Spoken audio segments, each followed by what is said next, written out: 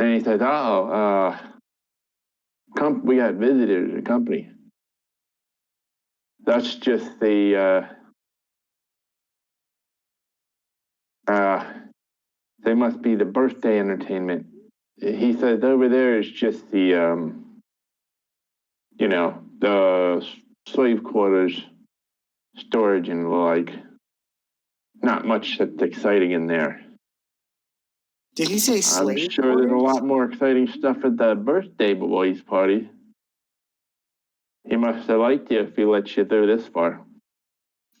Yeah, we put on quite an entertaining show, and I'm going to point at the arrows sticking out of Leofric. No, he let out a belly laugh. He said, he says, you look like Swiss cheese.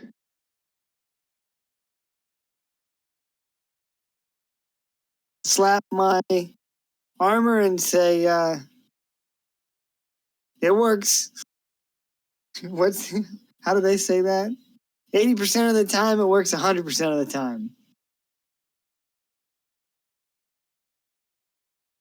Your act, you mean? You're talking about like an act? No, I slap like my armor, like I'll slap my chest. And Oh. I think it might be 50% of the time, it works 100% of the time. I don't know. Some variation of that statement.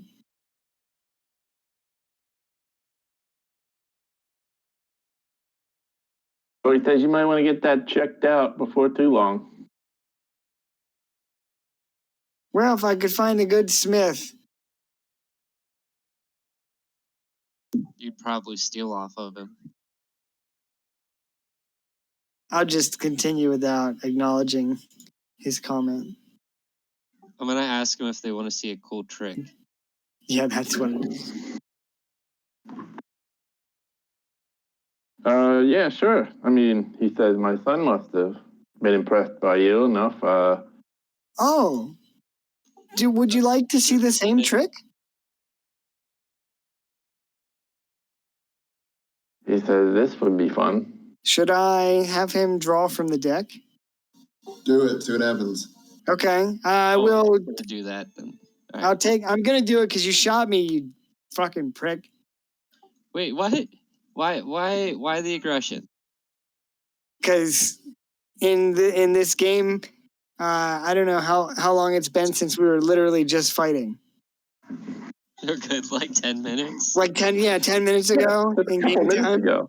But I got it through the gate. Like, I did our objective. Well, I will take the cards and walk up to him and say, take one card, sir. Only one. And I'll extend the deck of many things. I hope he takes 6 cards. Are the cards face down or face up? Yeah, he wouldn't be able to know which card he's taking until he takes it. Okay. You know, like a magic trick. Like how a magician would do it. Have you ever seen a magician do a card trick? Mm-hmm. All right, so the last one that was pulled was the Fates, I think. Oh, okay. Right? I kind of remember what they are. If I read them, I'll... Yeah, he can... Yeah, he pulled the Fates, and we were trying to get him to erase his dad. Uh-huh. Yeah, that's right. All right, so there's one card missing from the deck. So what if the full deck? What if he draws it, and then we get him to erase his son? Well, once the card's drawn, it's gone. So it wouldn't be in the deck anymore. Aw. Yeah, Darren drew a card really early, and then... Okay, so there's 2 cards missing. Yeah, but we're going to roll a D... I'm going to roll a D22. Okay, so he's going to say... he says, I don't have much for magic trick, but my buddy Gren here, he loves magic. He would love to draw from the deck, and he looks eagerly and say, what you got here? I'm going to pull my hand back and say, I'm sorry, sir, this trick is just for you. He's like, I'm a little old to this kind of stuff, but Gren over here, he really loves that. He loves magic and flickering flames, you know. He's one of those kind of efreets. I'm just gonna frown and say, I'm sorry to hear that. It's quite a trick. And I'll put the cards back. Well, wait, don't you? He steps up. Well, wait. You mean you're not going to let me draw the card? I'm sorry, sir. The card trick is intended for just one person. Wait, is this part of the trick itself? So hold on. Let me ask. What do you guys want me to do? Should I let Gren draw a card? Okay, just spitballing here, guys. What if you hand the deck to my shadow, so that way if there's anything, like, there's a rift that pulls you in, it's just my shadow and nobody's dead again. Since Darren's not here. I just heard him laugh, though. Yeah, we have some type of spiritual connection that we can still feel him.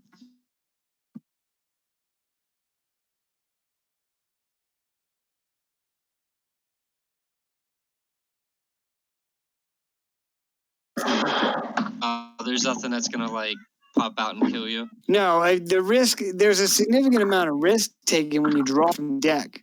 But the risk just in drawing a card. Right. That's why somebody draw.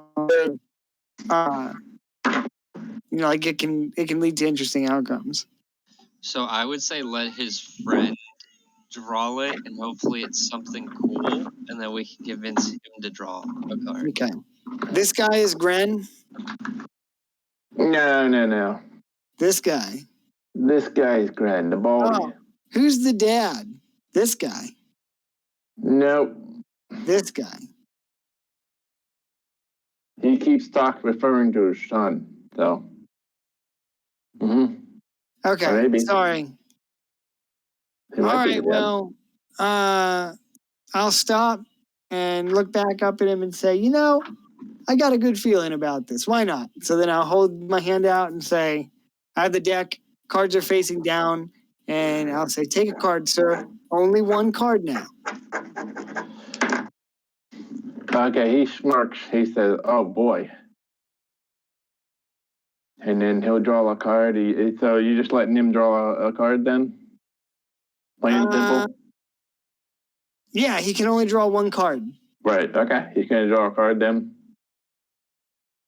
All right, the cards are face down, so he is going to...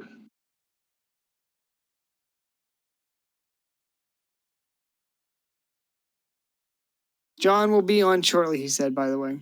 Am I the only one that's a little put off by the fact that Darren is just gone and none of our characters are really fazed by it? I mean, I'm worried, but also you got to, he's a Sundarian, so he should be okay. If that's where I ended up, for all you know, I'm in the desert. I thought he said that you ended up in the frozen wastes. Oh, yeah, but nobody would know that. Oh, yeah. I mean, I'm just saying, like, I'm not saying, yes. Wait, time out. It's /GM roll. How do you do this? I did it the other day, and now I forgot. I keep hitting the same number, so I know it's not working. And then what? Roll. Yeah, like I just rolled one, and you should see that. Just roll the number. /GM roll space. Then roll and then number. Yep, here I'll type it in Discord. Wait, so we won't be able to see what the roll is? Not right now. Not right now. Let's see here. You'll see the outcome. Well. Did you have them face down or face up? The cards were face down, yeah. Face down. So he's going to be the first. He's just the first one to see it. Flash. How the hell do you do this? I don't know how I was able to do this the other day. Flash D. Oh, D. Okay. It's D. Okay. Got it.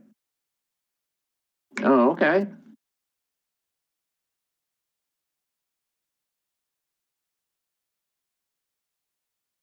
Huh.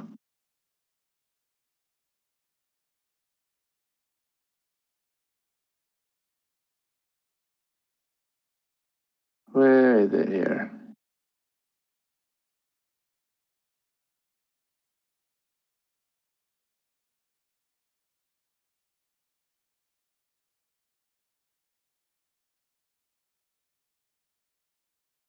Okay. So he draws this card, and for a moment, then the card disappears, and then it looks like he's getting some kind of a message, and he's looking through space, and then he breaks from that and just kind of mumbles to himself approvingly, and then he says out loud, "I wonder what question I'll ask." Wow, that was a great trick, he says. I don't know how you did that. So he drew the vizier. Uh-huh. How he says he'll have to ponder that one. Where did you get these? He's asking, where did you get these cards? They were a gift. Well, you must have great friends. A gift from a dear friend.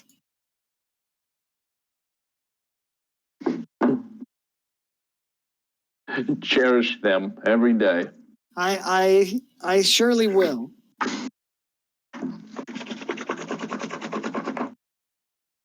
Were you entertained? He says that they're all like, well, I wasn't. I didn't get anything out of this. This doesn't make any sense. Well, I offered to allow you to draw a card, but you didn't want to. Well, I didn't think they were. You know, there you got all kinds of charlatans and shapeshifters and money grabbers. Surely they can entertain a kid at a birthday party, but maybe you're the real thing. Oh, I said as much, my lord, but you said that you had little faith in magic, and here we are. So, should I have him draw too? Go for Yeah, it if you want. if you will. I don't know.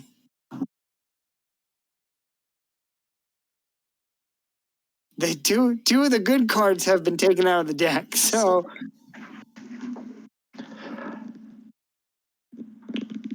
So that's Vizier. Vizier and the Fates. Fate. This is one that Leaf got. Which one did you get? I don't remember, but it was the one that would have given me Star. Yeah, it's the one that would have given me a fuck ton of experience, but instead Dave gave me a random item. Oh wait, was it increase of ability score or it was random item? Yeah, you didn't want to. You pulled the Jester. Yeah, I was supposed to get like 100,000 experience experience or something, but then you just wanted to give me an item instead. Oh. Okay, so it's the Vizier, the Fates, and the Jester.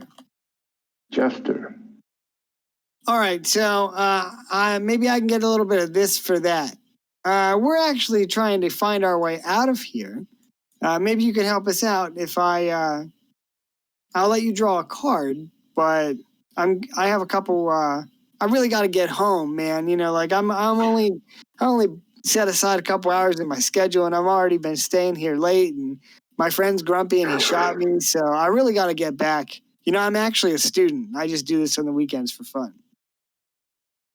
Okay, I hear you. Yeah, my wife should be calling for me here pretty soon. I'm not trying to be a buzzkill. Your kid looks happy. Well, I'm sorry, what did he say? Oh, he's looking around. He's like, what do you guys think? Should I play this little game?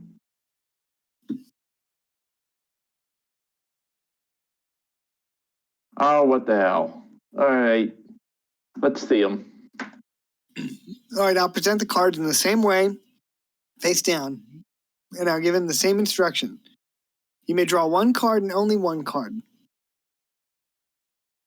Okay, he closes his eyes and he waves his hand back, his large red hand back and forth, and he says, he plucks one out, this one. Good luck. Okay.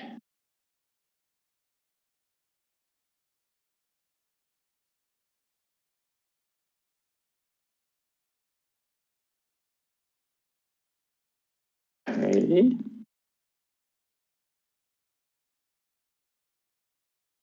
All right, what's this one do?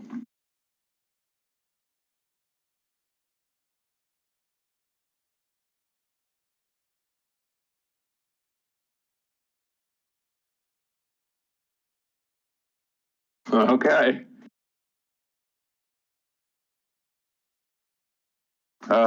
We have established that nobody is of good alignment here. And suddenly you hear this echoing, crackling voice. It starts off with this laughter. He starts laughing, and then you hear from somewhere beyond, you hear the guy's name, Goraz Sidar, your days are numbered. Here in the what is it? What's the plane of fire? From the 9 hells. You have crossed me for the last time.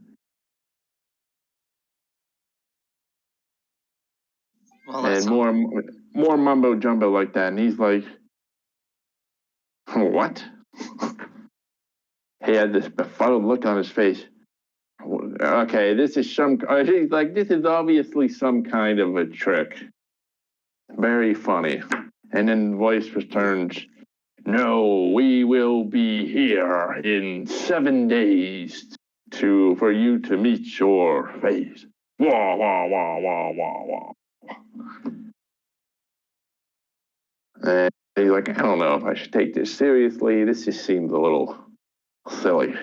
I'll ask him to show everyone his card. Okay, he holds it up, and there is a flame on it, and then it disappears. I'll shake my head and say, not your day, my lord, but not to worry. It's just a game after all. Yeah, well, that voice didn't sound more terrifying than my wife anyways, so. Oh, well. I'm going to nudge Karask and say, that guy's fucked.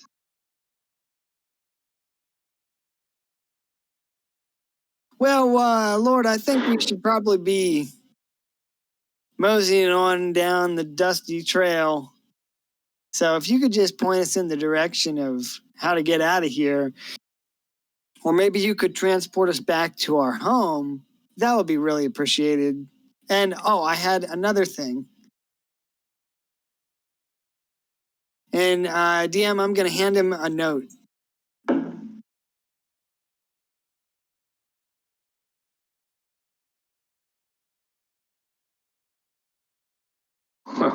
Okay.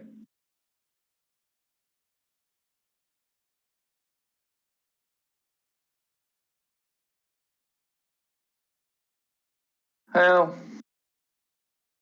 in exchange, I leave you my 3 companions. May they serve you faithfully for many years. I think you'll find that they are a worthy addition to your household. Or at least for a week.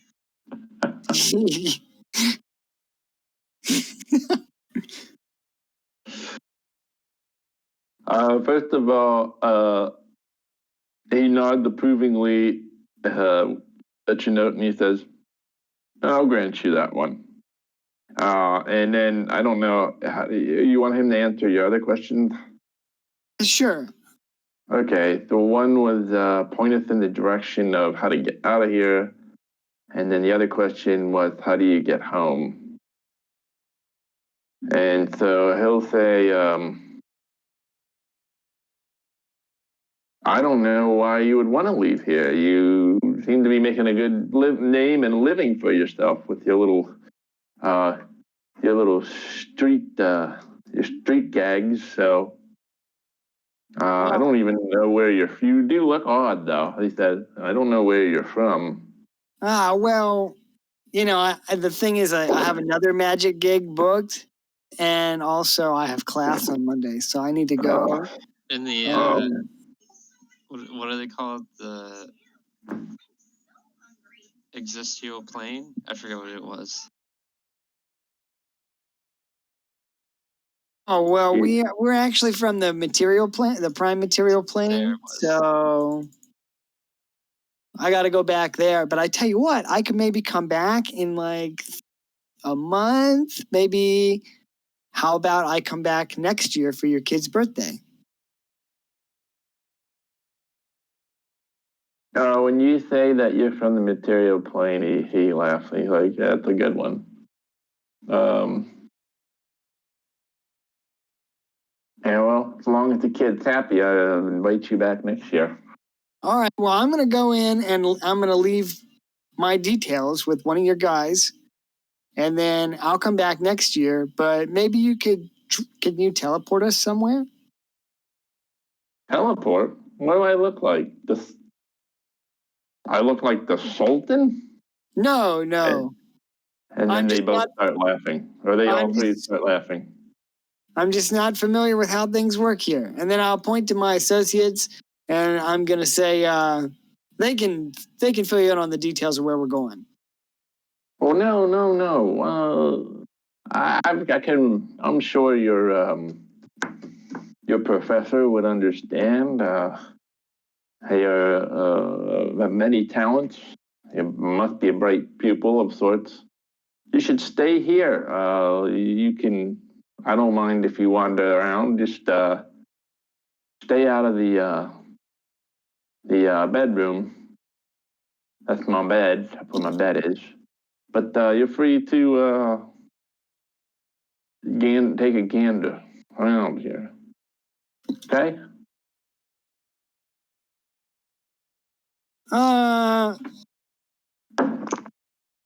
I mean, we'll bang his wife to get out of here, aren't we?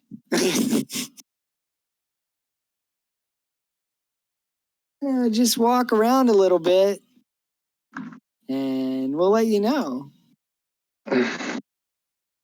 Oh, he also hands you he hands you something. Me? Yeah. Okay, I will take it. Can you whisper me what it is? Yeah, whoops. I whispered the wrong person. I went with L and like Leofic, and then and no worries.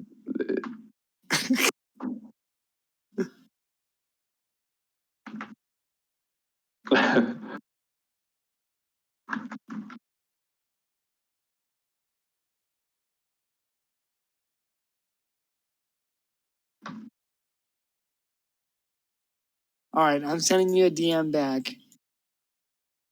You don't send it to the wrong person. I mean, there we go.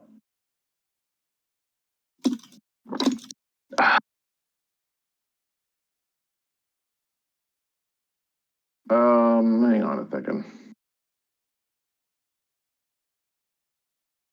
He also says, hey, by the way, who's that guy in the corner? He's just been hiding there, not saying anything. Is he with you guys too?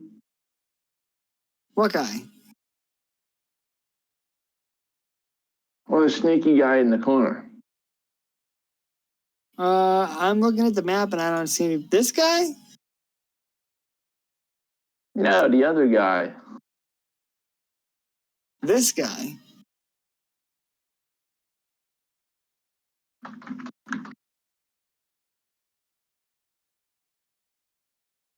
This guy?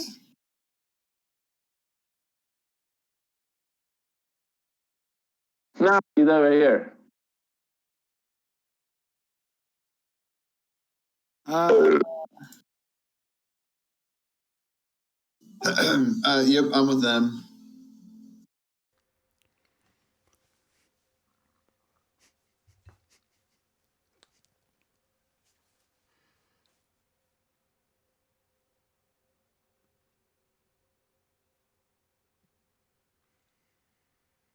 I'll turn to look at the. Can't see anything here.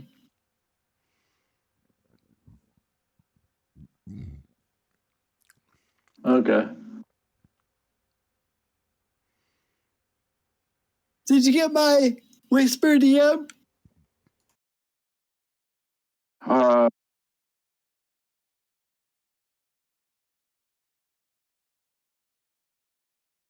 Okay. Yeah, I did. I think that will work. If it's Okay. not going to, let me know.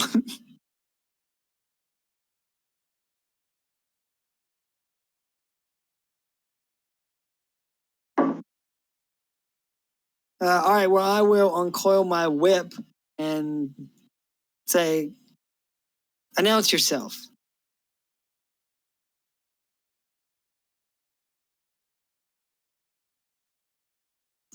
Well, yes, I'm here for the next act. I'm afraid we're all out of magic tricks, friend. Why don't you show yourself? I'm right here. You can see me. I can't see you. That's because the DM didn't put my token down. God damn it. Do you have a Well, if I token? can see you, then I don't need to have half that interaction.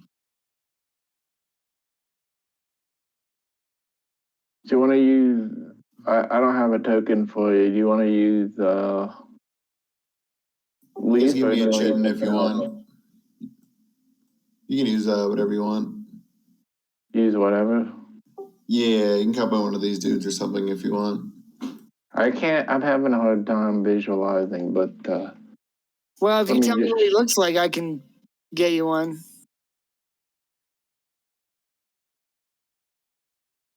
Hang on, I might have something. Meta would say. Cool. They put all the free assets here. Mm-mm-mm-mm-mm.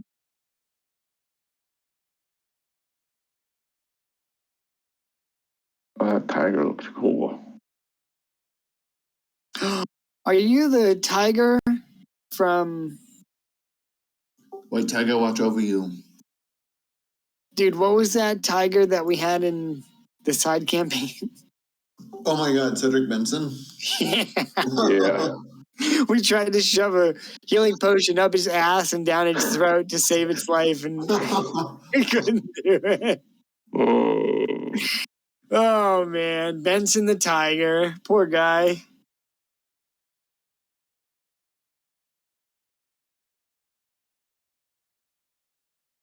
I'm sorry, I'm looking, and I'm spending a lot of time looking.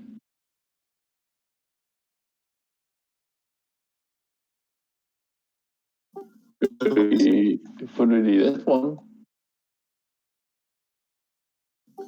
Sure.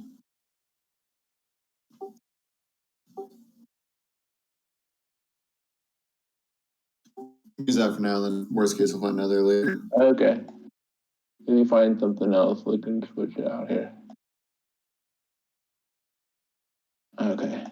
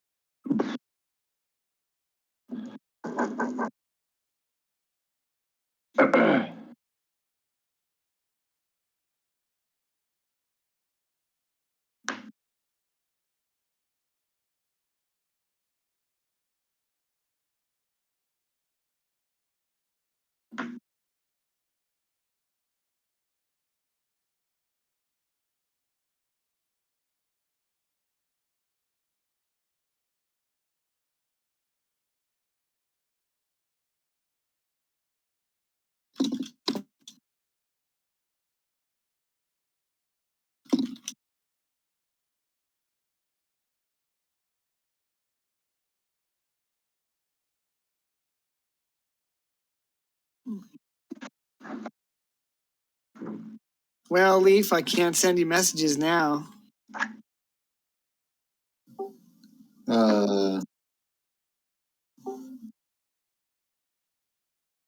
Guess I'll just have to message you on Facebook.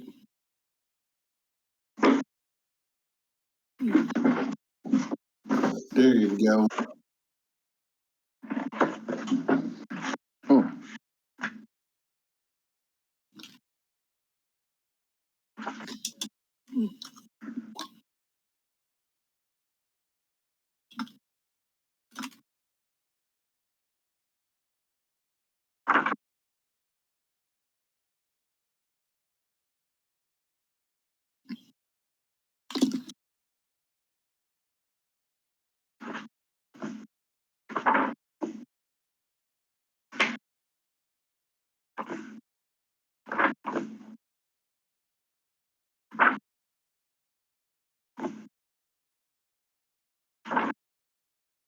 Anyways, as I say, I'm part of his next act. I'm gonna kind of give him a look of like, please go along. Like a desperate look.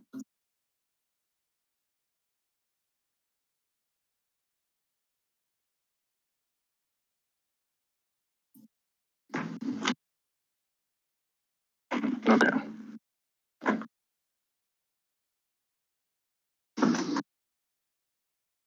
Okay.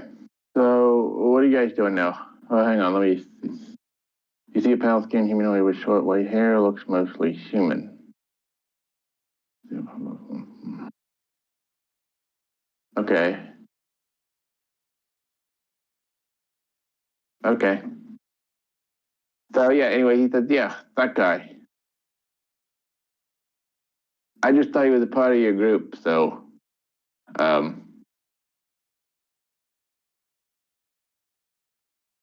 anyway. He says, anyway, yeah, you're free to go around here, and thank you for these. He says, these three here, I've never seen creatures quite like these. What can they do here? Can they make food? And then they start to plead with you and say, oh, no, don't, they say, don't turn us over to him. After everything we've been through, we're just trying to get back to the Underdark, bro.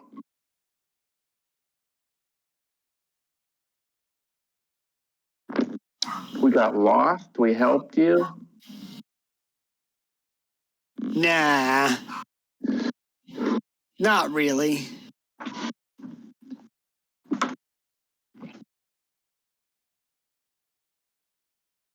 You mean? I know of a guy that would have killed them on the spot. Well, that guy's on vacation right now, so... With brutal mockery.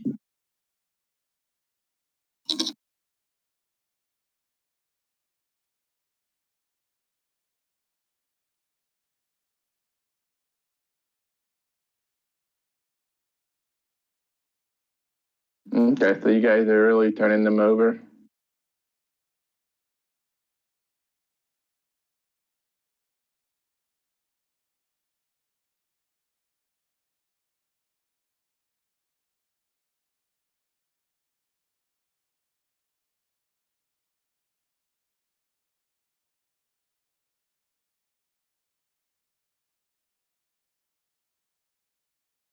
Yeah, I'm fine with it. Okay. If you guys are okay with it. Are you guys okay with it?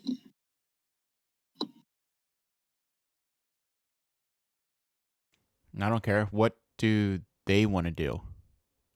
What? What do they want to do? Yeah. We just want to get back to the Underdark. Okay.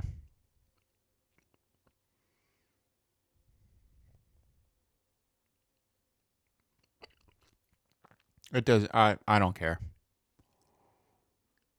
Yeah, I don't care what happens to them either way. I mean, they're abominations. Abominations. Abominations. they recognize the differential in power between them and also their would-be new captors, who say, "Oh, we'll get Canworm to come out and throw them in the cell until we figure out what they can do." Appreciate the gift, guys. Thank you very much. And then on the way out, a salamander pops out, and it looks like he hates his job. And he's like, "All right, come on," and he whips out like a chain of fire and rounds them up. And he begins to take them inside, with them giving you the last look that, with every last breath we have, we will curse you with low spirit. And then they hiss and hiss and hiss. I want to hiss back. They are brought in here.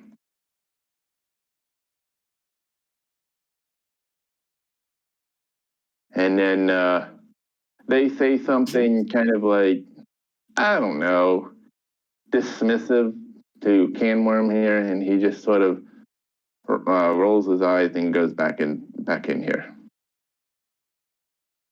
Anyways, thanks very much.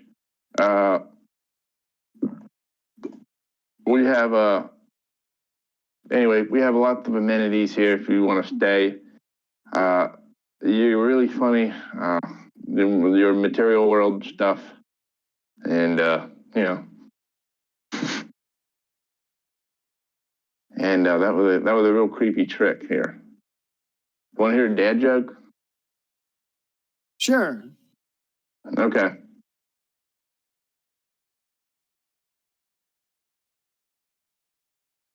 How does the moon cut his hair? How? He clips it.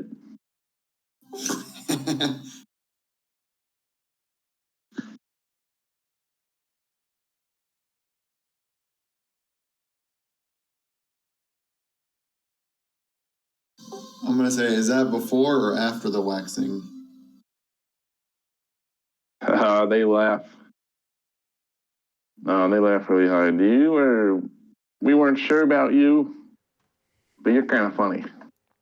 Thank you. Thank you.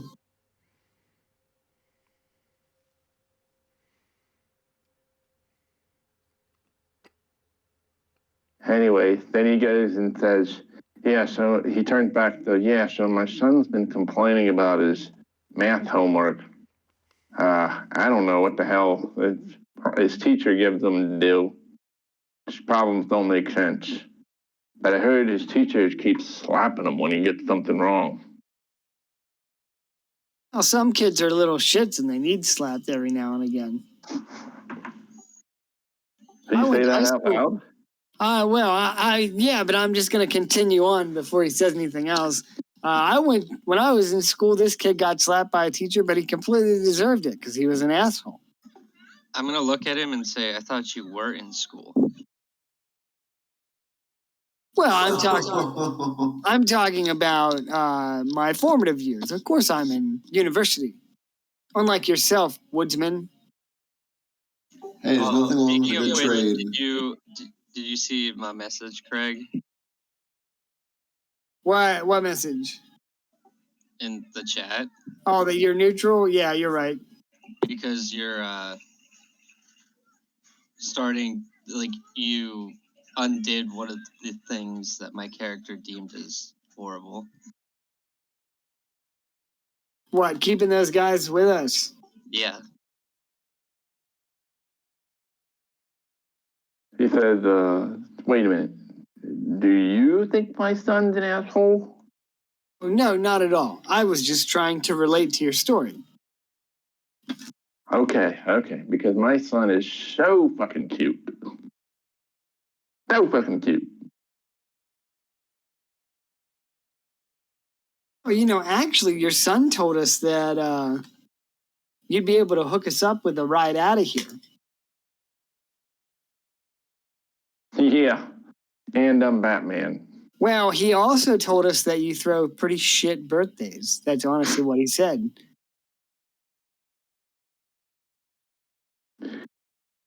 he will learn to love his birthdays. It kind of sounds like he actually hates you. So No, my son would never say that. Well, maybe you should go and ask him, because maybe you don't know him as well as you think. I don't believe you. No, well, I mean, I'm just a magician. What do I know? But I did hear him say that because I performed the same trick on him that I performed on you. I don't, I'm not going to believe that with a persuasion check. Ask my friend here. Maybe he can assist me with this persuasion check since he was right there.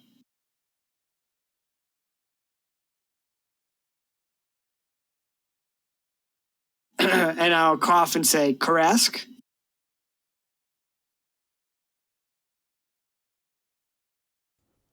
Look. Oh, go ahead, Chris. All right.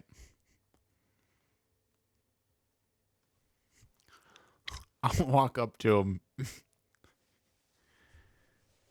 and be like,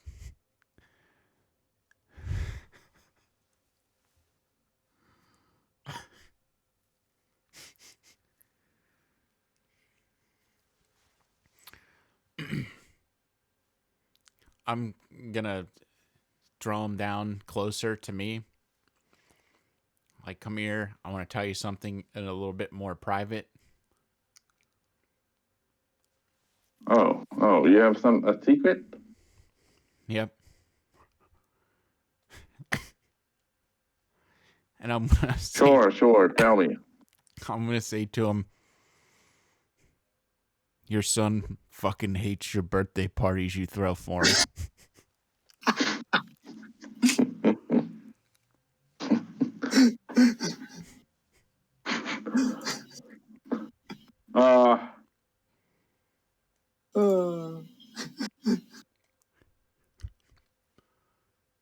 Well, look, it's not that bad. I mean, you might just be getting that age, you know? Everything sucks. I remember when I was that age. But he's going to learn to love his birthday party. I gave him 3 hellhound pups to play with. I mean, that's the same thing I gave him last year. They all died, but who knows? Maybe these ones will stick around this time.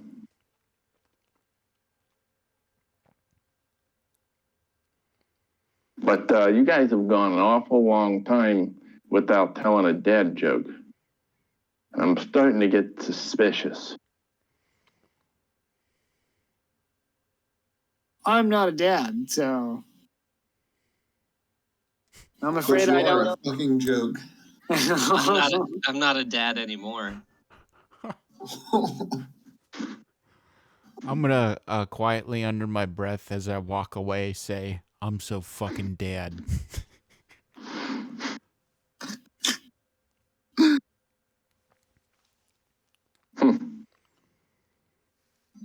I'm gonna step up and tell him I have a dad joke for him.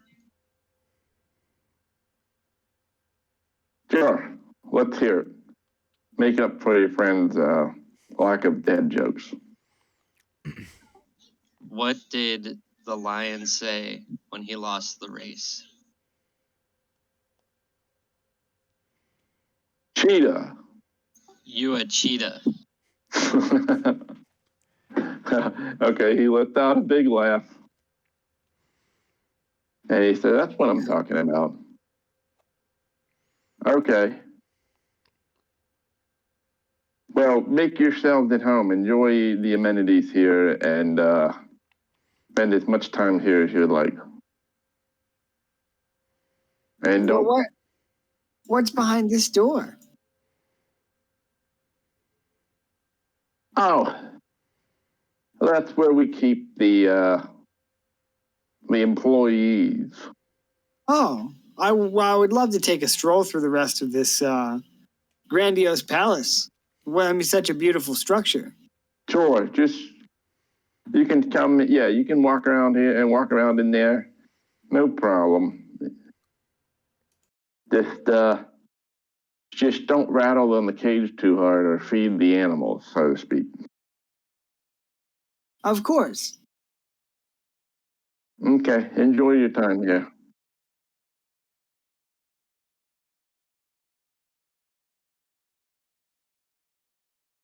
You guys going in here or just,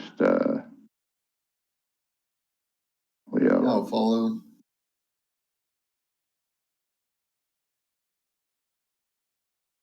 Okay. You get in here, you're greeted by a small salamander who looks like he's having the worst day of his life every day. And he says, great, your guest will address you with respect. Welcome to the estates of Orez Sadar. You are in the slave pens. Would you like to take a look? Or how may I be of assistance to you? He speaks.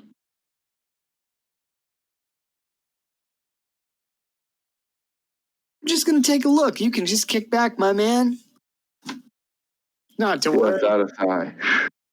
I'll tap my whip and say, I know how to keep this kind of rabble in line. Especially the slaves.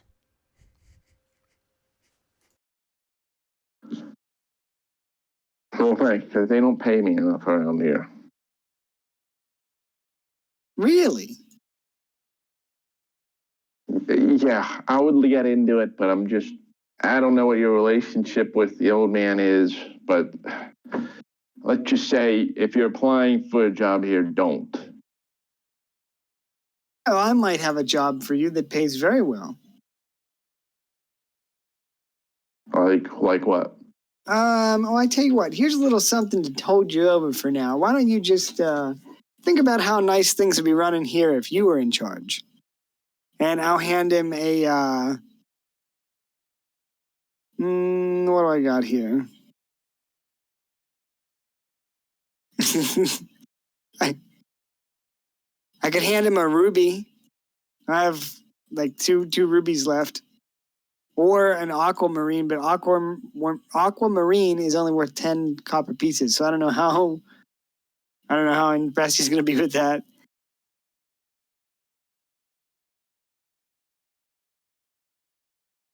You want to hand him the aquamarine or the ruby? I'll give him the ruby for now. And when I give it to him, I'll press it into his hand and I'll say, there's more where that came from if you can keep quiet. And then I just want to ask him if there are more. Do all the guards feel the way that you do?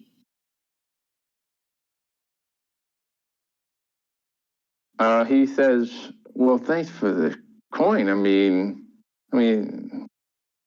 I didn't, I'm just gonna put it in my pocket. I'm not gonna report my earnings. I'm required to report my earnings, so please.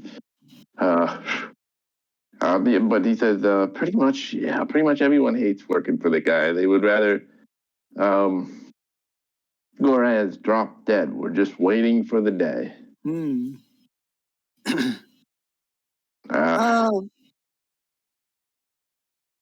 What do you think, guys? Should we try and incite a uprising here? Maybe we can let these slaves loose and use that as a distraction to get out. Could be beneficial, depending on how chaotic they are. They might also attack us too, but I guess depends on what's in there. I mean, we could also just, let's go in and see what's inside. I'll tell this guy to find some of your fellows that you can trust and keep in mind what I said. Think about how much easier things would be without Graz around. Well, I hear you, but honestly, the authorities keep a lid on all this stuff. Even if we were to do something, I'm not really sure how long before they come cracking on our skulls here. Who are the authorities? The authorities, you know, they enforced the curfew, the illuminated. You haven't heard of the illuminated?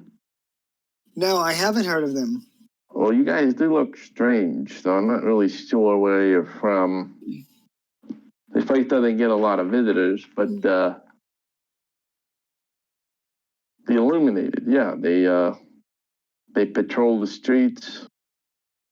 They come out at nighttime. They ring the bells. You haven't seen them? No, I Look, haven't. He says, look, this is a noble house. Yeah, exactly what Gris says. Yeah, he knows what I'm talking about. And then also, you could relate, Darren, your character could relate that they are basically constables, Afridi, there's, these red genies that go around and make sure order is kept. Do they go door to door, or do they just patrol? They're most commonly seen outside ringing bells and playing drums whenever the curfew is being enforced.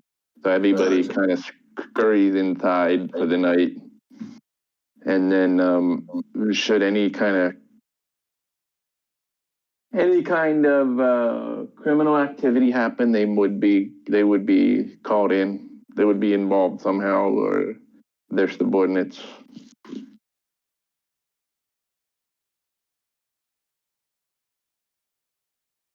So basically, he's like, I don't know. Look, He's like, I'm with you on this plan, but have you ever seen a show called 48 Hours?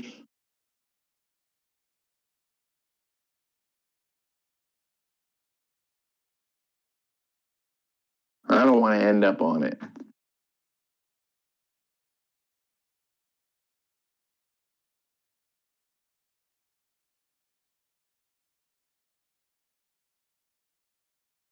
So unless you have another idea,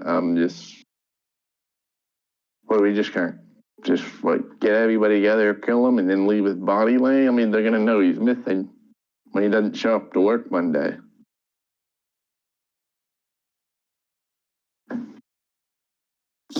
Well, you could come with us.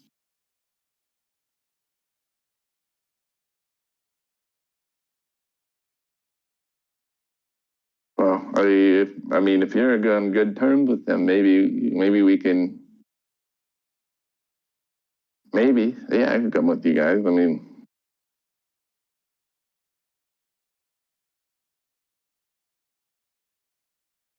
I could take you to some place you've never been. Disney World? Yeah.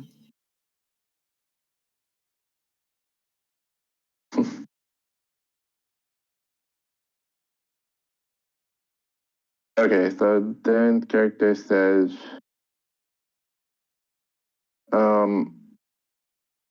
be careful with the funny business. You have to leave with the. Yeah, that would buy you more time. Zero survivors would buy you more time.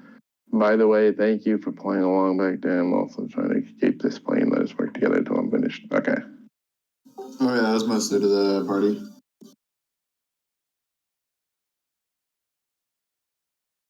Yeah, sorry, I haven't responded yet. I've been talking to the guy.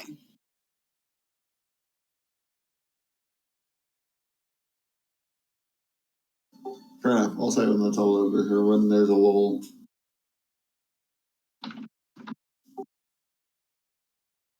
But the other stuff I am piping in on, like if you want to stir some trouble, you have to be careful that word doesn't leave this house, others will have all of the free D on us.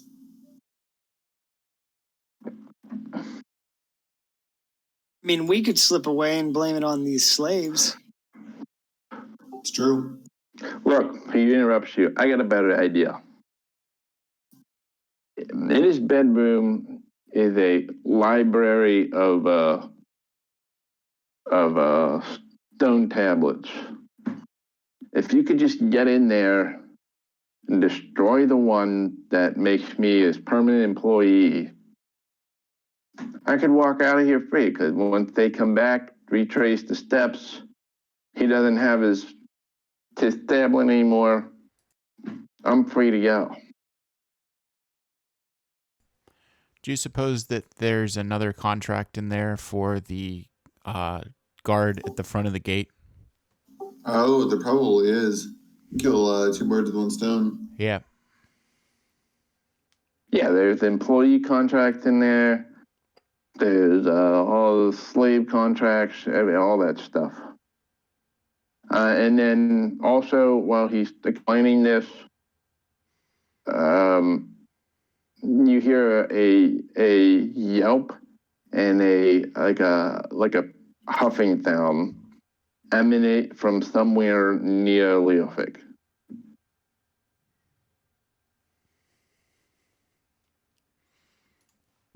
Like a little bark, like excitement or something. Oh, geez. I'll go ahead and make a perception check.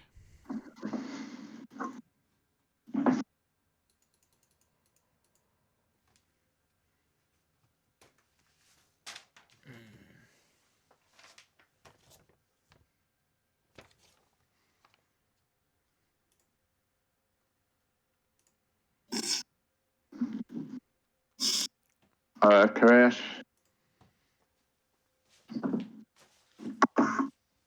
Are you listening for that noise, or are you? Yep. Okay, you doing like a check for what you just heard? Yes. Yep.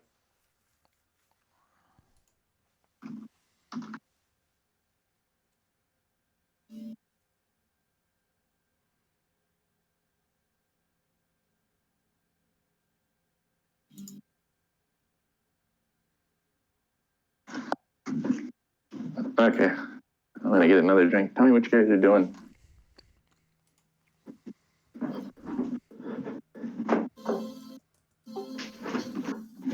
All right, so I'm thinking we have to find a way to sneak into there and destroy all of the records, the employee records.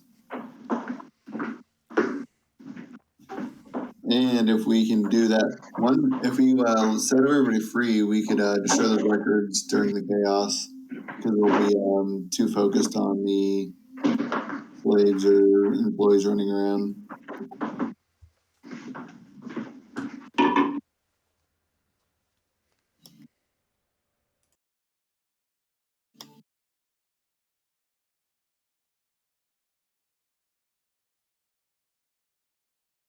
Yeah, we can try that.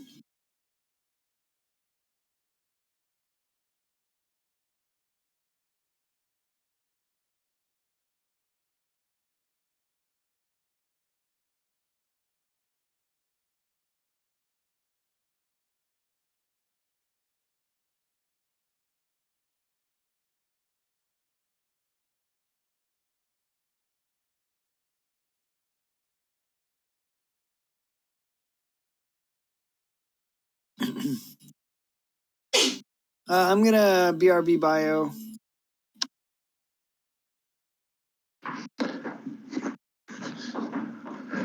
Okay. Well, Canmorn's gonna say, I'll tell you what. I can help you guys create a distraction. You can sneak in there and grab the tablet. I'll ask him if he knows where these tablets are, like in that building. Are they in a certain box?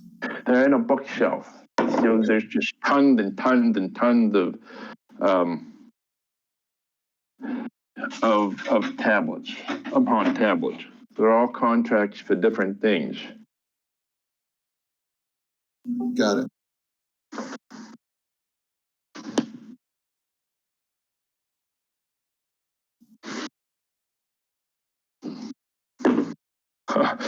Maybe he should have said, he doesn't have him as an employee. He has me on unpaid internship status.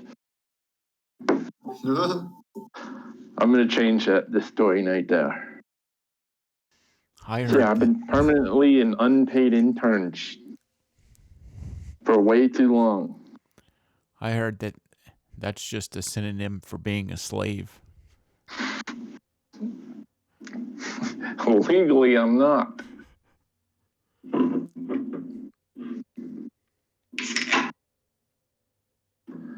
Okay, I'll go tell them that we got something going on. Something's wrong with the in the pens here. You should be able to slip by. Just don't let them see you.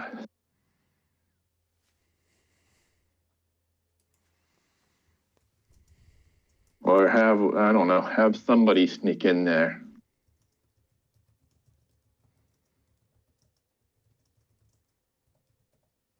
Okay, so he's gonna walk out. Oh, yeah, you can. Go ahead.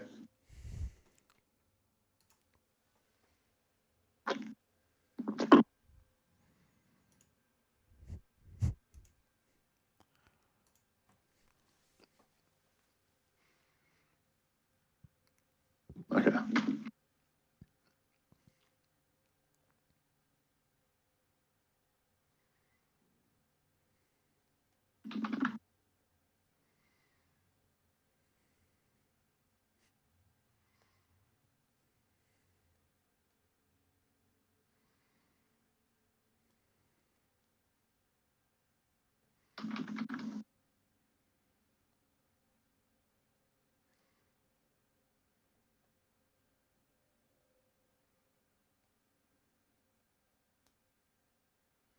I'm back. What are we doing?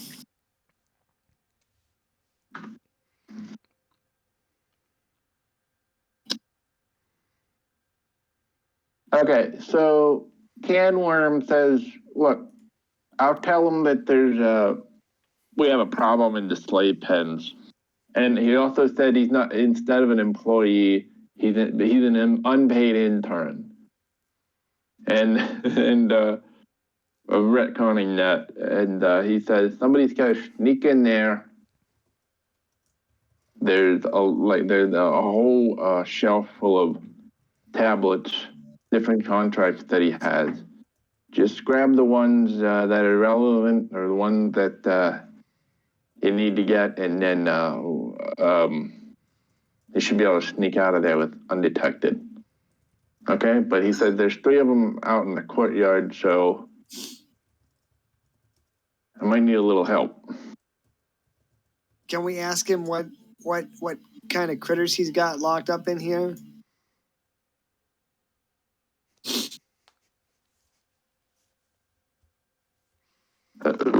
Well, sure.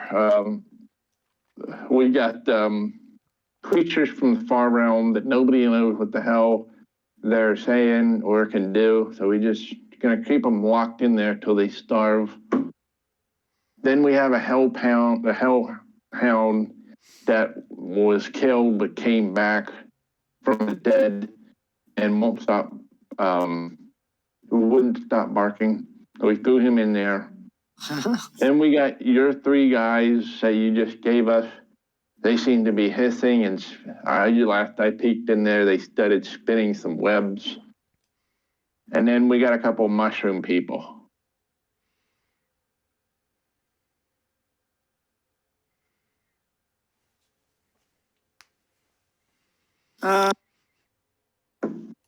What should we tell them? Should we tell them one of the far realm creatures got out and started biting people?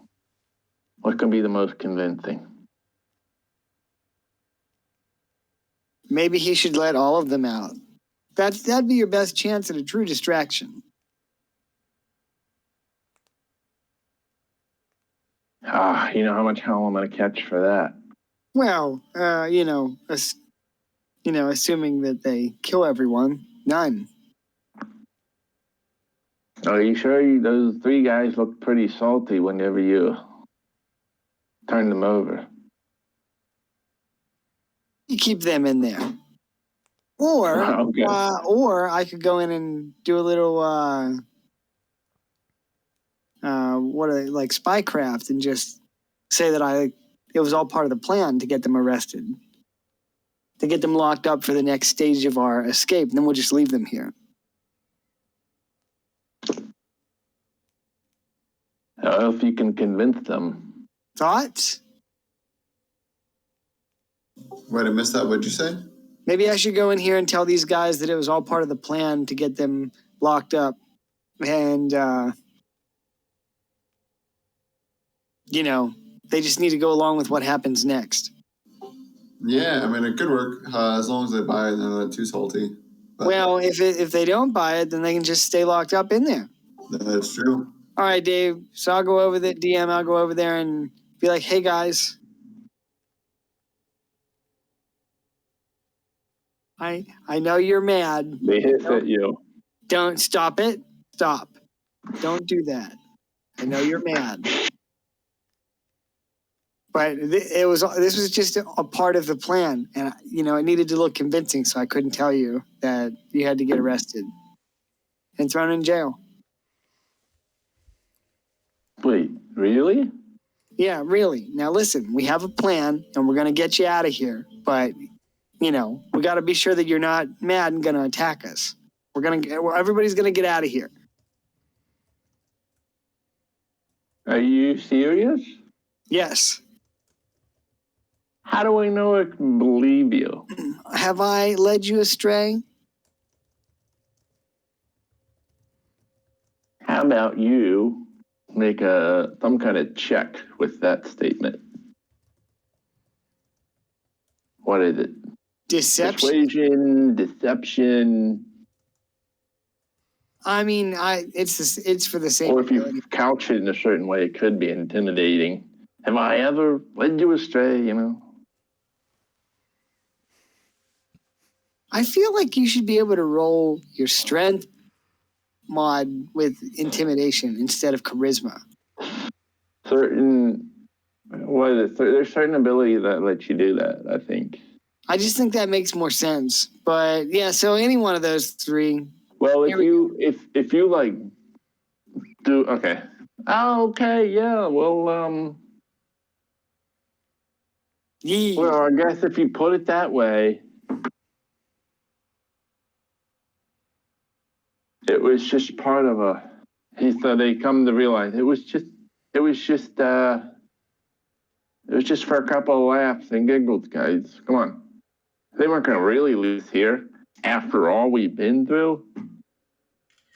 No way, Jose. We want to go to the Underdark. Me too. Oh, I can't wait to touch the walls and the ceilings of the Underdark. The smooth stone reminds me of, well, your skin. Oh. Well, you just have to play along with the next part. Don't attack us, but what's going to happen is we're going to set everybody loose in here, and you need to cause an uprising distraction so we can go steal these other important things, and then we'll get out of here. Okay? Okay. You got it, Chief. All right. I'll give him a thumbs up and walk back. When I get back to the group, I'm going to look at Karask and be like, they're in. All right. I'll nod my head in agreement and acknowledgement.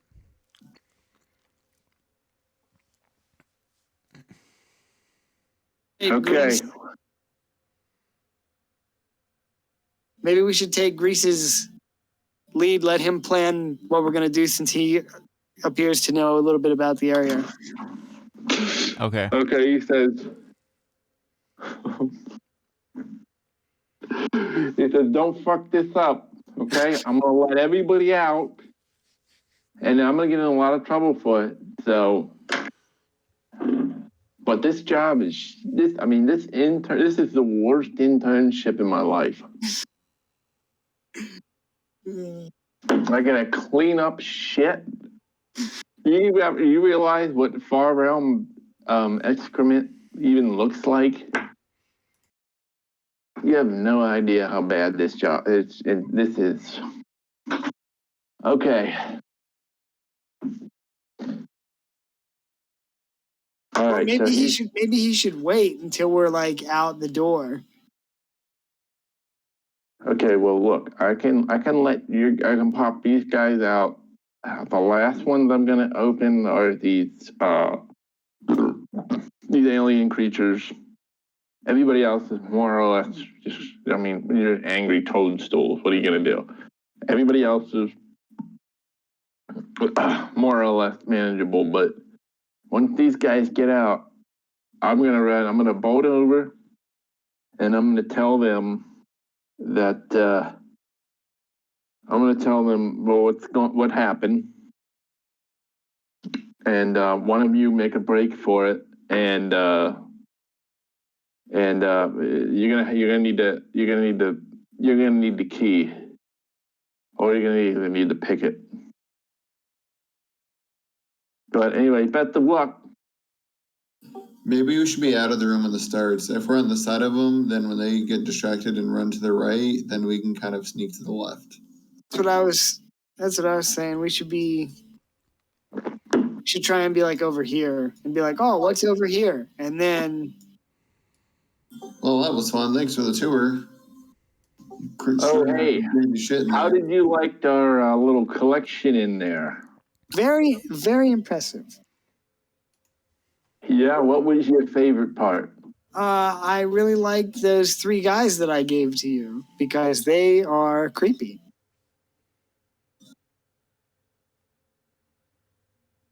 Oh, you didn't find the dead dog to be the most amusing? That was definitely interesting, but the mushroom people were... Wait, you got to go back in there. Neat. And throw him a bone. See what he does. He's an undead dog. I sure will. I am actually going to go see what's over here first, though, and then I'll go back. Cause... Oh, no. You can't go in there. That's my private quarters. You said I could make myself at home, so I just thought that maybe I could go and go check things out. I mean, if you came to my home, I would let you walk around and make yourselves at home. Oh, well, time out. If I came to your home and you got out of bed and went to work and I was still at your house and I snuck over and got in your warm bed, that would be okay with you? Well, I didn't say I was going to get in your bed. I just want to see what your bedroom looks like. Listen, everybody that goes in there wants to use the bed. It's the bed always warm. So, I keep that locked up. I keep that shit locked up. I don't want anyone else in my bed. It's weird. It's uncomfortable. I don't like it. You can make yourself at home, but you just don't sleep in my bed. So, I don't trust anybody.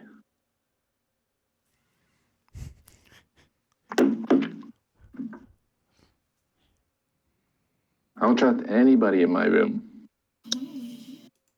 I mean,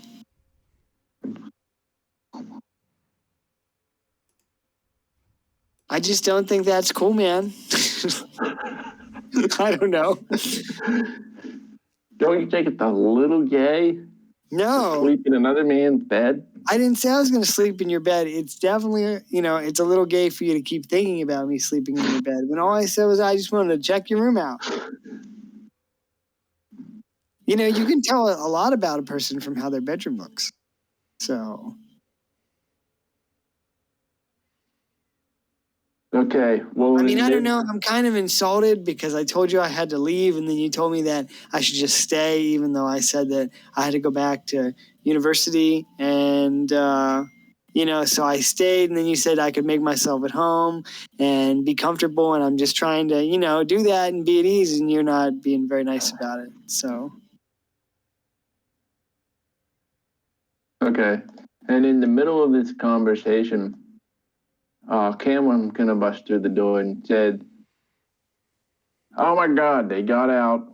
They're everywhere. I need help. They're overwhelming the pens. They're running around. All the far creatures are freaking me out." And they say, "Oh, you're gonna." Brad says, "Oh, Jesus Christ."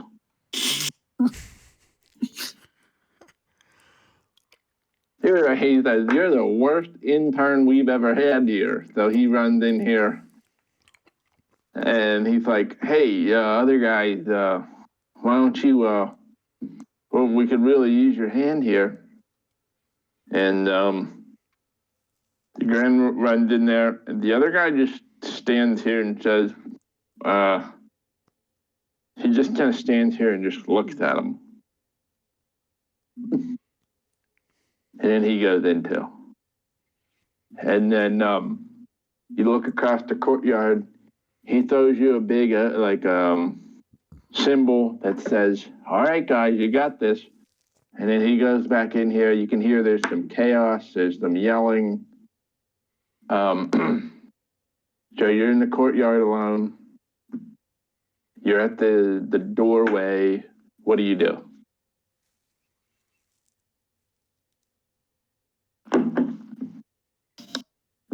I think Kyle just basically shadow spawned into the room.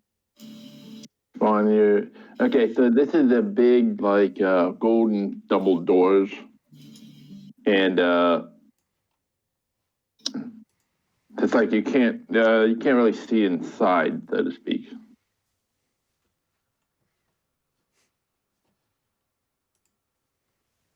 Golden arches.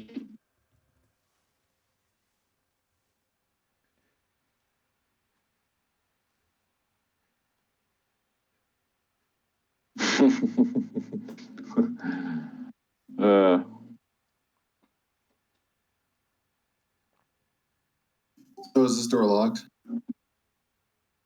Okay, so you try the door and the handle seems to be locked.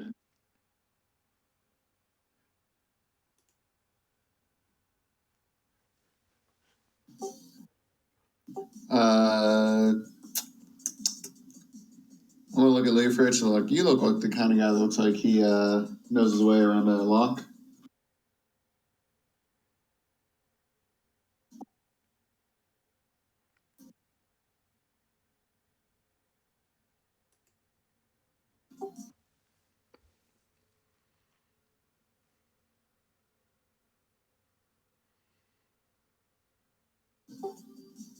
Glenn? Yeah, sorry, I can pick the lock.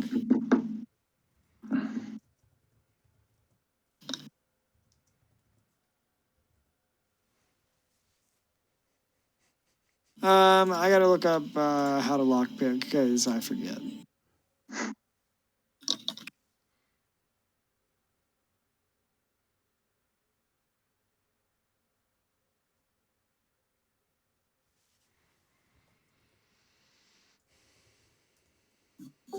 It's your dex mod. Yeah, all right. So yeah, and I have these tools. So Hmm.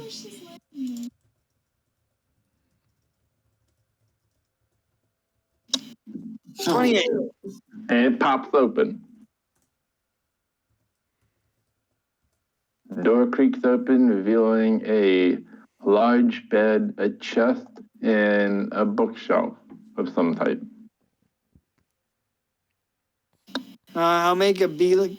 Should I check for traps quick? And then I was gonna try and open the chest. What do you guys want me to do? I can look. I'll stand in the doorway and I'll look around and see. Make a perception check if I could.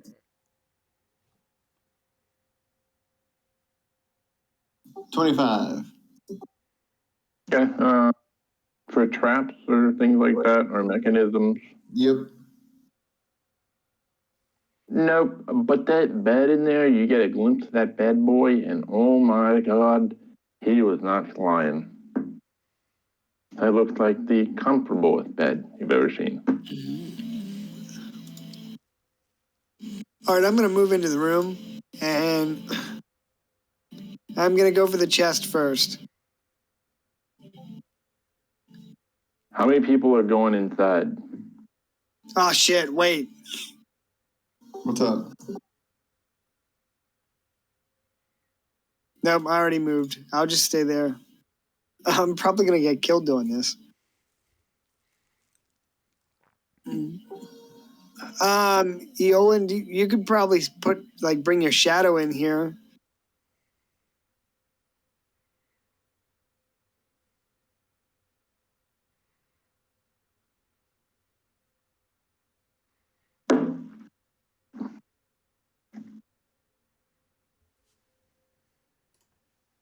We didn't rest, did we? No. Nope.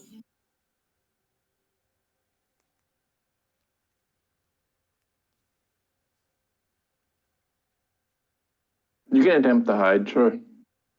Can you see inside Chris? Okay, good. So you have a shadow in there. Karask, are you in there at all? No, I'm waiting on the outside of the chamber. So, so let me describe. You guys that are in here, you see a really comfortable bed, a chest, a desk, and this shelf here full of maybe 20 different stone tablets. So let's say, okay, so Leofric, you want to open up the chest. You find a couple of extra blankets in there. You find a pair of oversized boots. You also see you also would find I'm sorry, can you repeat what I found? blankets, a couple extra blankets, some very large boots. You also see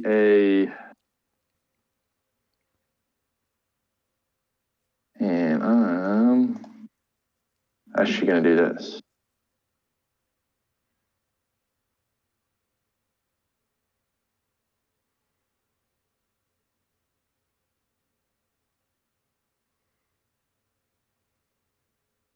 You also see a vial with a purple liquid in it. And you also see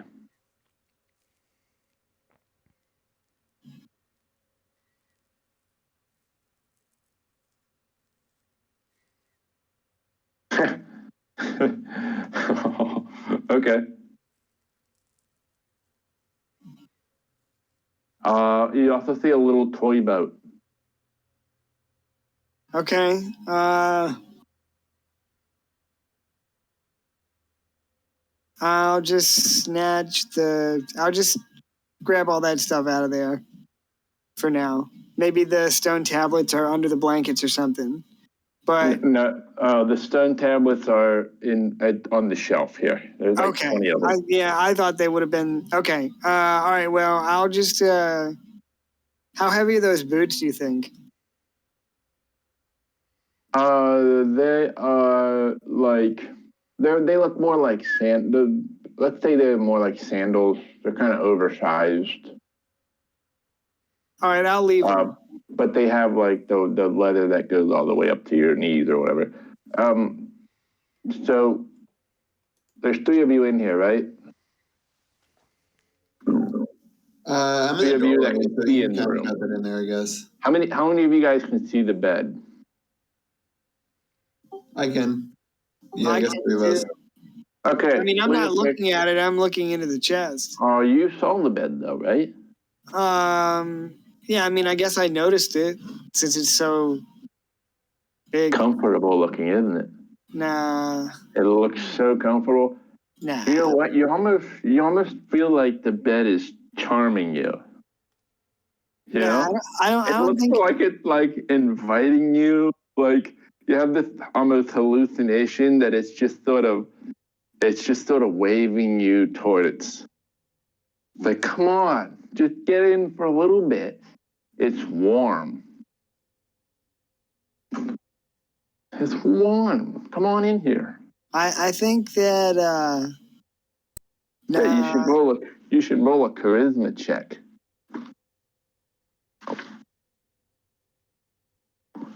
You want to roll a charisma saving throw? It's charisma to save against getting in the bed.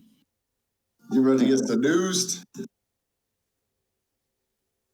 Oh, fuck. All right. I'm sleepy, I guess. So Wait. Wait. Huh? I'm an elf now, so I'm immune to being charmed. Oh, You just have okay. advantage. Okay, yeah. I have. Sorry, Okay.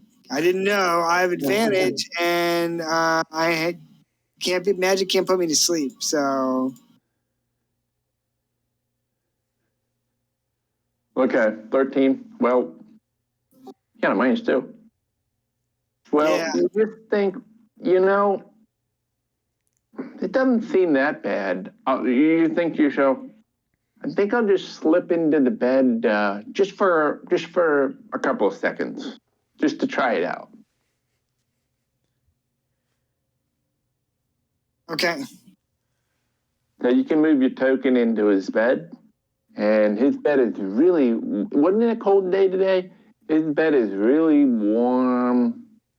It's probably not cold in the plane of fire, though. It feels like, it feels like there's 5 cats laying on top of you, or maybe a little dog or something. Pick your poison there. So you guys, are kind of observing this, and you're like, what the hell is he doing in his bed? However, Iolan, looks like you're the only one that is reading the shelf there. Are you the only one that's like focused here?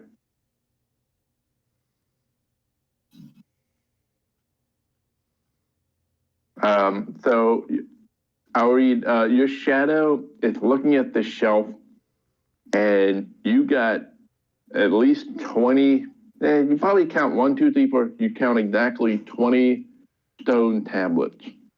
Your echo is looking at them, and the character written on them is unfamiliar.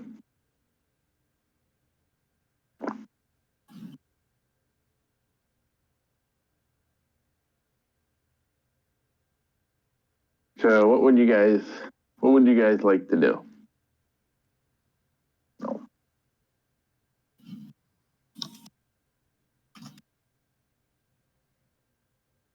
Sleep on the job, apparently.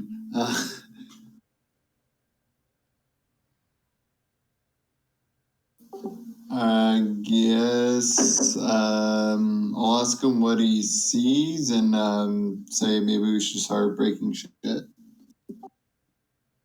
We have a really strong orc.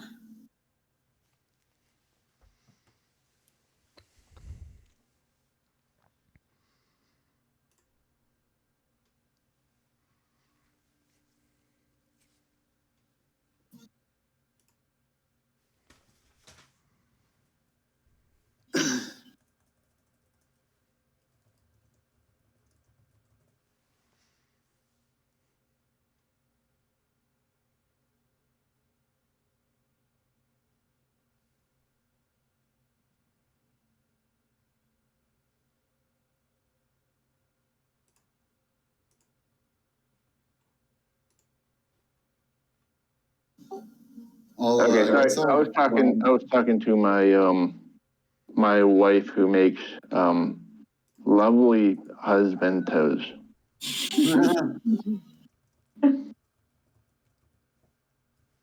So you were thinking, Dan? I'll fetch Krask and see if he just wants to start smashing. You're gonna ask Karask if he wants to start smashing, huh? Yeah, buddy. Hey, I just met you, and this is crazy. Damn, come on, I'm laying in that bed. You're laying in bed, and it feels like you're watching Bob Ross paint or something. That'll do it every time. Don't worry, I have a sleeping bag we can use.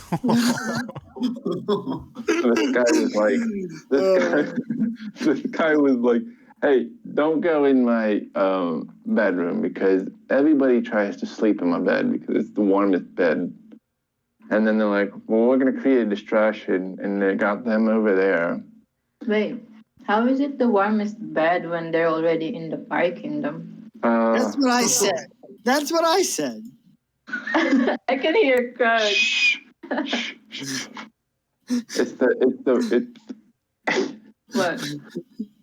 Yes, tell us. We want to know. It warms your soul. It's a dungeon master secret. Okay. Okay.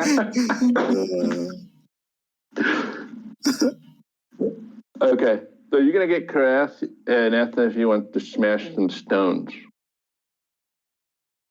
So what are you gonna do? Are you going to smash one of them, or are you gonna do that? No, I'm gonna smash all of them. I'm gonna see how many I can break in a strength check.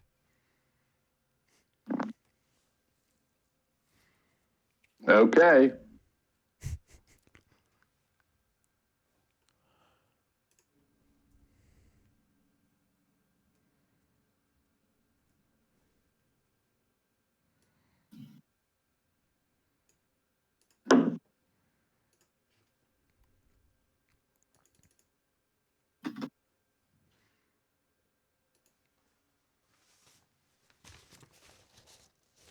Okay, you're gonna step out. Okay. All right, Wes, go ahead and roll some attack rolls. All right. Each attack roll represents one turn, or 6 seconds. Okay. I guess I'll go ahead and then make those with my axe.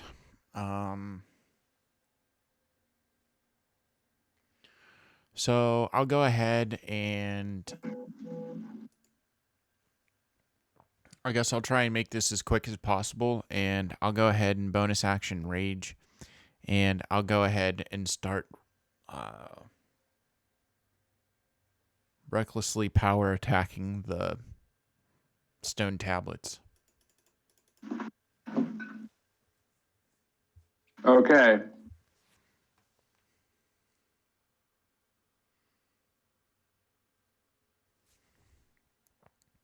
Do you guys know what the stats are for stone? No, but I can look it up. I remember 3.5 has like a whole chapter based on how much damage you have to do to beat up doors and stuff. For stone, okay, so AC for stone is 17. I'm gonna give each tablet, it says here like a stone wall is like 27 HP, but I'm gonna give each tablet about 6 HP. Okay, so you attack recklessly. First attack misses. Second attack hits. Let's see, that's 9. And then, okay.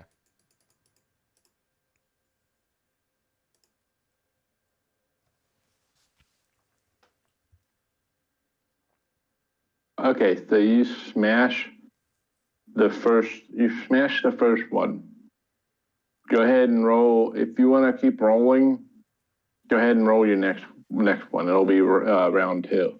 All right. And if you guys want to do anything, just let me know. Are you going to count smashing the stone tablet as like activating Great Weapon Master? Probably not. Okay, very well. I think strictly that's when you fall an opponent. All right, I'll go ahead and make the second round of attacks. Oh, Leopic isn't sleeping. Oh, he's just in bed? Yeah, he's in bed. Oh, I just want to yell at him and say, like, hey, get up, man. What are you doing? Okay, you hit the next 2 stones.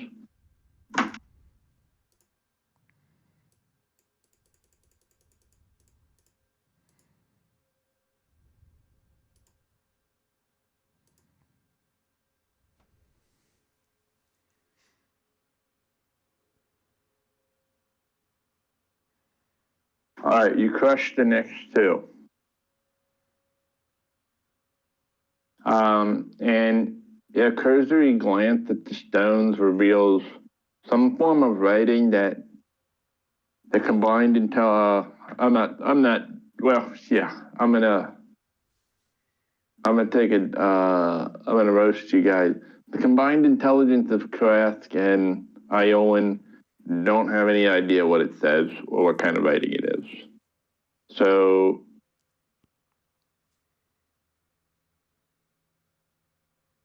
you could throw something at his face and then try to convince him to get up.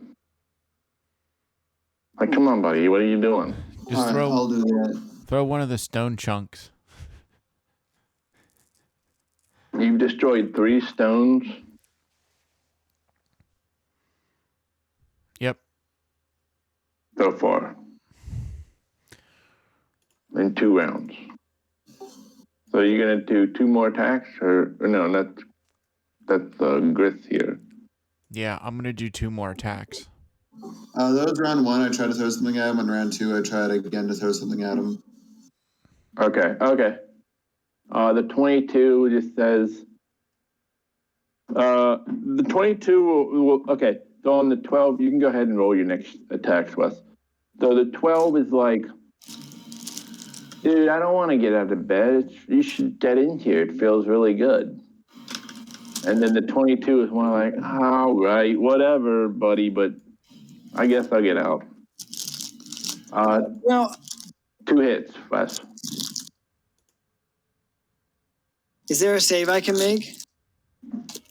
I think She convinced you to get out of bed. Oh, cool. Dude, I don't want probably to roll down the come to hill bed. and hit your head on a bamboo chair. Somebody was nice enough to put their sleeping bag in the closet, so I just put that on top of the bed. Don't forget to buy him a new one. Okay. I'm going to give you a little metagame knowledge. So there's 2 potential contracts here. One is for the internship, and one is for the for that guy back there. His name was Gar Hadan. So there's 2 contracts. One is for the intern, and one is for Gar Hadan's slave contract. At this point, you have destroyed one of them. Then we will also have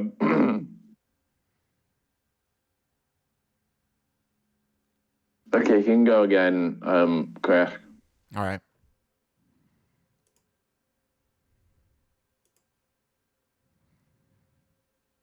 Uh, 27.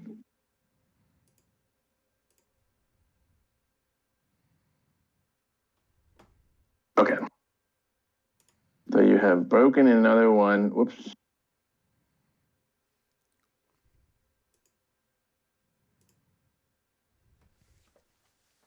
Oh, did you roll for the next one?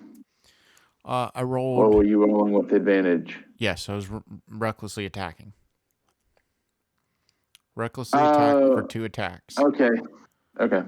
Yeah. So you broke 2 more. Yep. Okay. So this is the 4th round.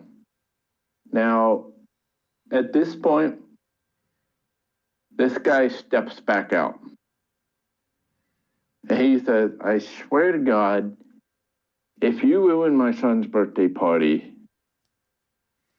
you're going to be more than just a disgruntled intern. And he slams the door, but he doesn't turn around yet. And then he reopens the door and he's like, I'm sorry, I forgot I got so mad.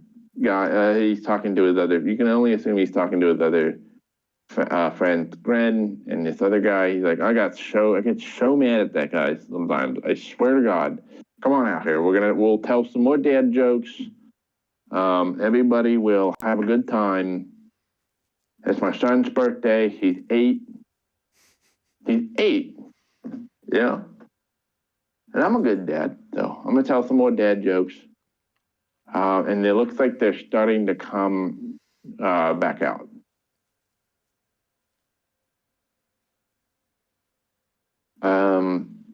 Okay, so that is round 4.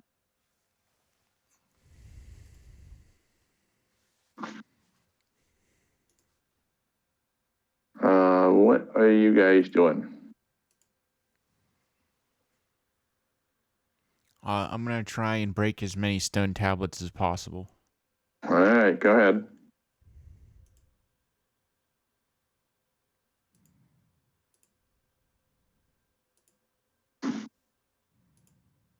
No, that's the bento.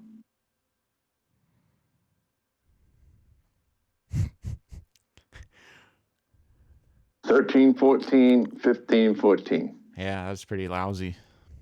Yeah, we got a lot. You're making a lot of noise in there, buddy. I didn't make any noise if I didn't hit him.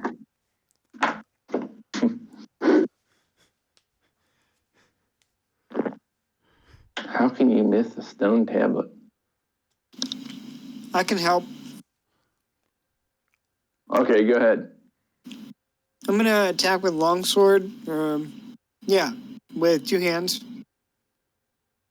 So let me get this. You go ahead and roll for it, but let me get this straight. You guys see there's like a bunch of contracts, and you're just like, we don't know which one is which. We're just gonna destroy them all. Yeah. And a little more metagame knowledge. This place, this city is, I guess you can probably figure it out, that it is lawful evil. So, okay, 17 and 29 both hit. Take 6 damage to destroy All right. the tablet.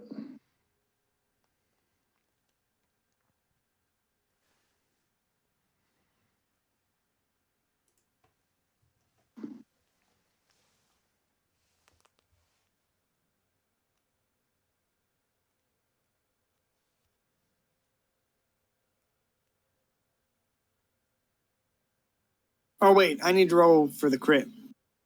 So it'd be plus 15.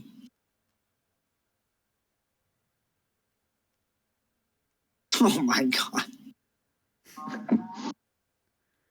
All right. Which one is the crit the whip or the sword? I was just using my sword in both hands. That's why it's a D10. Okay. Okay, so you smack one of them and then you smack. Okay, all right.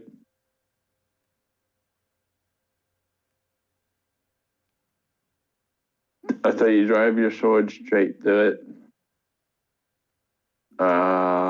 This is part of round 4, right? I know this is round 5.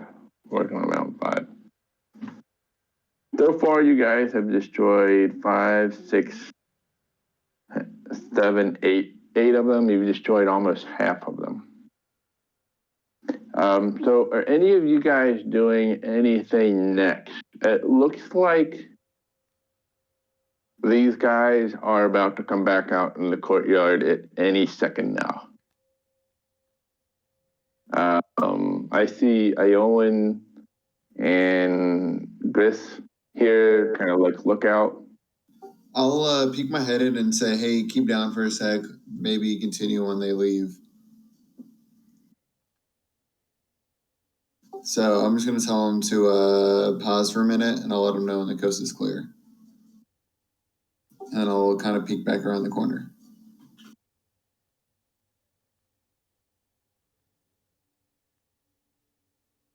Okay, you're telling them to like chill Yeah, out? I'm telling my teammates. I'm going to I guess I'll just kind of sneak in a little bit if I can and tell them to keep down. Come back out here? And then I'll keep an eye out for when the coast is clear again. Okay. How about Iolan? What do you want to do here? Looks like they got the situation back under control. Your teammates are smashing rocks. They're breaking rocks in the hot sun. What would you like to do?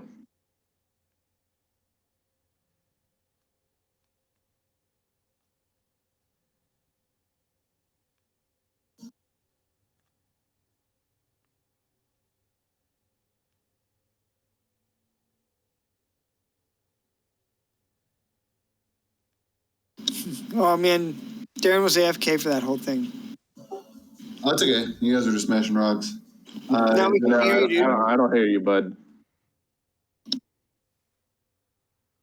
Can you hear me now? Yeah. Okay. I was just gonna take a couple steps forward and sit down. Do these guys take notice to me?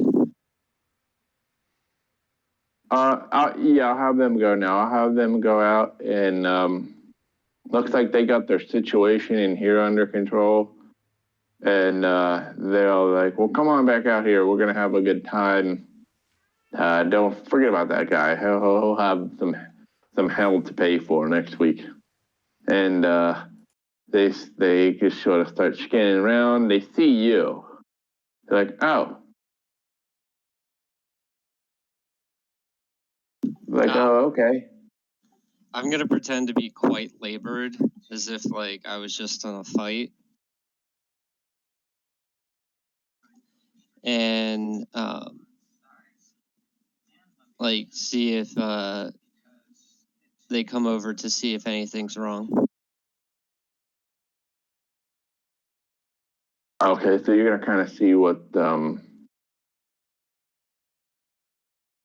Okay, I think for this round, they're gonna kind of they're gonna make some comments. You would probably hear like,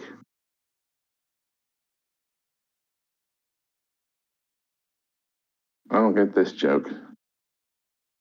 Okay. One of them tells a joke and the other one says, hey, I don't get that joke. So one of them says, okay, a skeleton walks into a bar and says, hey bartender, I have one beer and a mop. And they look at him and they're like, I don't understand the joke. Do you get that one? He's like looking around. That's how they spend that round. Okay. So so another round. What are the rest of you guys doing? I assume you two are destroying tablets. Yee. Go ahead. You got like 8 of them down right now. 2 hits. You guys can roll at the same time if you want. Okay, destroy. You destroy 2 of them.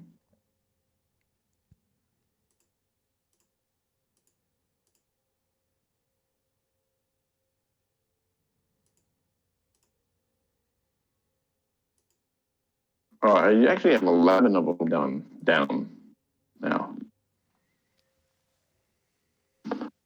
Crashed 27, 18, 20, 21. That puts you at 13. 3 more to go. There's 20 of them. Great. Oh, when you said we destroyed 8, you said a half. I thought there were 16.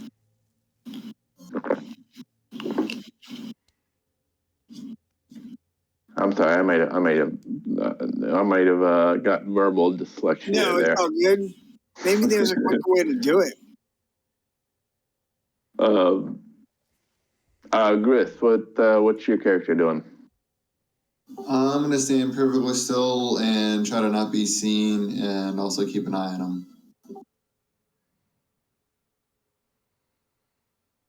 You're gonna kind of be in rogue mode. Yeah, something like that. I'm gonna just stay hidden. Okay. This guy, Carl, he's gonna come up to you, and he's gonna be like, "Do you get that joke? There's a skeleton that walks into a bar, and he asks for the bartender for a mop. No, wait. Let me start over. He asks him for a beer and a mop. Yeah, it's because he doesn't have a stomach to hold the beer. He's like, oh my god. He starts to laugh. Wait, that wasn't a good joke. You had a good one last time. And he's like, why don't you tell us another one?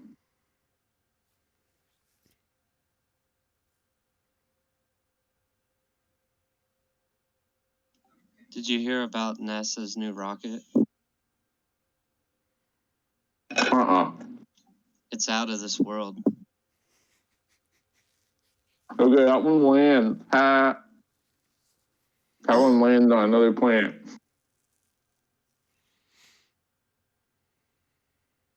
You buy a little time there. All right, Crash, Leofric. Smash Huzzah! into. It's clobbering hour, my lady.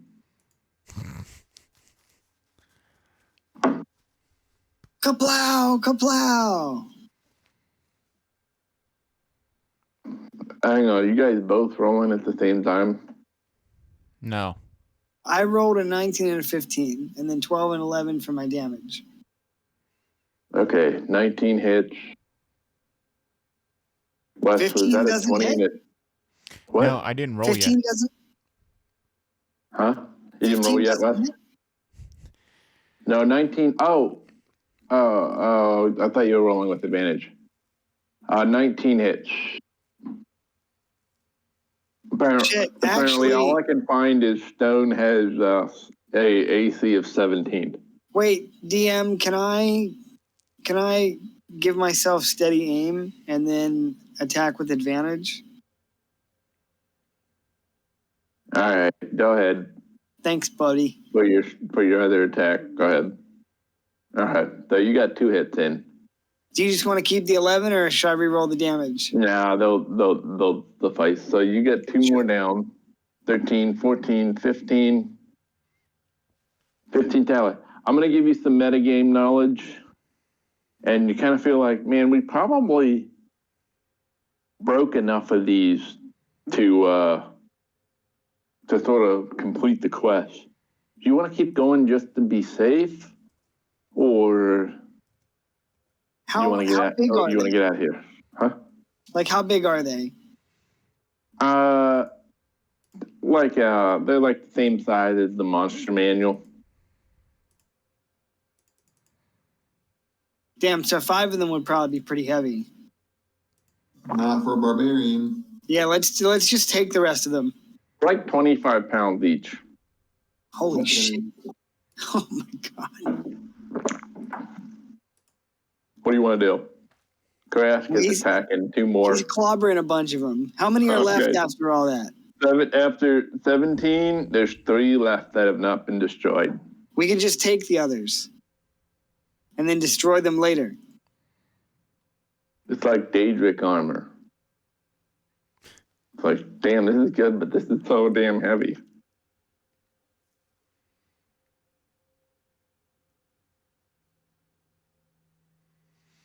Yeah, if you want to take them, Klein, I'm fine with that. Well, I mean, I don't know. I kind of feel like what's going to happen if we leave them, you know? You get the idea that, you know, you might have broken enough of them, but you're not 100% sure. Yeah. You know, there could be an evil demon deceiving you in a Cartesian sense that you can't be 100% certain that that you've destroyed all of them.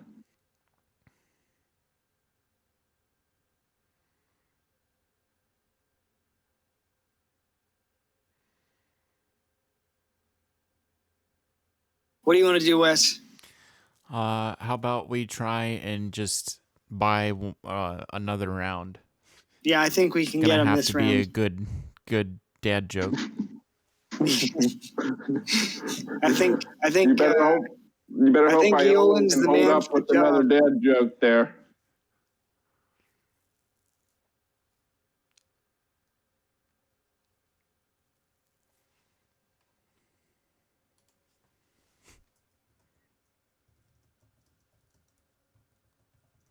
It's all you, Kyle.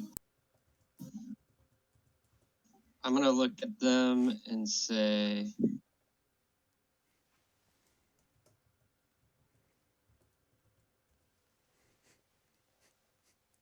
do you guys want to hear another dad joke?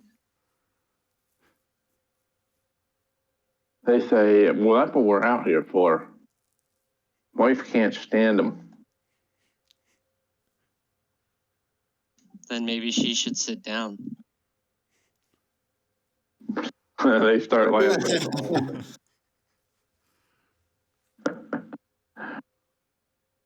All right, that one lands. That one lands on them too. They like the worst jokes possible.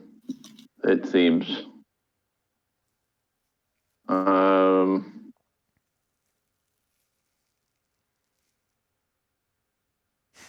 All right, that's another round. Are you doing anything, Griff? Nope, same old, keeping watch, staying hidden. Okay. All right, guys, have at it.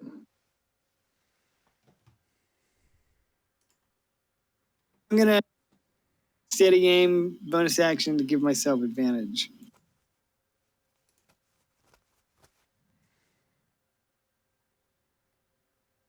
Oh shit, my bad. Oh wait, they only have 6 health, right? Yeah. Mm-hmm. All right, cool. So 14 and 6 for damage. 14 and 6, that takes out 2 more. You got 1 left. All right, buddy. Dice. Crash, that is a hit.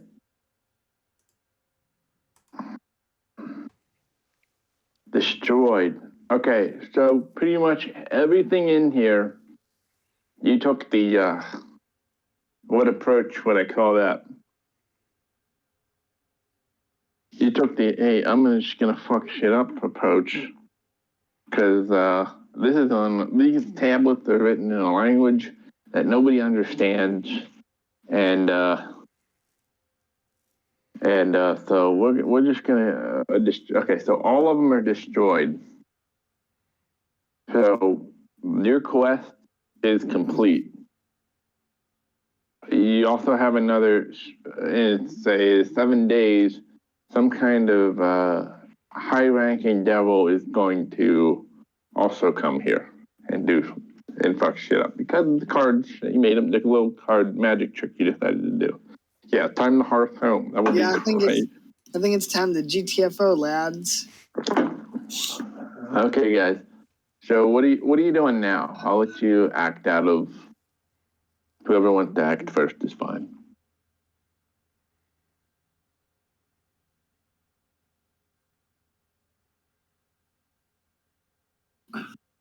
Take it. Is there anything noteworthy over here? Nah, just a desk. All right, so if I looked in the desk, I wouldn't find anything of note. Business papers. Do they just papers, like blank papers? Yeah, business papers, blank papers. All right. Yeah, if they don't have anything on them, then I'm fine. I guess ask Karask how he wants to slip out of this room. I'm gonna interject and loudly state to them that for this next dad joke, you're gonna have to turn around. Okay, this guy's been landing all night. We'll turn around. I'm like, face that door over there. He's been landing like NASA. Except for the Challenger explosion. And then they think that's really funny for some reason. They're horrible. Okay. Tell us when you're ready.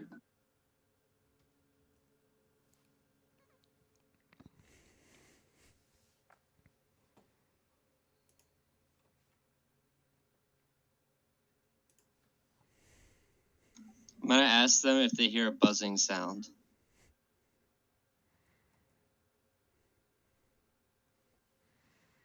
Oh, what do you tell them? I asked them if they hear a buzzing sound. A buzzing sound? Yeah. No, I don't hear any buzzing sound. I'm gonna say that's weird because I'm behind you. Okay. That's hilarious. Can we turn around now? That's the funniest shit we heard all night. That's the funniest shit. Hey, how'd what's this, another magic trick? What are you talking about? And I'm gonna like turn around and say, where'd you guys come from? I was just testing out my dust of disappearance. I bought it off of a gnome trader, and I didn't know if it was just, garbage or not. So I figured what better time to use it than when there was going to be a jailbreak. I'm sorry. I got scared. I'm gonna nudge this guy in the shoulder and say the disappearance dust must have really worked on his jokes. Am I right? Man, you're funny. How much do we have to pay you to be a permanent employee here? We have paid internships.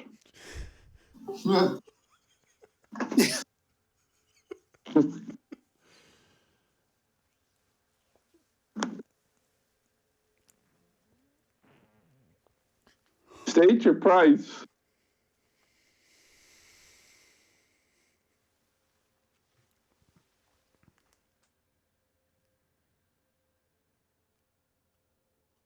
Yeah, we really are lucky. You are the perfect man to do these dad jokes. And I use them very strategically, like the behind joke. Yeah. Well, it's funny because I rolled for how long until they were going to come out of there, and it was like 4 rounds, and they've only destroyed a couple of tablets. So I'm getting ahead of myself. Anyways, you're not out of the clear yet. So, so they're asking you how much to pay you to be like a permanent. Well, we got some paid internship positions here. Would you like to name your price, sir, buddy? And you guys are out here. What do you guys? Yeah. So what do you guys are? Tell me what you guys are up to, or what are you guys doing? I'm gonna go ahead and sneak around the corner here, like I was just on the other side of the room. Is there a ceiling above us, or are these just walls like separate houses, separate buildings? No, it's the open courtyard, and these are just like three distinct buildings. Gotcha. Are these stairs? Uh-huh. Maybe we should go down the stairs.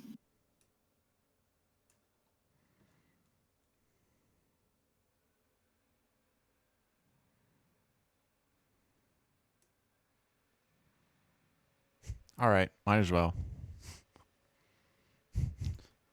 The stairs in the slave pits, you mean? I mean, yeah. I'm just if it's in for the slave pens or whatever. I don't know. Why don't we go back to the party? He can tell some more jokes.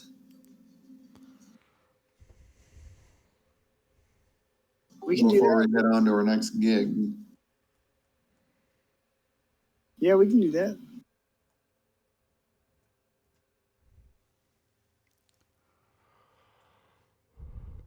As we walk out, I'm gonna point over at Leofric. I'm gonna ask them, do you know what nationality is?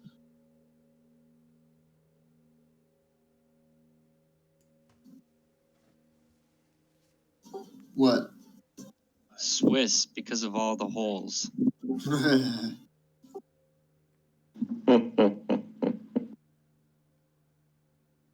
Thick demonic laughter. Oh man, I hope that guy comes back next year. I'm going to look at them and I'm gonna say, but it'll cost you double. And I'll spawn my shadow and stand beside myself. They are very wooed by this. You know,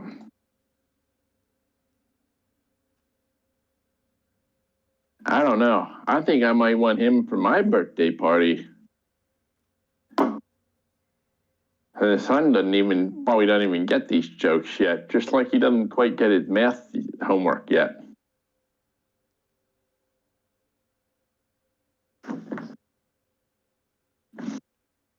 Don't worry, he'll get there. It'll just click.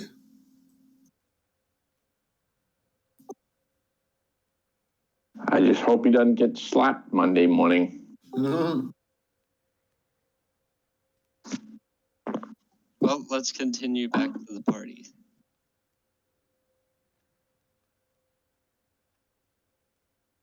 Okay. Confident that you have destroyed most of the stone tablets. You enter back in here and everybody just seems to be relaxing and taking it easy. What do you do? Well, thanks for the party, guys. It's been great.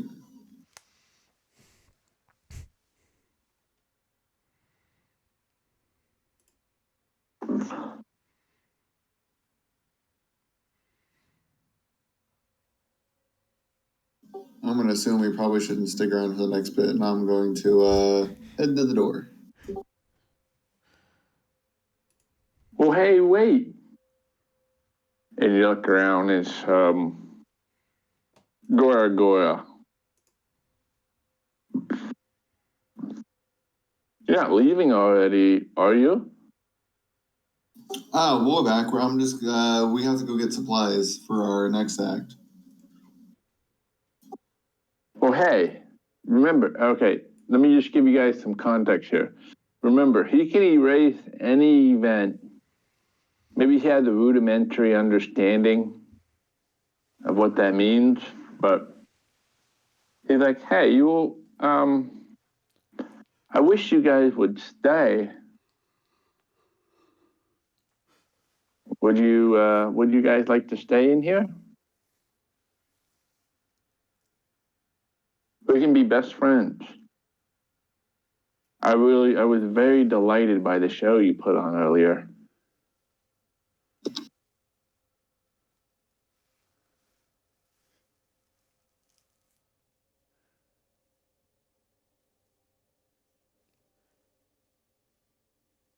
No. Ooh. Maybe if, ooh, yep.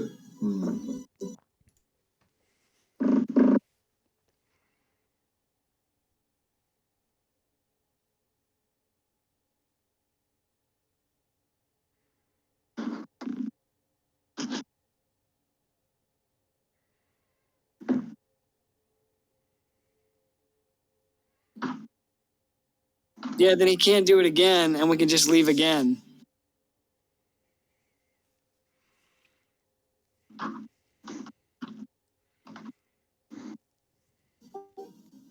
Or yeah, I guess, or it would like force us to see how it pays out before we leave. Might be different from like walking out the door twice, but it could still be worth it because otherwise you could potentially undo the breaking of the tablets.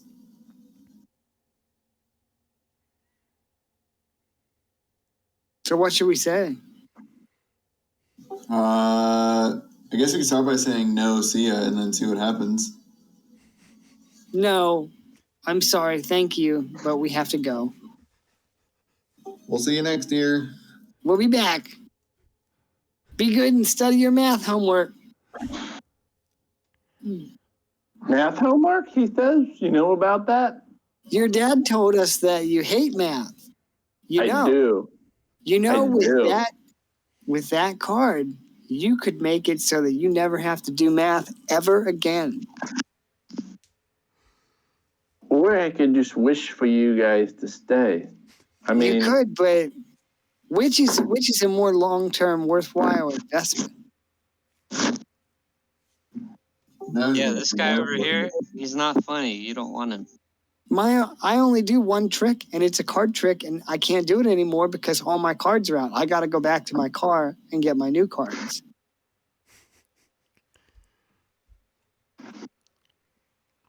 well, okay, if you really want to leave, I just wish that you guys would help me with one thing. What's that? Well, can you help me solve my math homework? I got all 4 questions answered except for the last one. It's the hardest. What is it? Okay. And he said, he hands you his paper.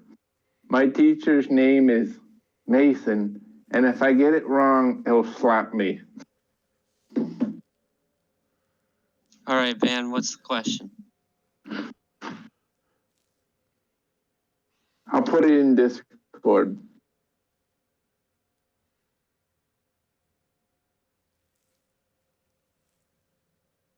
So he hands you a paper. The first couple of questions are, what's 9 times 3? What's 4 plus 6? What's 8 times 11? And then you get all the way to this question. And then it says,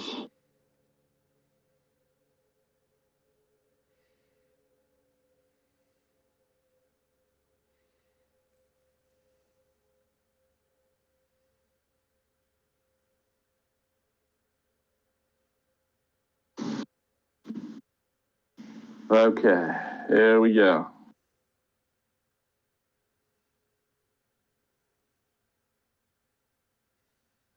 You gonna help him with his math homework?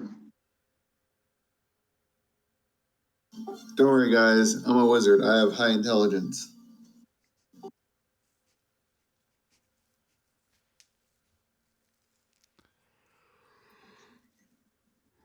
I will be back in a couple of minutes, guys.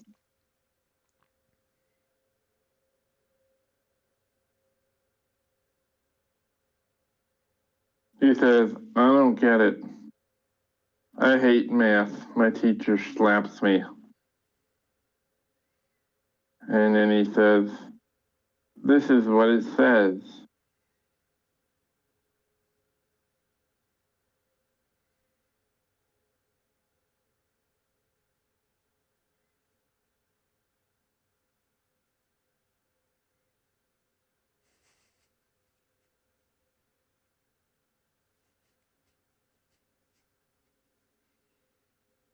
He says, it says, find the value for the variables that make the matrix equation true, then solve the following equation.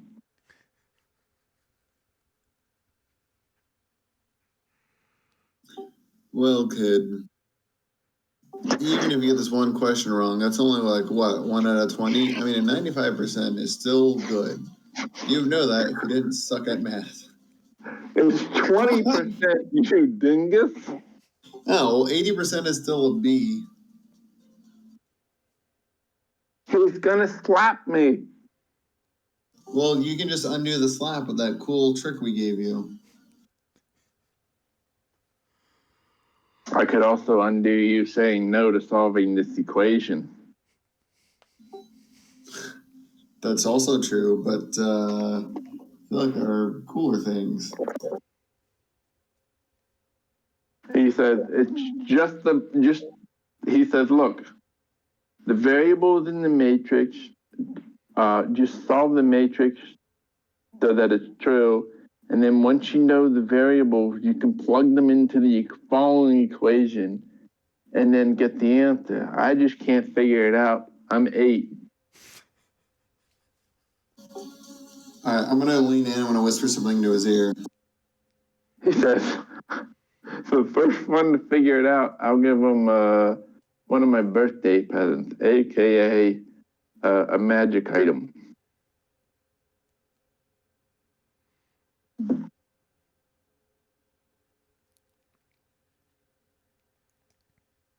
What do you guys do?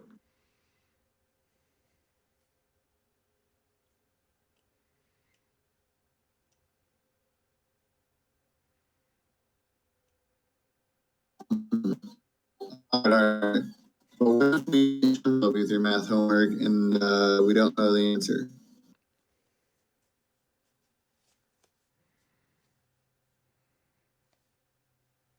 I drew a card that says I can undo something, so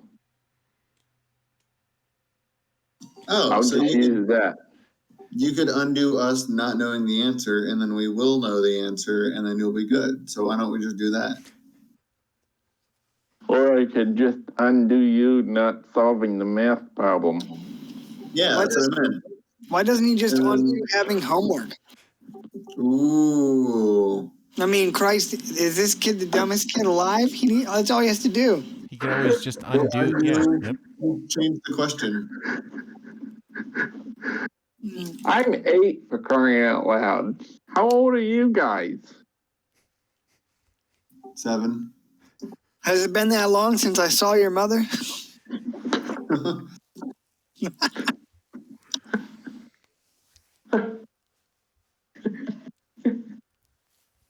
Oh, shit. I can't give you the answer to that question, but what I can do is give you the answers to orange vocab books.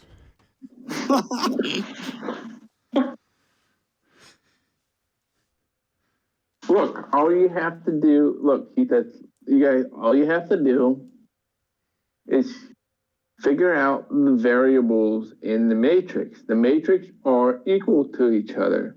Once you solve that, then you'll know what values x, y, z, and w are, and then you can plug them into the equation, use order of operations, and solve it to get the correct answer. All right. Let me get my notebook. Get your TI-83 calculators out. Wait, so x is -3. Hold on. I got this.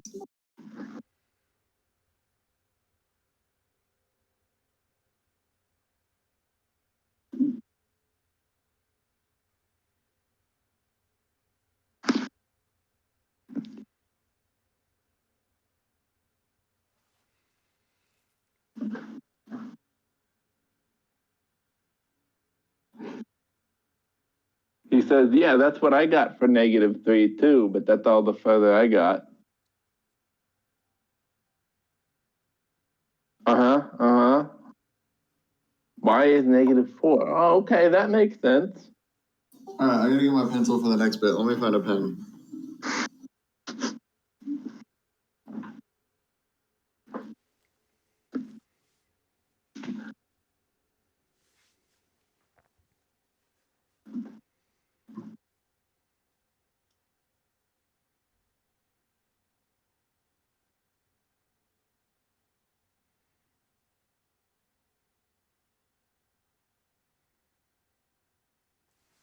Wait, if someone solves this first, if this is a team effort, then maybe if the person who solves it first gets the magic item.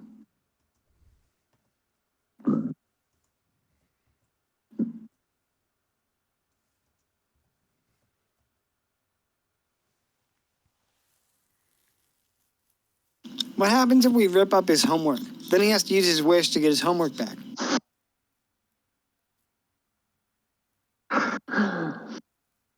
I don't know. You might get angry. You might get slapped 5 times tomorrow morning, and then that wouldn't be good news for you guys either. I'm not getting slapped by nobody. We had this algebra teacher in high school, and he got fired because he slapped a kid.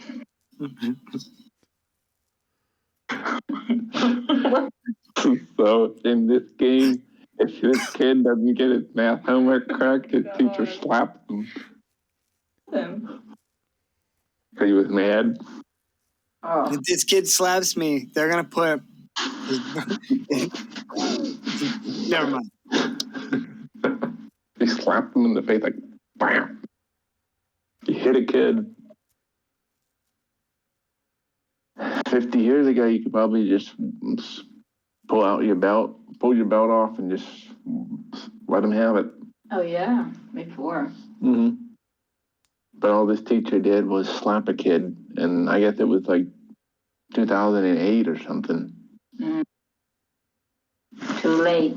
Yeah, too late. I've done that 20 years ago.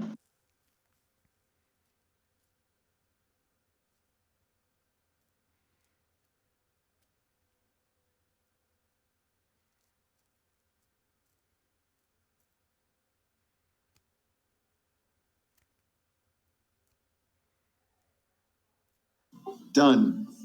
Oh, I need to solve for the equation now, huh?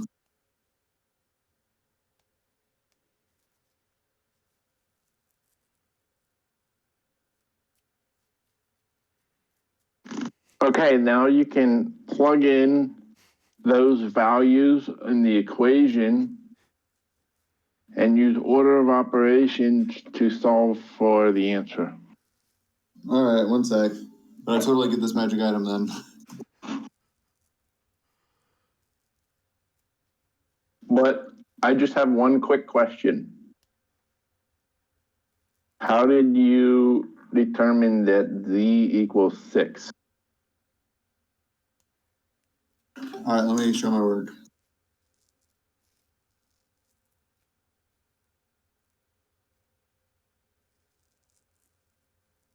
Because z minus 3 equals 2z plus 4. Yep. Oh, wait, there's another thing. Z is just -7. Correct.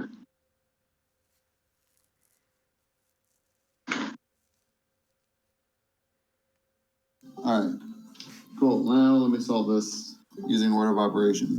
And how did you get w equals 7? Because when you balance them out, oh, wait, that's a negative. Oh, wait, let me redo that one.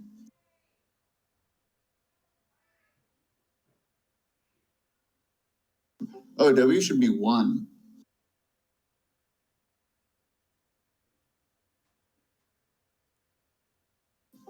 The negatives were mixing me up.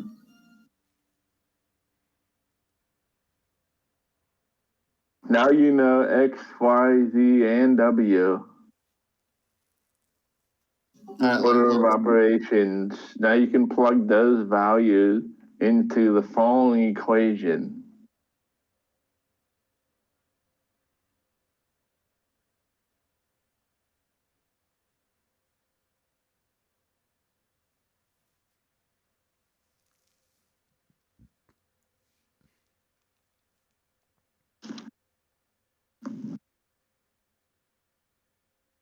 So the equation will be in parentheses -3 plus 5 squared parentheses -4 times -7 -4 times -7 parentheses plus 1 minus 3 to the power of 3 bracket and then divide by 2.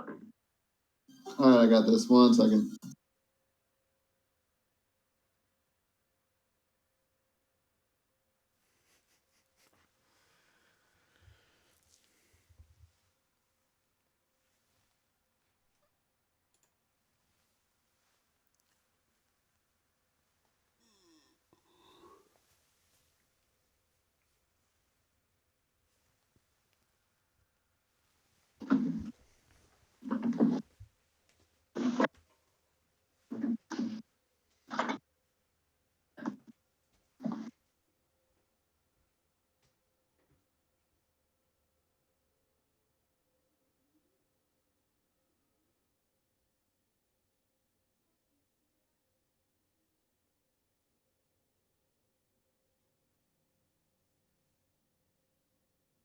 Almost there.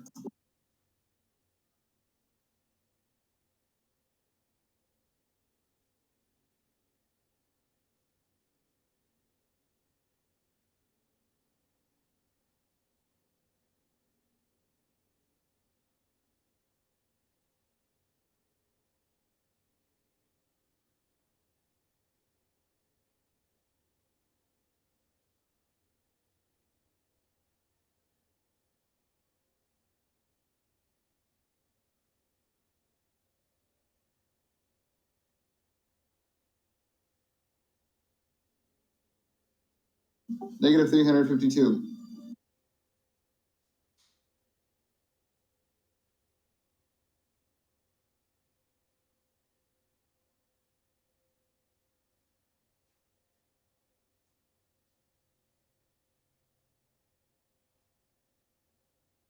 Negative 352? Yep. Well, he looks at you and says, well, thank you. No wonder I couldn't figure it out.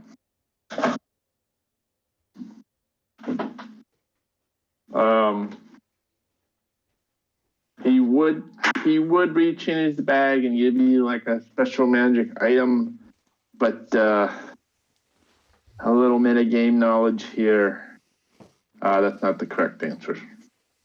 So, but he seems satisfied, and he thanks you for solving his problem. And now he won't get. Well, he thinks he won't get slapped tomorrow morning, but you're free to go. Oh boy, I suppose I'll take that.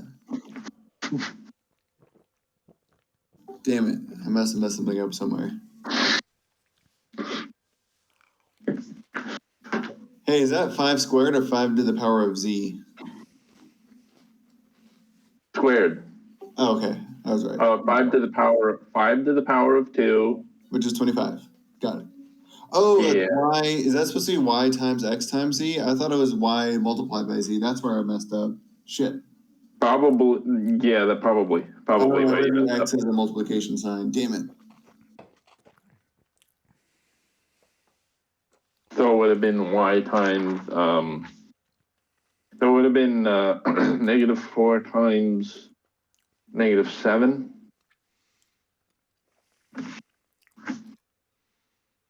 Times 6. Oh, yeah.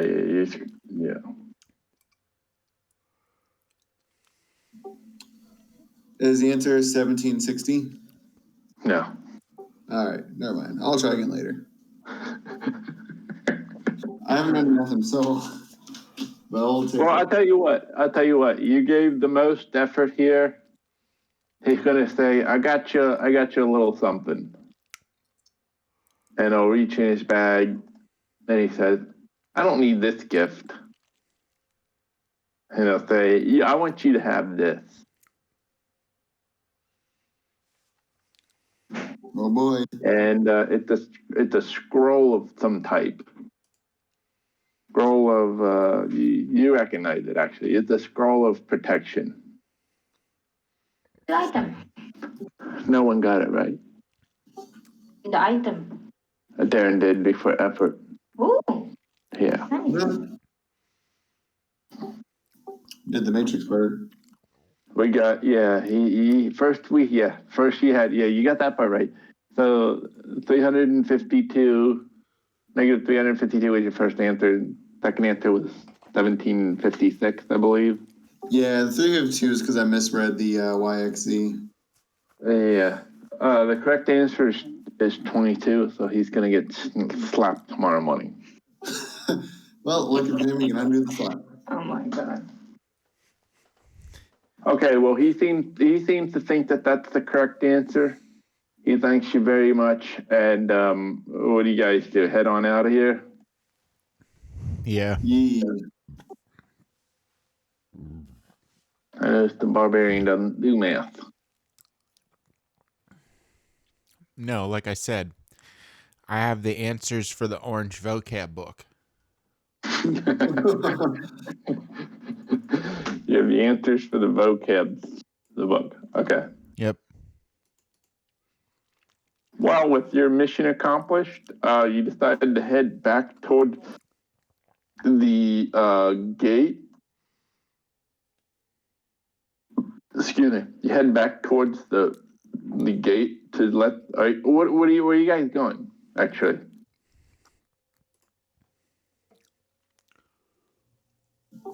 Did you guys have anywhere else you wanted to go in the city of Brass? No, I'm ready to get the. All right. We're going to get the fuck out.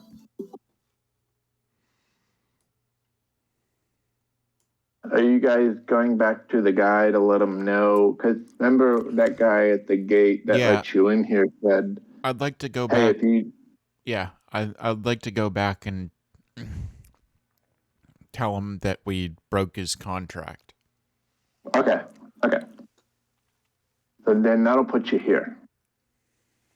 Back to the gate because he has connections with the charcoal palace.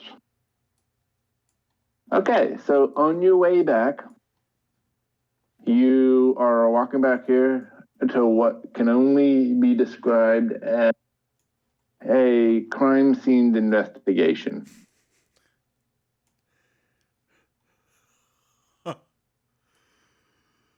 If you guys remember last game, you decided to, Darren, your character wouldn't know this, but remember you killed those guys and took his item on your way. So you get over here, you can hear, back up, everybody. We're doing a crime scene investigation. I'm gonna Okay. ask him what happened. You want to ask what happened? Yeah. This guy comes out here. He's like, "That's what we're trying to figure out, buddy. You step back, okay? We don't want you messing with the crime scenes." All right. I'll back up. We don't know what happened here, okay? We don't know what happened here, right? What we got, he says, back up. What we got here, we got 3 dead guys. I don't know what this is. Is this a rob? We're trying to, do you guys know anything about this? This is the first time seeing it.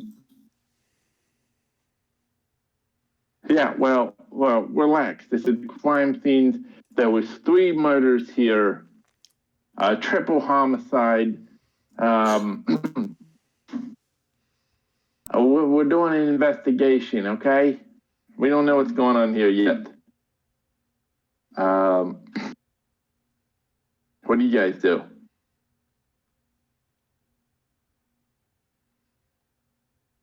Popcorn and watch. I would eat the popcorn and watch. You popcorn?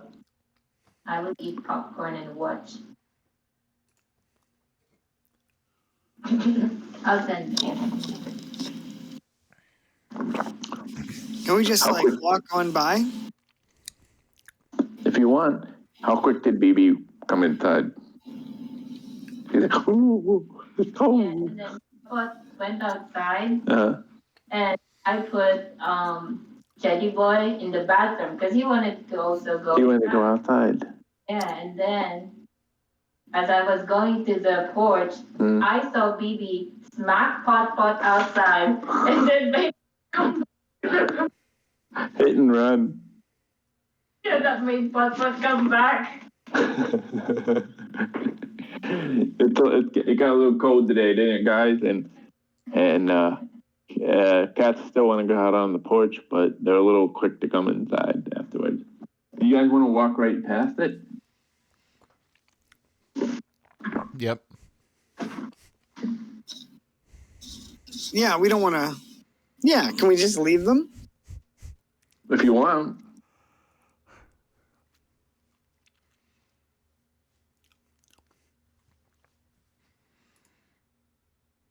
So the kid didn't use the wish? No. Oh, God. Nope.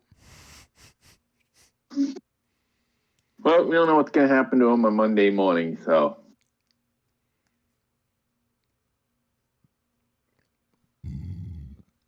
So you want to slip past? You want to slink past them or no?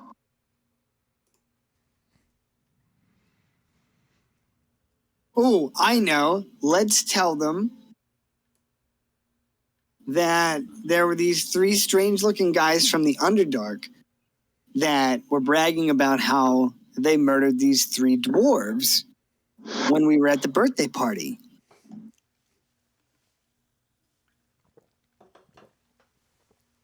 Who are you telling that to? I'm asking the party what they think, but I think that's a good idea.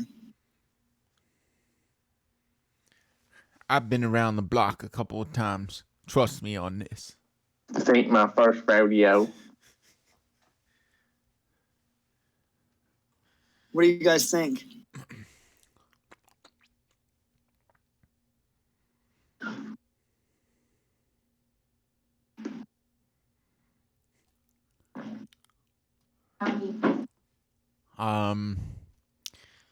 Let's see.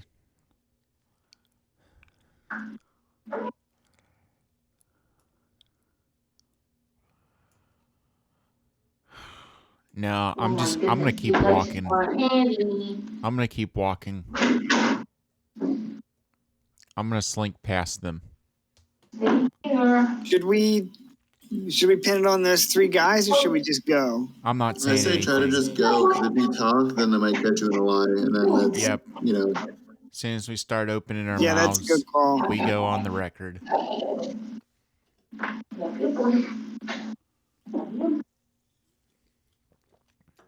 All right, still AFK. I'm gonna make my drink still, but following the party.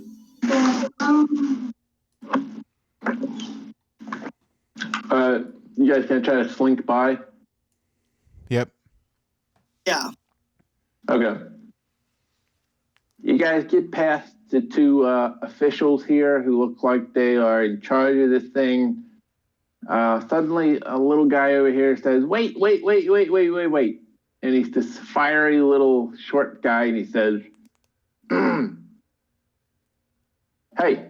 do you guys know anything about what's going on here? I'm doing a story about what happened here. Do you know if it was a robbery? They're still searching the store's inventory to determine if something's missing. Would you guys like to get involved? Is he speaking? This guy right here. Yeah. What language does he say that in? Common. I want to reply back in some gibberish that I don't understand. Oh, well, do you know how to count? I'd shake. I can't reply because then that'll give away that I understand, and I'll just stare at him like I don't understand. He says, okay, well, he turns to Kresk and he says, they're trying to figure out who killed these three and if it was a robbery or what the motive was. They're trying to search the store inventory. Right now, they need to determine what the motive was. I'm gonna start speaking in Orcish and throw my hands up and just be like, what did you say? He says, he starts to speak in very clear and enunciate all his work. I work for the local newspaper. What are your thoughts about what happened here? What's your name, age, and where are you from? I'm gonna put my arms up again and shrug and say, I'm sorry, I didn't catch that. Okay, he said, okay, I'm going to write on my paper here. Outsiders were contacted for comment, but refused to offer any.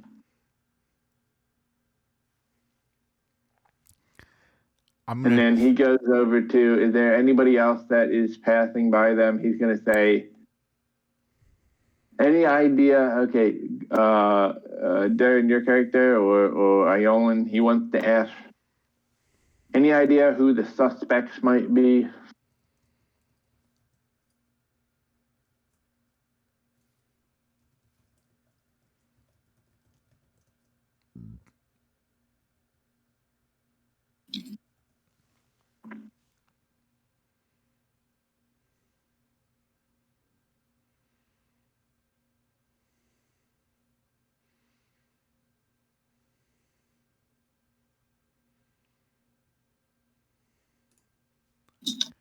Well, Darren said he was BRB drink.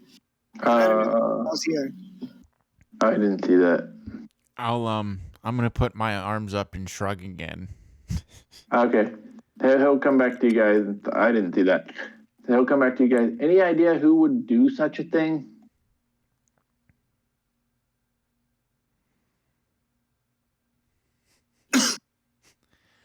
I will reply back in Elvish and make a strange gesture like, I don't understand. He gives you a quizzical look, like he's looking you up and down. That's odd. You see him scribble something down, and he just kind of looks at you. I'll give him a thumbs up. You hear this other guy say, okay, we have to compare their inventory. Okay, looks like we have to compare their inventory sheet with everything that they have in the store. I'm not sure what was this a robbery? Was it a competitor? Did a lover kill them in cold blood? We have to look at the relationships of all the parties here. But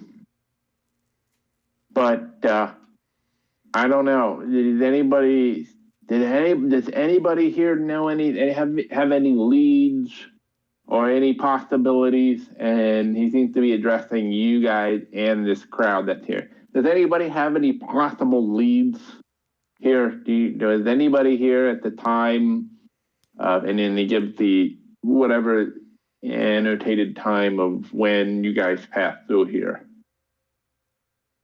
Does anybody have a clear picture of what happened here, or any guesses, leads, possibilities? And then as he's saying this, it almost seems like they have they almost seem a little like clueless, or they're not really good at solving crimes here. So they seem to be asking the general public, what do you guys think happened here? Can we keep moving? And then, yeah, you can. And then you might overhear this guy say, I'll tell you what I think happened. The reporter says, I think a group of people not from around here might have know something about this.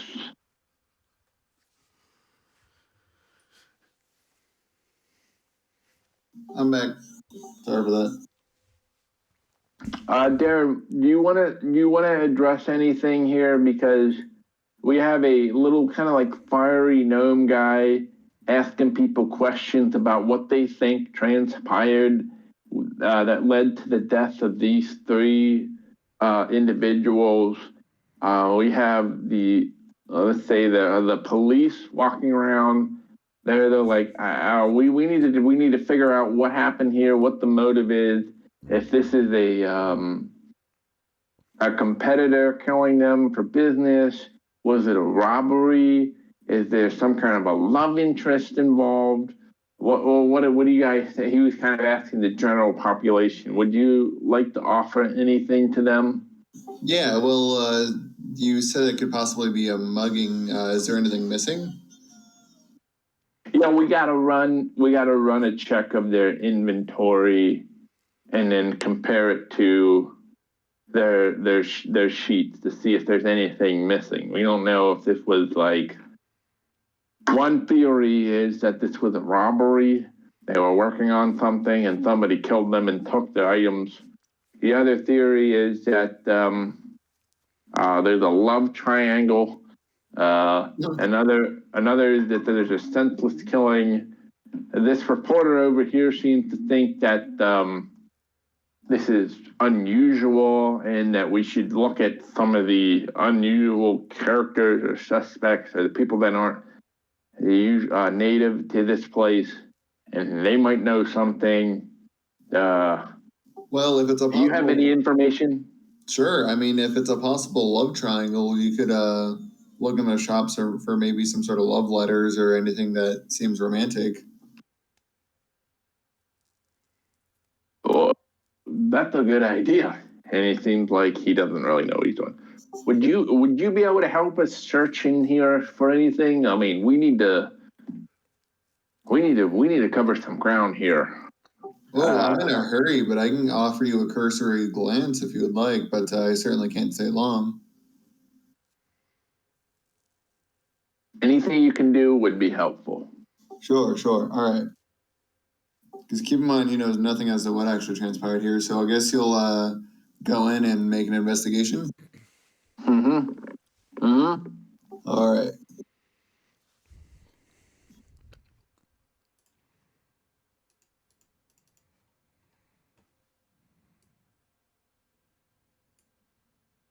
Okay, so if you're doing like an investigation,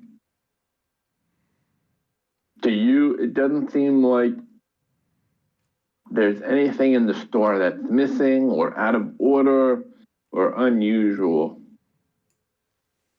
Okay.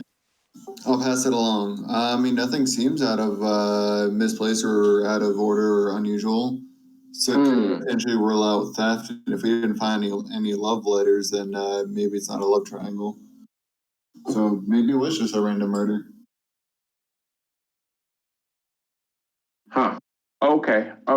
And your friends who you're traveling with, what are their names? We haven't seen them around here. They look a little different. You know, I actually don't know. I just met them. My name is Michael. You just met them Yep. at a Oh, at a birthday party. We were all invited here as a guest for Gora Gora. You know them. So definitely pretty important stuff, which is why we're in a hurry. We have to get to the next gig on their orders. Oh, the Guraz house. Yes. Okay. Okay. Well, I mean, thank you for your time and thank you for your help. I think we'll put that in our report. If there's anything else, he gives you his business card. Just let us know. Will do. Thank you. Thank you for everything you do for the city. And this gnome turns to you and says, "Hey, can you tell me a little bit about?" It's a fire gnome. Can you tell me a little bit about what they said? What you think happened? What do you think happened here? As far as I know, it seems random. I didn't see any sort of sense of motive. I didn't see anything missing. Didn't see any love letters or anything crazy. So I don't know that the attacker really knew the victim. So it had to have just been random. Like a random killing come out of nowhere. Either random or possibly a competitor. I mean, you can't always rule that out. Seems like there's a lot of pride in their work. And what's your name, sir? Gris. And how old are you? 7. Okay, start scribbling down. Okay, thank you very much. Ruby. Thank you.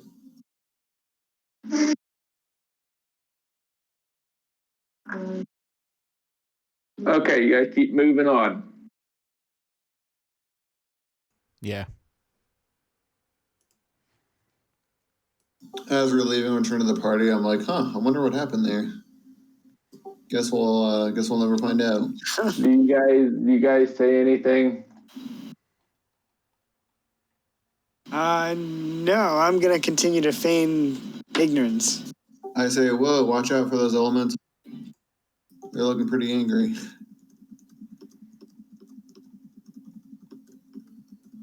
Oh my god, I think they're gonna attack. Hey, I remember you. What do you guys?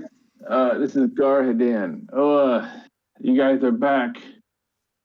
Tell me the bad news first before you tell me the good news.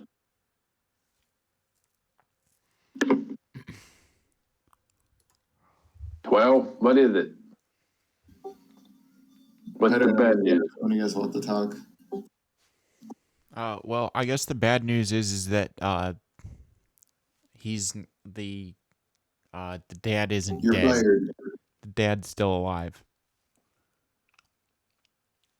I guess the good news is What's the bad news? that the dad's still alive. Because didn't he want us to actually kill him? No, I think that was just one of the possibilities. Oh, One of the okay. ways to break the contract. We could always say that there's been a murder.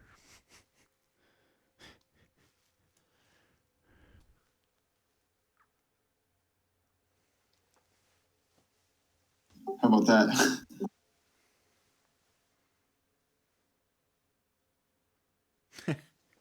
That works.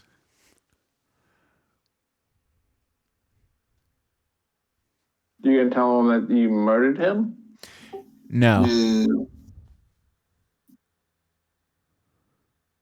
Yeah. I think we can tell him what I just typed in the chat. Yeah, that should work. What from the chat? Yep. Bad news, you're out of a job. Good news because you broke your contract. For sure? You broke it? You destroyed that stupid rock. Yep. He says, I am forever grateful. Strangers in a strange land. I thought you were just some of those imbeciles from the other plane with your gibberish and your mumbling. But you pulled through on this. I'm a free Ifrit now. He starts relating about how the circumstances was, he had, what was it? He had a debt or something, and then he sold it to slavery, and then it just kept getting dragged on and on and on and on. And he grabs the salamander's cheeks and he says, I'm out of here. This is all you now. And then he says, now, you guys, in return of my favor, you wanted to go. I have connections to the palace. You wanted to go back home? We want to go to the plane of water. Plane of water. Okay. There's not a lot of water here. Finally, he says, he throws down his shackles and he says, follow me. We will go far. Okay. And he leads you through a numerous amount of streets, twists, turns, and he's telling you off with the things about the city of brass. If you have any questions, he's happy to answer them. The streets is anyways, you're walking through kind of like the streets. The buildings almost seem to be slightly distorted because of the heat. It's so hot, but it's not like it's not damagingly hot, but there's a lot of vapor and the architecture just sort of twists and turns, but at the same time the vapor sort of plays tricks on your eyes. You end up at a crossroads.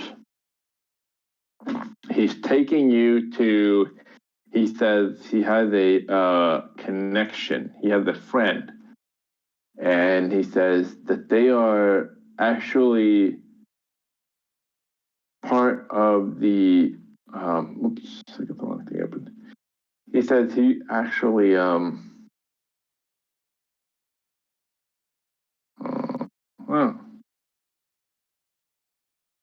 he says his friend is a guild master of the merchants. And he's actually very, he's held in a high regard to the Sultan's court. And he starts giving you all the background. He starts telling you like, he starts talking to you, explaining like trade in here. The city is 40 miles across. There's a lot of laws. There's a lot of, there's a lot of training that happens here. There's a lot of that they're all. He also instills with you, like, because of the Sultan, you guys are able to walk free here. If not for him, at any instant, he could just turn up the heat and you would vaporize all your items, all your gear, and you yourself would just sort of become so hot that not even ash would remain. But for the Sultan, he allows for and it'd be slightly less hot. It's still like a sauna in here. And you're walking past these buildings, and he takes you to he says, okay, we're going to go left here. We're going to go left here. Excuse me.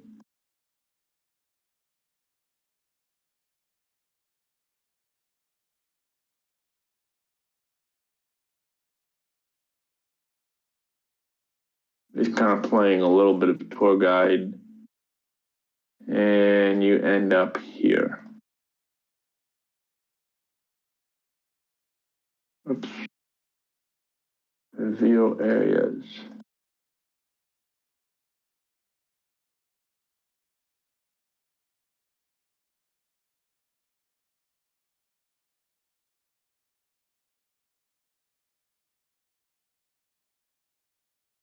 I think you brought over my wrong token. Wrong token? Yep, I have leaf. Yep, you're right. How did we get leaf here? Copy. It's because I found them on the last page and put them with the other guys. Of course you did. I got him.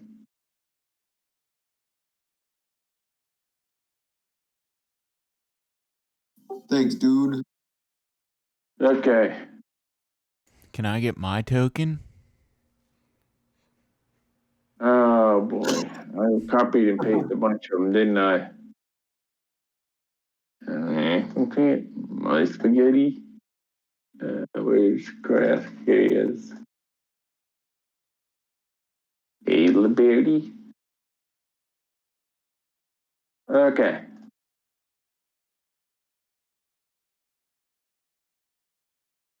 Well, okay. This guy's not supposed to be here, but he can stay.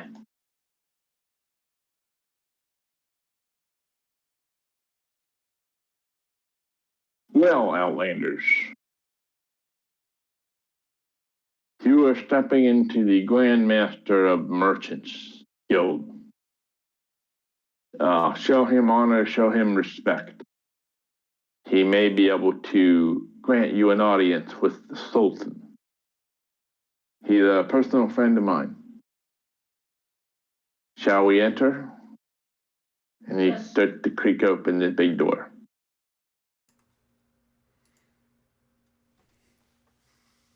You guys go in? Yee. Yep. This door? Yeah, I'm going to reveal here. That didn't do it. Is this revealing areas? You just unrevealed. There you This whole thing, this whole thing's revealed, right? go. The lower half is everything except for the top left and top right. Okay.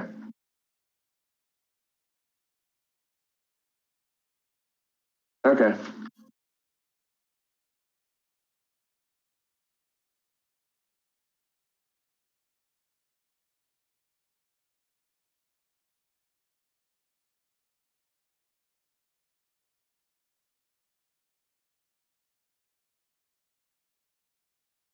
So it's taking us to see the guildmaster? I thought it was yeah, I think you're right. It's the guy that is a friend of his that can get us a meeting with the Sultan.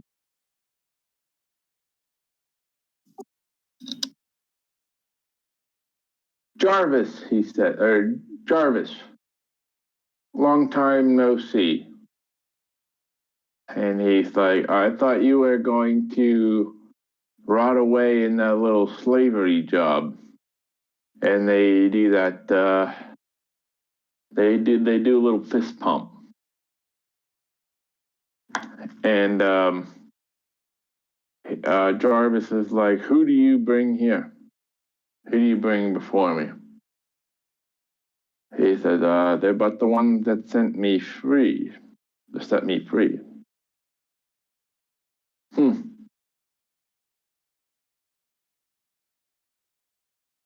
Well, I suppose you've come here for a reason. And Garhadan says, well, yes, I owe them a favor.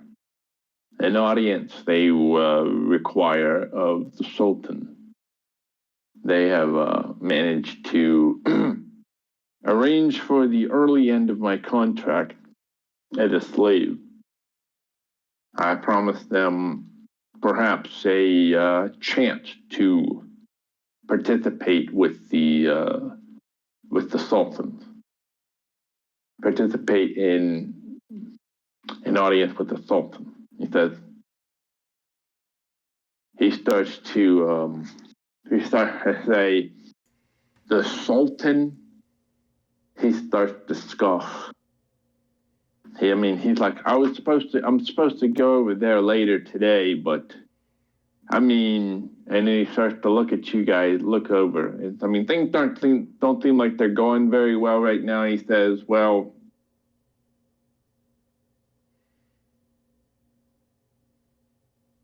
he says, he starts looking over you guys and scanning you and starts thinking about it. And he's like, well, as the master of the Merchants Guild, I'm trying to fulfill the Sultan's wish of expanding trade. He says, the Sultan I think the Sultan would wish to expand trade with the other realms. However, this has proved a difficult task. You guys don't look like you're from around here. But he starts tapping his, he starts pulling on his beard and thinking. And he says two things that strike you as odd. He says, you guys look like you're pretty fit.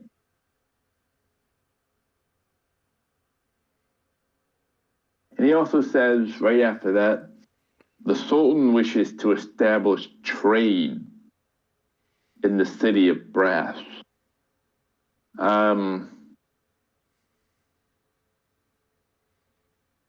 What do you guys respond to anything in any way, or what do you guys say to? Do you introduce yourselves, or do you have any ideas to parlay in any way? Yeah, question. So you want to establish trade within the city of Brass, but are we already in the city of Brass? Or is it still part of the city? Yeah, he said that, he said, I don't know if you guys know this, but there's some other planes out there with materials, supplies, and goods that are not common to this plane. But we realize the limits and the challenges to going to those places. Gemstones, for instance, aquamarine, they're very valuable. We wish to establish the city to be the greatest trade hub in all of the multiverse. If there's anything that you guys might have insights into how that might become possible, I'm sure the Sultan would be most happy in hearing such a thing. It's what else did he say? I'll say my friends here hail from the material plane. From what I've gathered, that's where they're trying to return to. So perhaps if you have a way to open a portal or regain connection with the material plane, might be able to assist. But I cannot speak for them. Okay. Did any of the rest of you guys say anything? I'll just nod in agreement and say,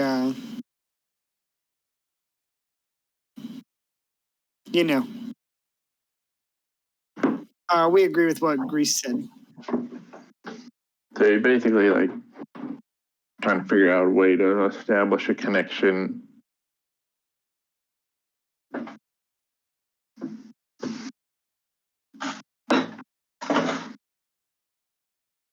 Okay.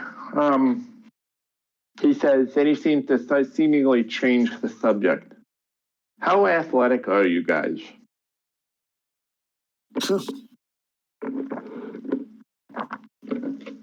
I mean, depends on the competition. Or climb. That's okay. I can jump with a lantern. You can jump? While holding a lantern. Well, that's useful.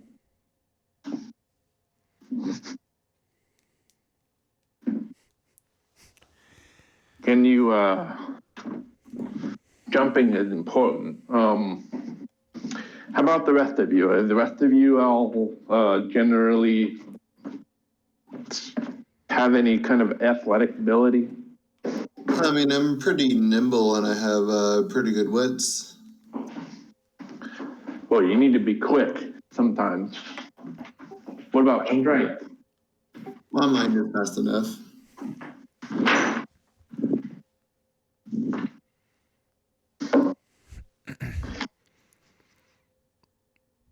Do you guys possess any strength among your ranks? Nope. All out of that here.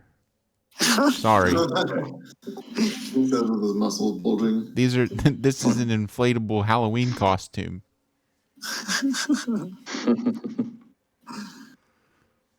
Well, okay.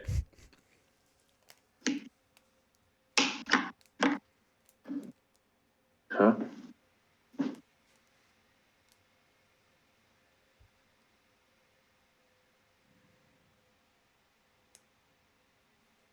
Okay. I'll tell you what, I'm supposed to meet the Sultan later today. If you guys wouldn't mind coming along, what's your end game here?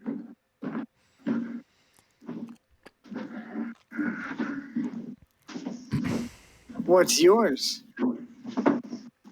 He says, I'm the master of the trade guild, the merchants guild. You guys look like you're not from here.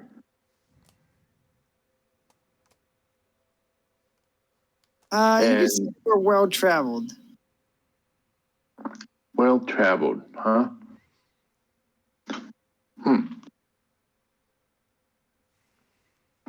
You've been to different places in the multiverse, I would say. How about the material plane? That's where we're from. And what are you doing here? We're here by happenstance.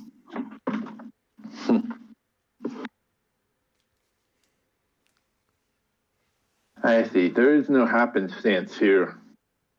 There is in the plane of chaos. Oh, tell me you didn't come through there, please.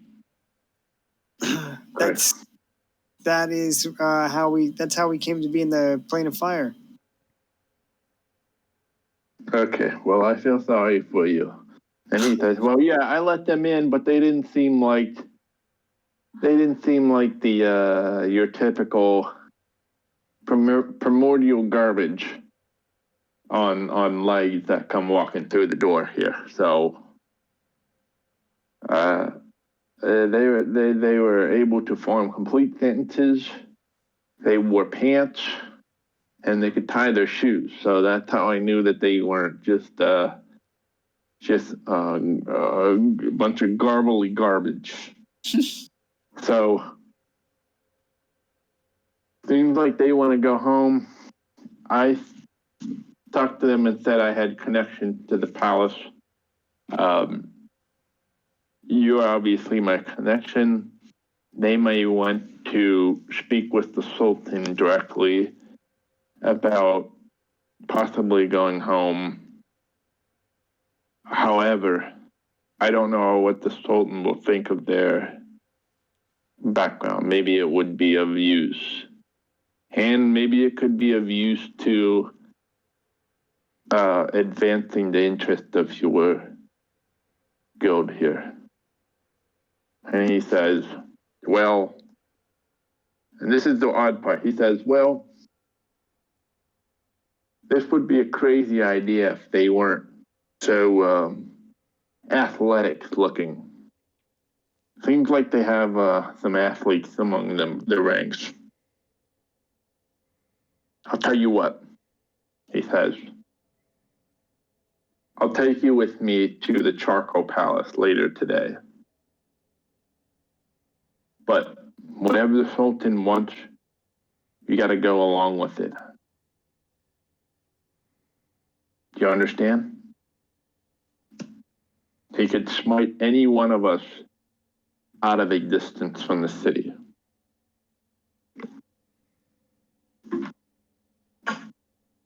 And yeah, you have to be respectful. Okay, dude, thanks for popping in. That's No worries, Kyle.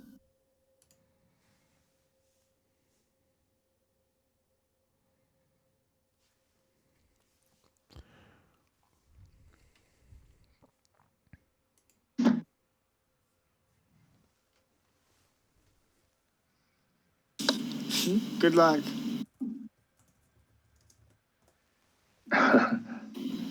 Combate. He says, crap, what did I say this guy's name was?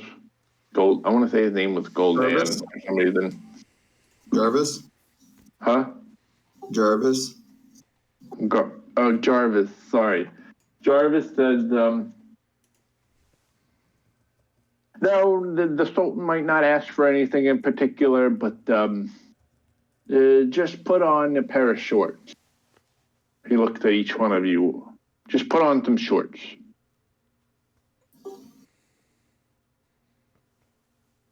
Don't worry, I wear shorts and flip-flops, even in the winter. Okay. Meet me outside. I'm gonna get some things ready for our meeting.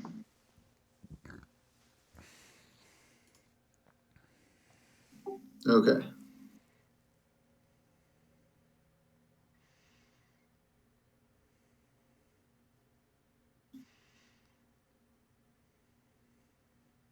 Okay, do you guys go outside? Yee. I do. Yee. Okay, when you guys go outside,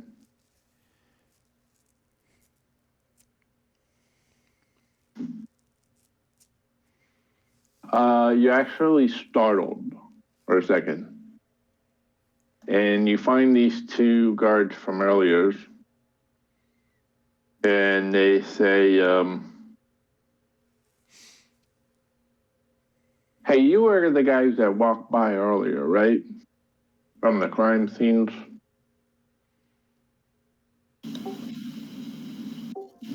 That's us. Oh, don't worry, I'll be right back.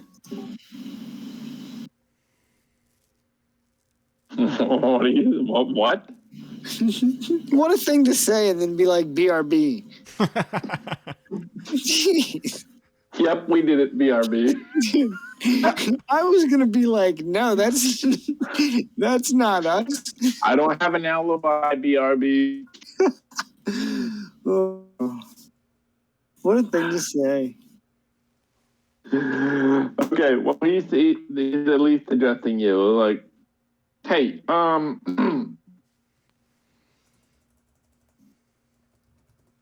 were you the individual that passed by earlier? TRB maintenance. Okay. I hope he's fixing hot water heater.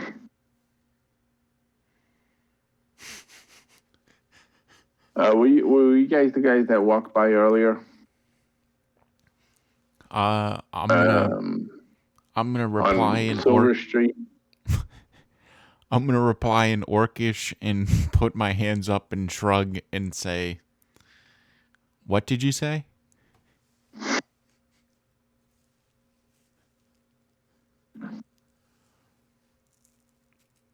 No.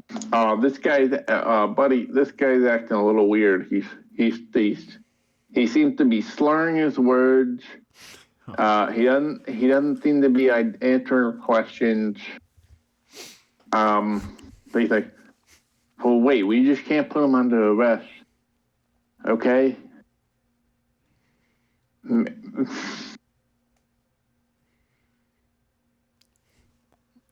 Let's talk to everybody else who he's with first, okay?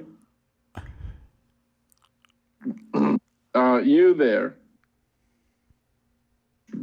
He points to you, Leofit. Were you traveling with all these people? Were you with the party of folks that walked by? And this is, keep in mind, this is let's think of this as way earlier in the day. Now it's getting pretty late. Maybe like noontime, you were walking by them. What set of people? What set of people? Okay. Can you be more specific? I see a lot of people, and I go a lot of places. This is the same set of people that you were walking with around noontime today? I think I was at a birthday party around that time. Yeah, that's what you said earlier. We recognized you from earlier. I don't remember saying that earlier. Are you guys trying to set me up for something? Have you had anything to drink today, sir? What day is it? They look at each other. What is your, where are you staying here? Do you suspect me of committing a crime? I'm asking the questions here. Well, that's my business, and I refuse to answer. Okay. I told you I was at a birthday party. Okay. It was pretty rad, and if you don't think it was, you should go ask the 8-year-old. Should go ask Joe Saliga. He's one rad dude. Well, what are you doing now? What is your purpose here? I am a traveling magician, so I go around and perform card tricks. Ooh, card tricks. Yeah. The other guy, his partner, says, "Can you show me any card tricks?" He says, No, not now. Don't do any card tricks. We want to know, where were you at the time of the murder? There was the triple homicide over in the trade district. A murder? 3 murders. Oh my. I was at a birthday party. You were at a birthday party? Yeah, I was doing card tricks.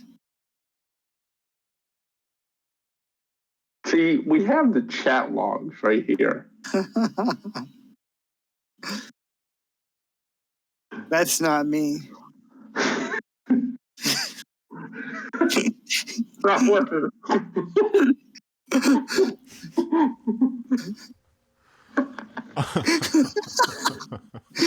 Oh, that's funny. It says here your screen name was Long Dick 69. Nice.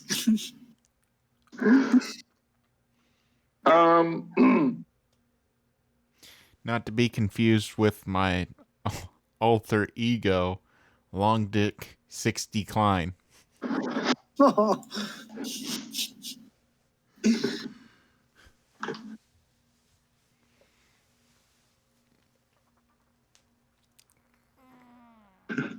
Yeah, I was at a birthday party doing card tricks. Oh, okay. Everybody at the party saw me, and I was there for many hours. Okay. His screen name was. Okay. And what is your name, sir?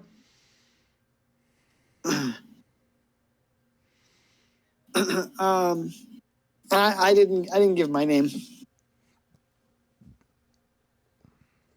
Yo, he looking sketchy as hell, bro. What's your name? Do you have any form of ID on you? Why don't you give me your ID? Let's just start there. I tell you what, why don't we skip the ID, and you can just write down the name Leaf. You can go right down there and go fuck yourself. And fuck my dick.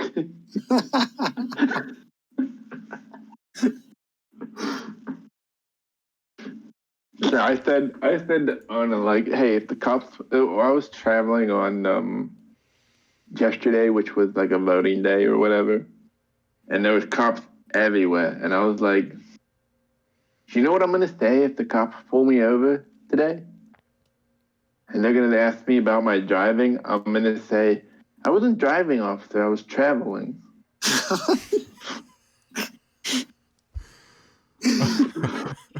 Dude, What? all they're gonna do is increase the amount of cops that come to your car. That's like 3 or 4 more cop cars behind my car, bro. Dude, you know they hate it when they come up against those people. I wasn't driving, I was traveling. What? What, bro? That's so funny.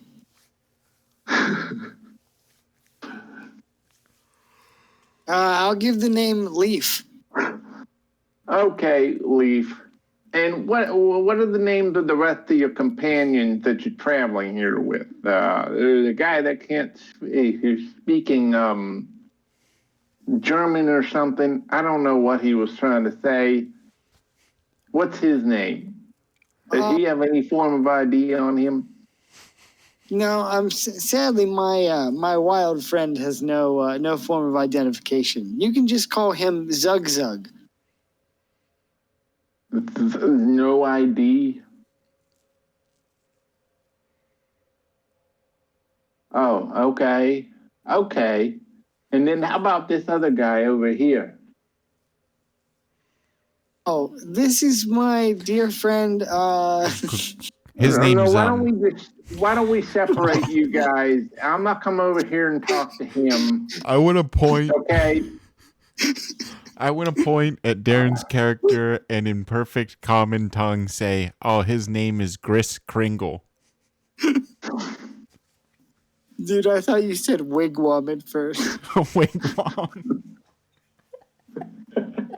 Oh. I mean, either or is fine. Wigwam. They're just questioning you on your name. What's your name?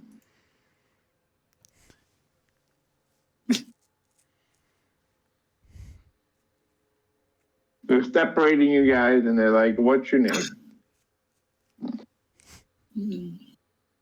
What do you got in your backpack there? He's pointing at you, Leofric. Nothing at all.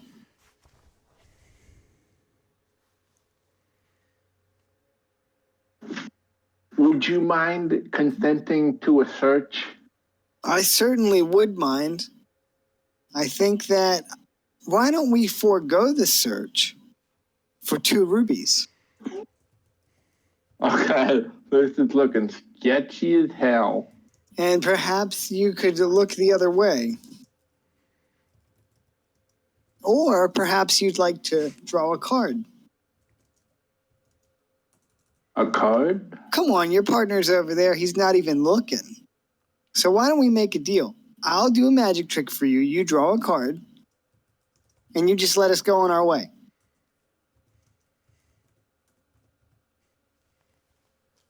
And this guy comes back out. He's like, hey, are you ready? Are you guys ready to go to the Charcoal Palace? And this guy's like, hold on, I'm drawing a card.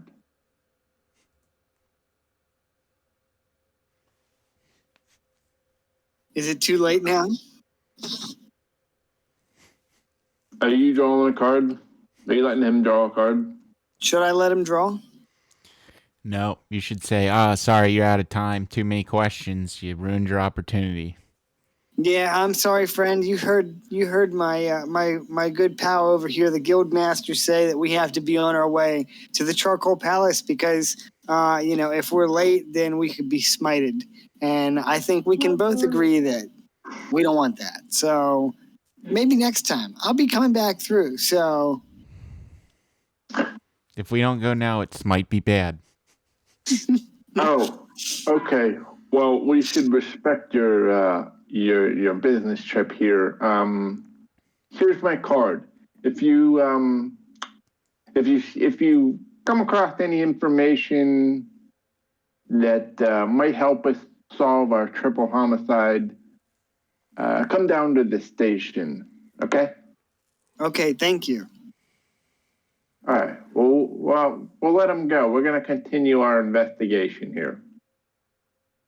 This guy comes out. Jarvis comes out. He's like, "Well, what was that all about?"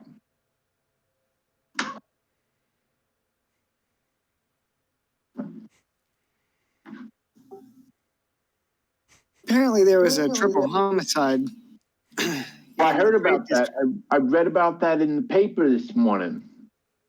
Well, I suppose since we're Outlanders, they wanted to come and get our side of the story. See if Well, we you know saw how. Well, you know how the paper is. They always just be making shit up half the time. All right, let's go to the Charcoal Palace. Fake news, am I right?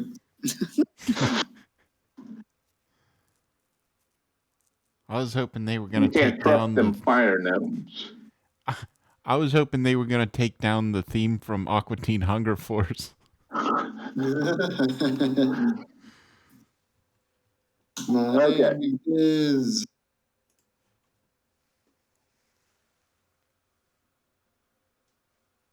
Okay.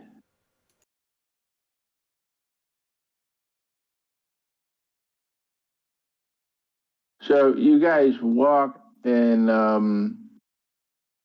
you're led by this guy, and every building or house seems to be more grandiose than the other until you finally get to this like ashen charcoal palace. And they let you in the gates. And so you see this like tower that's made out of rubies and diamonds and smoke. And he says, "This is the front door. It's made of smoke. Just walk right in." And he disappears beyond the smoke. Doot, doot, doot.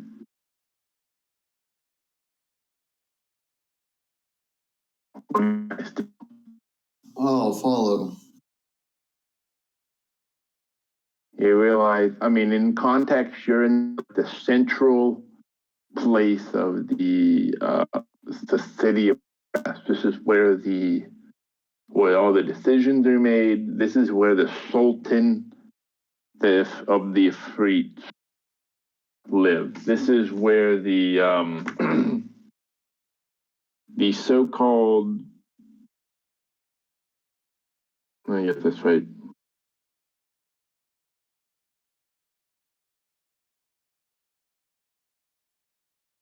You guys, okay, looks like you guys are kind of walking through the smoke.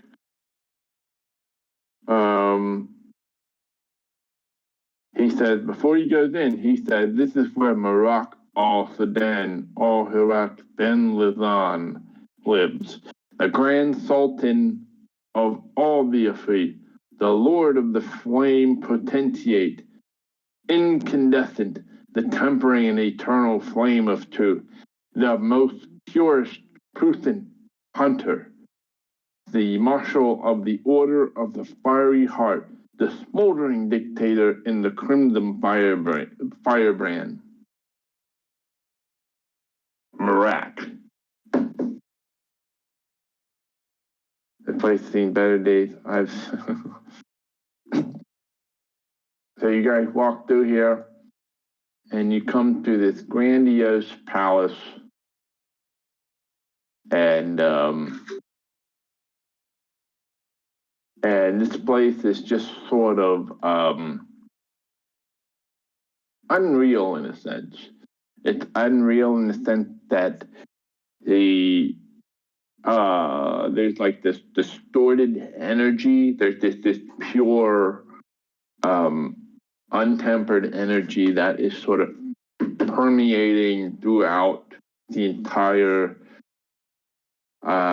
structure, and it just seems to be barely self-contained. You can only assume that this is just like that something so powerful lives here that that it can barely keep its energy within the walls here. So you step in here, and what you see are probably like on the edges here, there's about 6 columns holding this place up. There's a huge pit of what looks to be hot, very fiery hot sand. And there also appears to be 2 perches, where one is sleeping a fiery bird that seems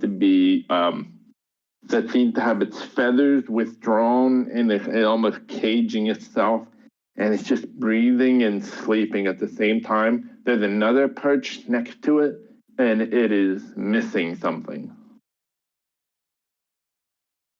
And Jarvis steps out here, and he kneels down, and he says, Grand Afrit Marak al-Sudan al-Hirak ben Lazan.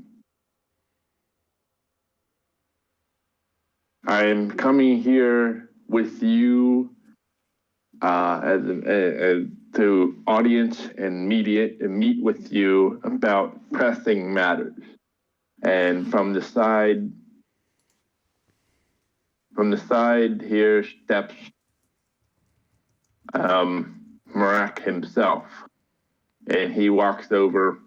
Are you guys in here? Yeah, I am. Marak here, he stops right here, and he is the Ifrit Sultan. He is the head of the entire city.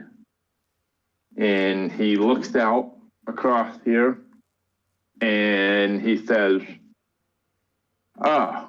Jarvis, thank you for joining. I see you brought some interesting teammates with you. And he says, yes, my Sultan. They are here, and I will explain their purpose. Hey,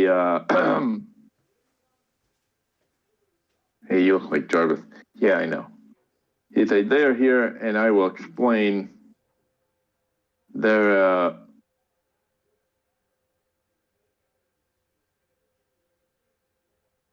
they will be happy to offer what's the promise to you? They will be happy to talk about business with you. And then I missed my papers. Hang on. And he says, well, I'll be interested in hearing what he says, stepping out with two other people. He says, well, he said, he seems to be addressing you guys. And he says, well, I took up beach volleyball for exercise, but I quickly became obsessed with it. And he says, care to play a game with me? Or I will smite you as you stand. I'll ask him for a quick tutorial. Is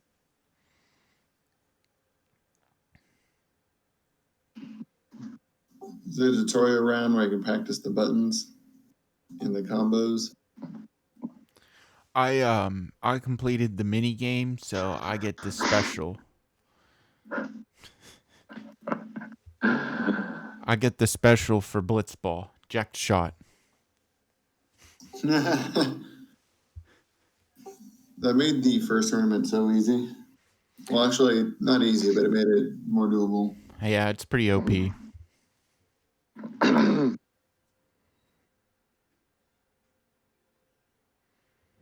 He says, yes, these will, they will be my teammates for today's meeting. They are,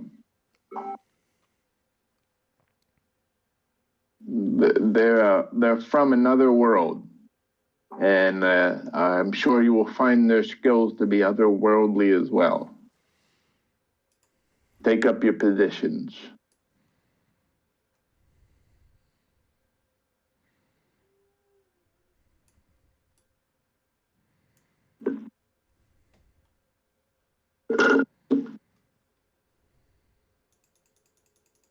Very well then.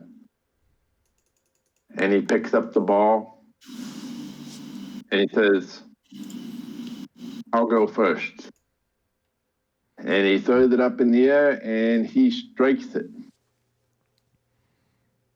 Now he gets to use his attack bonus and he will serve the ball.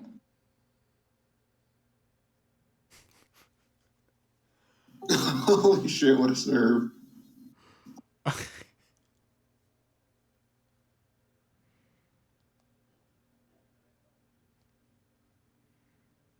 Okay, Leofic, it's coming straight down to you.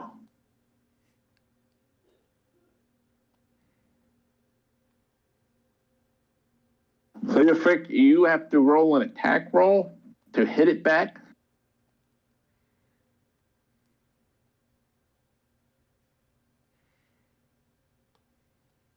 You said an attack roll? You have to, you're going to contest this. 17 is too fast. Now I need you to make a reflex saving throw to sort of spike the ball up in the air. Can that be like acrobatics? That's a reflex saving throw, dexterity saving throw to sort of just like pop it up in the air, and maybe one of your teammates will be able to swoop in and hit it back over. Okay.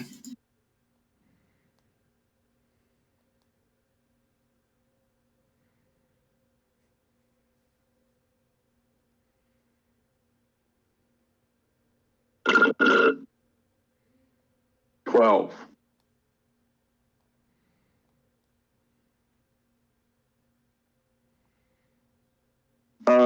Karask or Grisk? Yee.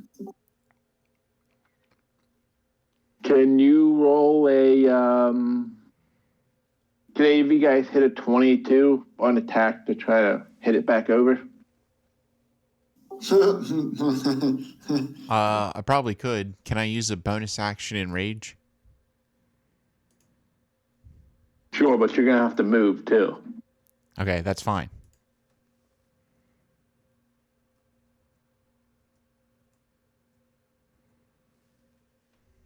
So a bonus action rage and then move.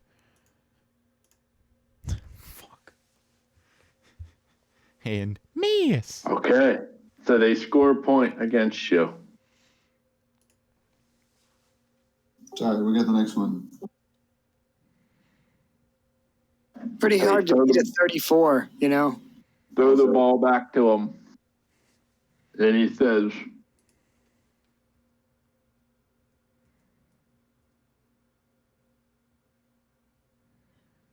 he says,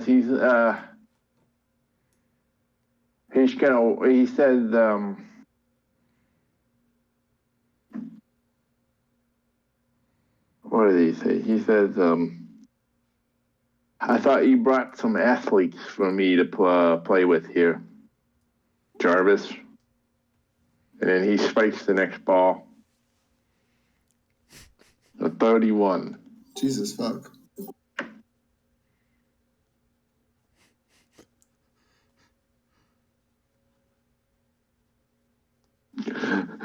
Yeah, it's going right back towards Leofric again.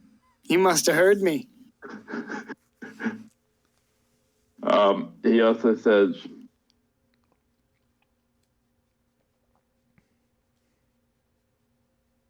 you guys look like you're not from here. What do you think about the sport of beach volleyball? I can't take the heat. I see you beach volleyball and I raise you one beer pong. Yeah, we should be allowed to pick a game. Oh, I guess I have to roll. My bad. Yeah, you gotta contest the 31. How can I beat a 31? Okay, roll a reflex saving throw. 24. Okay, can anybody help spike him up? You're gonna have your treaty buddy here help you here. Also 24. Oh shit. Yes. Okay, you knock it up and it goes back over.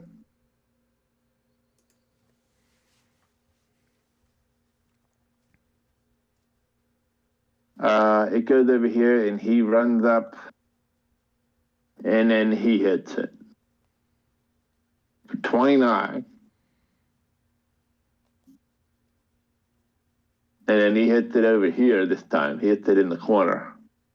Then you have your street buddy here.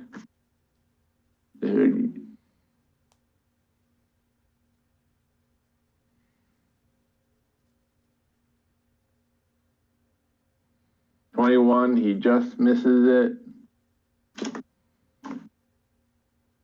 And then, oh God, he's going to try a reflex saving throw to spike it up. 20. Oh no. It just goes off here. To the side, he scores another point. He runs back and he throws the ball back to the Sultan, 2-0. And then he says,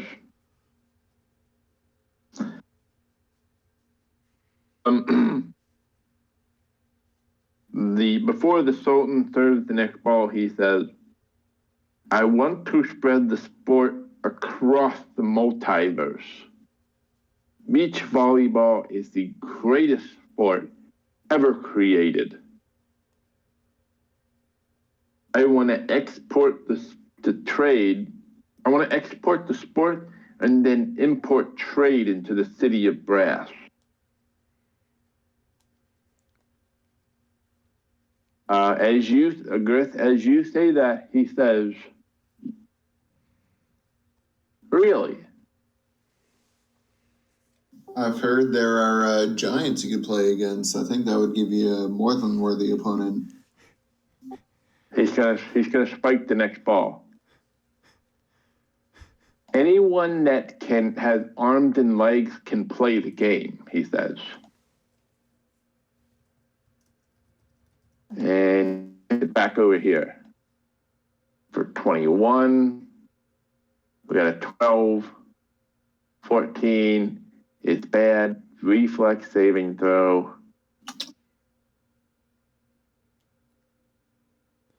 Oh, that's 3-0.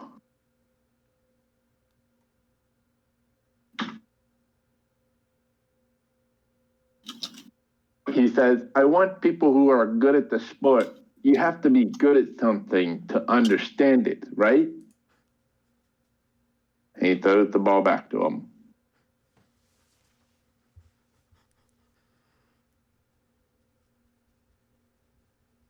He said, don't you have to be good at something to understand it? And he's going to spike the next ball. 15. 2. Chris. Oh boy. Going right here. 28. You hit it back. Roll a D4.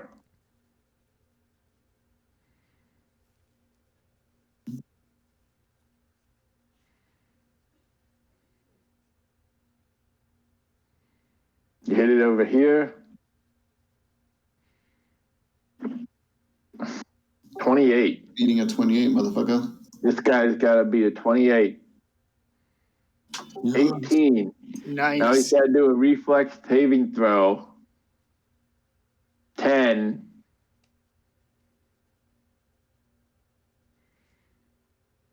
And you score a point. Nice. 3-1. Hey, not bad, he says. Anyone with arms and legs can play this. This is the greatest sport of all time. And he says, I want to export this, and I know as soon as I do, the city of Brass will be able to explode with trade partners. Trade from every realm. And he starts listing the realm of water, the realm of, well, maybe not the realm of air. Fuck those guys. The realm of earth, the realm of the material realm, the ethereal realm, the Underdark. As soon as everybody knows about beach volleyball, they know the rules, and if they're good at it, then we can export the sport, and then we'll import trade. He seems to be dead set and convinced that this is the case. This guy's going to serve the ball. Well, wait, no, you get to serve the ball. Ooh, all right. What do you guys say? I'm going to say it's on like Donkey Kong. And this guy says, he says, well, yeah, maybe I have these folks here. They're from another realm. They could perhaps import the sport for you. Sport import. You import it to the material realm, and then you might draw trade and materials and such, so on and such and such. 24 and 26. All right, roll a D4. 2. All right, you're serving it right towards the Sultan himself. Ooh, he tied. 26. He hits it right back. Now that's what I'm talking about. Damn it. And he hits it back over here to this guy. He's got to roll a 23. The DC 12. 13. He hits it. And he hits it over to, actually hits it back over to you, Gris. He hits it up in the air. And then you can take a shot at it. 22. 22. Roll a D4.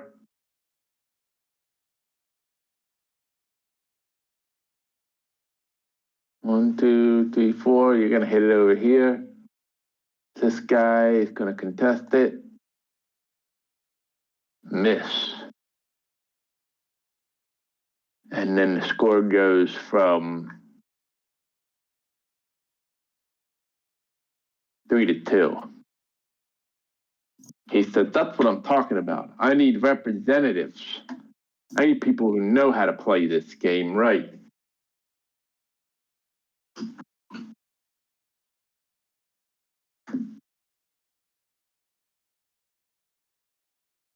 And then this guy, what's that? Do I serve? Do I get to serve since I scored? Yeah, you get the serve. This guy here says, well, sir, what about the legal status of outsiders? If they come here trade, punishment must be rendered for the enforcement of customs. You get a 14. And the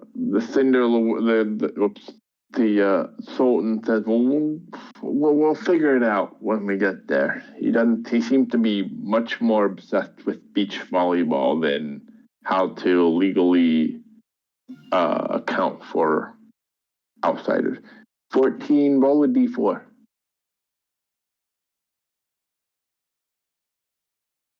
You're serving it right toward the street.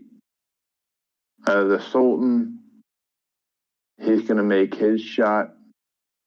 17. And he is firing it right towards Crash. You get the roll attack.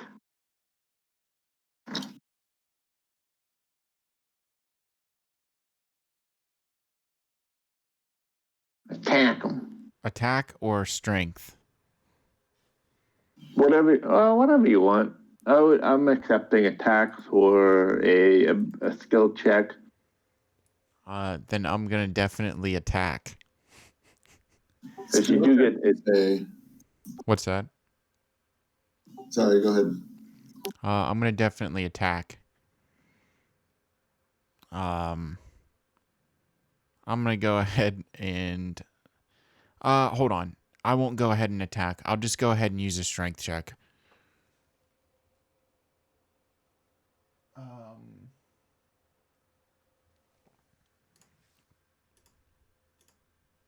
27.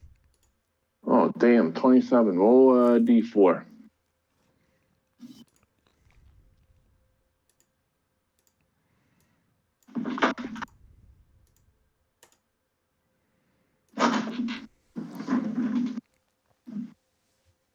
All right, you hit him toward the other guy.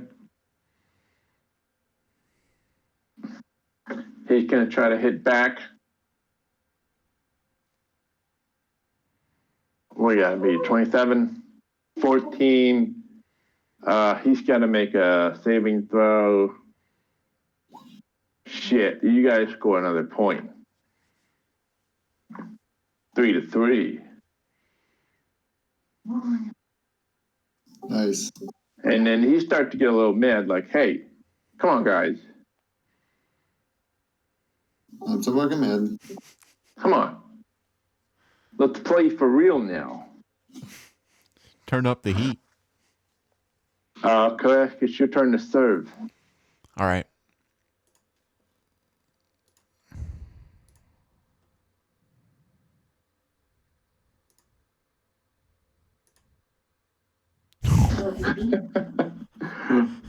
A 9 and 9, roll a d4. Oh, shit.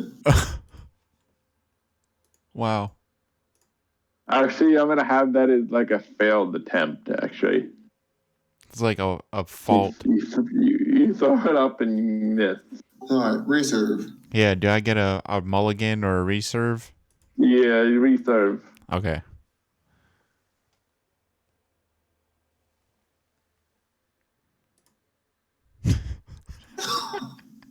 Ten and 19, roll a d4.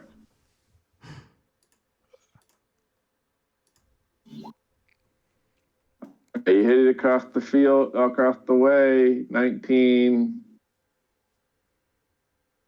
A 32, smacks it right back towards Leofric. What do you do?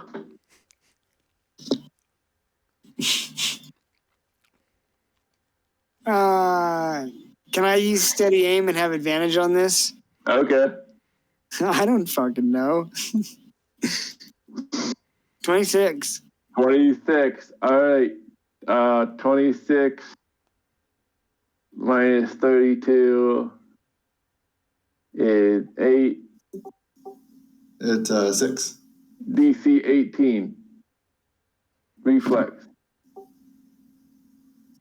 16. He scores a point. Boom. Wait, the DC should have been, it's 6, not 8 for the subtraction. It should have been 6, 32, and 26. Yeah. It should have been DC 16. Oh, damn it. And Dude, can I roll acrobatics for that, or does it have to be a dex save? you can roll acrobatics for the quote unquote attack part Okay, I gotcha. if you want. I just think once you're trying to leap or jump or save a ball that's gone pretty far, you gotta use like a reflex, and you're just gonna pop it up so someone else can hit it. Do you think it'd be on me to make the reflex save to try to jump in there and get it instead of him? I'll say that again. Oh, I was just asking, do you think it'd be on me to try to make the dexterity save since I'm the one doing the jumping and the sliding? Well, the ball, I mean, I don't know if this answers the question, but the ball was kind of like hit over here. So it might be too far for you personally to get it. That's part of part of it. So he's going to roll another one and go with the 31. And then he's going to hit it over here. This guy is going to also roll this with the 30. So he only has a DC of 11. 17. He pops it up. This one's pretty easy. Anybody want to step up and hit that? 24. Roll a D4. You hit it back over here. 24. This guy's going to try to hit it. He gets a 20. He misses. He's got to roll a DC. 21. So he hits it right back. Which is 1, 2. He hits it right back to you, Darren. This one's easy because he was trying to save it. Roll an attack. Roll a 27. Roll a D4. 1. You're hitting it back over here. 27. 24. He's got to make a saving throw. 24, 25, 26, 27. He saves it. He hits it up in the air. Then he's going to step in and try to hit it back. 16. Hits it back to Jarvis. Jarvis goes. He hits it for 20. 20 goes over to here. He already went over to intercept it. So he's got to go back. He's got disadvantage on this. 18, 20, and that's the score. Yes. So tied 4-4, I think. 4-4. Who wants to serve it on your team? I'll do it. All right, go ahead.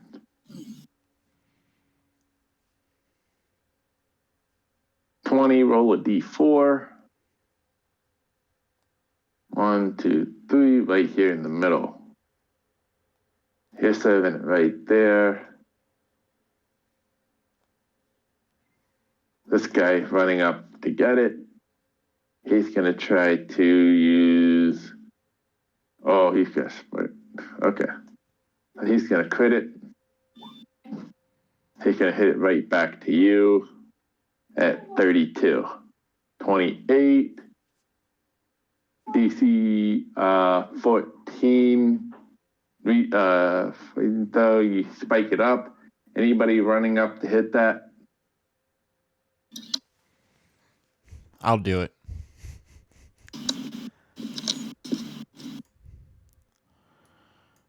Oh, did you say you're doing it? Yep. Karask? Yep.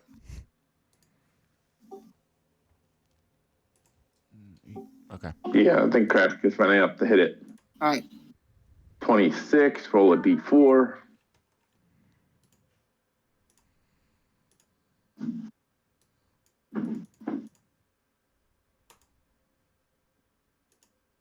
Over here.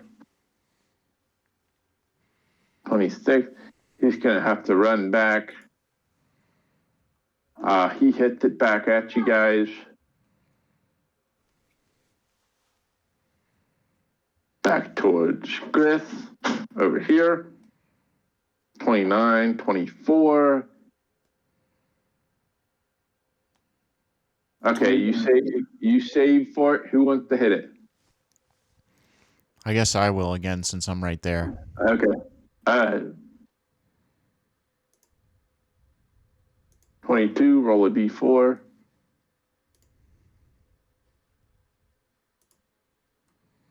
2, 1, 2. The Sultan. He hits it back. He gets the 30, of course. 1, 2, 3. He's hitting it back to Leofric. That goes back here. He hits it back to Leofric.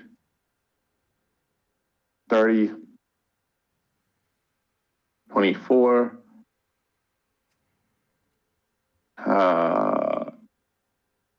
Reflex save DC 15. Or 16, 14. sorry. 14. Looks like they score another one. 4, 4, 4, 5, 4. Do we want he to switch? Wait, we can reposition. Do we want to reposition? Or do we like the configuration? Oh, yeah, I think we can in between rounds, or maybe he can move back while, like, after he comes back here a second time. I think the person in back moves. Oh, that's what you meant, like actual circular. Yeah, no, I mean, like, do we want to rotate our positions or are we good? I think we're good as long as we have one person in each quadrant. Okay. I would just say that during this, he says that he introduces you. He says, well, you guys are pretty good at this. I'm impressed. He said, I anticipated smiting you immediately. But you may notice behind me, I have a slumbering primordial. I used to have 2 prize fire phoenixes. But he starts telling you this story. He says, my prize bird, the Grand Phoenix, recently been put into an incurable slumber by the AtG Grand Caliph during their latest assault on the city of Brass. And then he says, he appears to be in a perpetual dream, a nightmare, while its ember wings grows dim. And he's pointing to this bird here too. Do you know how we might be saved?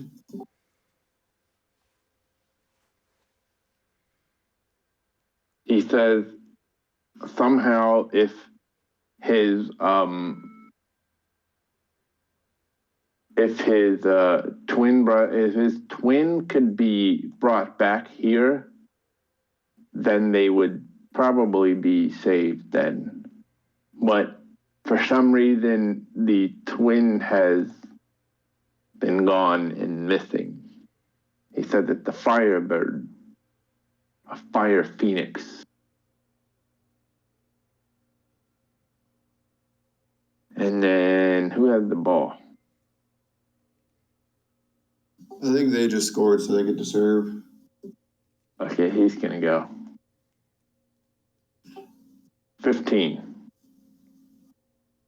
3. 1, 2, 3. Leofric. So he has the ball. He hits it towards you. You get the 15. 24. 24. Roll a d4. 3. 1, 2, 3. He's rolling a 3 here. Nobody's there. This guy's gonna run up here and he's gonna try to save it. He's gotta make a dexterity saving throw of.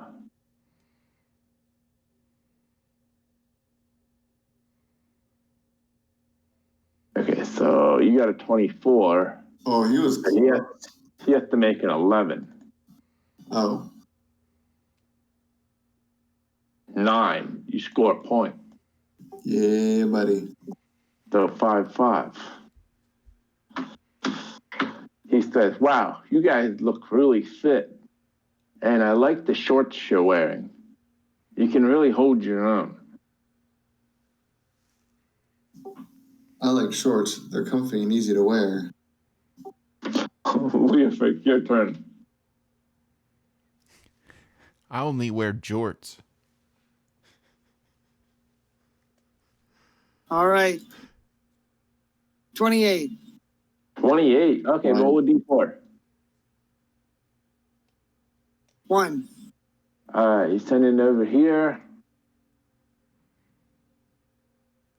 14. Oh, shit. Oh, shit. 5, 6, baby. He misses that one completely. And he says, wait. The Sultan comes up and says, well, wait. Let's pause the game right here. He says, let's take a timeout. That's not how the game works. Listen, you guys look like you know your beach volleyball. And he says, yes, they do. They're the best of the best of the material plane. They're basically like the Olympic athlete version. I gathered them here for you, sure. The Olympics, huh? He says, okay. So let's put the timeout on and what is it that you guys want here? I want to join your volleyball league.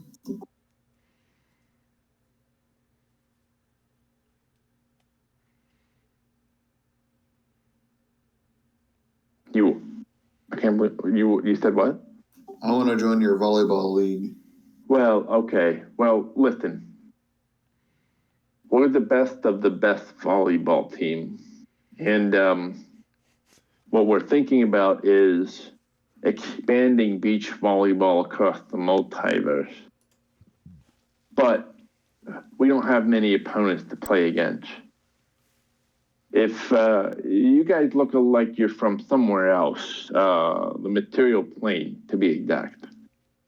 If you wouldn't mind advocating for beach volleyball, maybe we could work out a deal here. I could send you back as beach volleyball advocates, and then that way, once the sport spreads across the multiverse, then trade would come pouring in here because people would just want to play beach volleyball here, and we would get lots of tourists and really kind of boost up our economic side of things here. I'm very impressed by your skills, but I'm afraid if we keep playing the game, you're gonna lose. But what do you guys think? I'm very shake on impressed it. by your skills.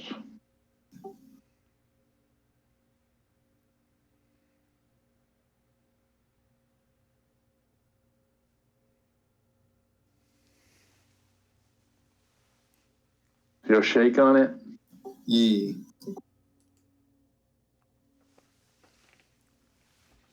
And Karask, or no, well, maybe he doesn't know you. What are your names here? Tell me your names.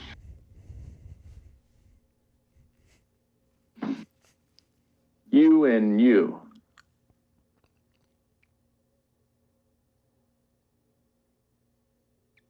I didn't see who was pointing at. My name's Wigwam. I'm kidding. Okay, Wigwam. I'm kidding.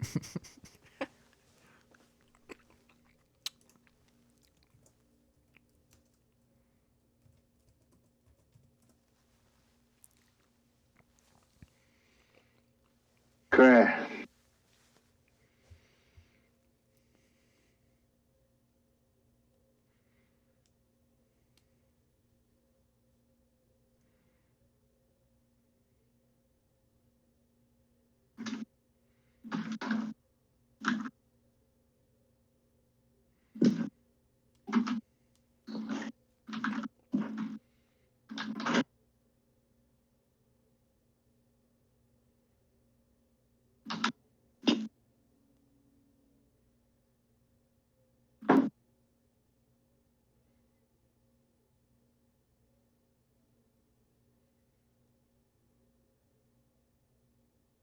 Okay. Phoebe. Very well. So you take me up on my proposition.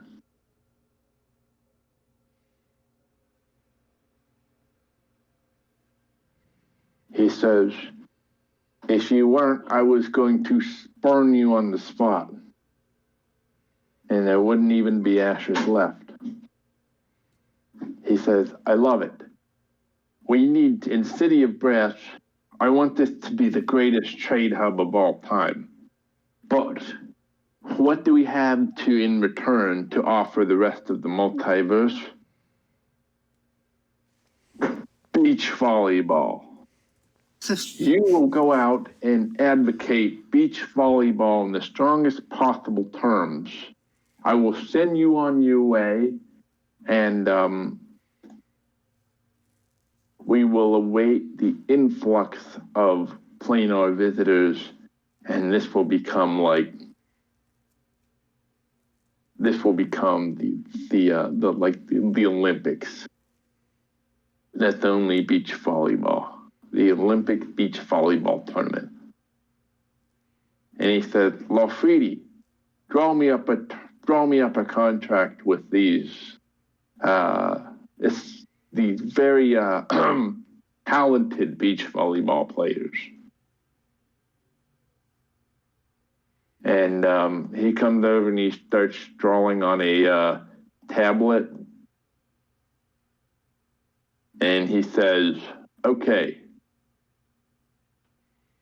I have all of your names on this tablet. One of you will carry this with you. He makes a copy. I have a copy of it.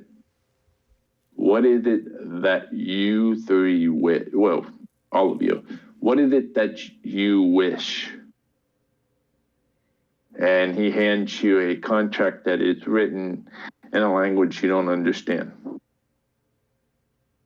In return to, basically what he's saying is, in return for spreading the gospel of beach volleyball, he is going to grant you one wish. Why do we have to sign a contract? Is that what the contract's for, to make sure that he pays up? But we can't read it, right? He said, come, I'll read it. The law treaty reads it. It says here that each of you will promote beach volleyball to the best of your ability to anybody that could potentially play it. and then in return, he said you'll promote it in your world. In return, you will get one wish.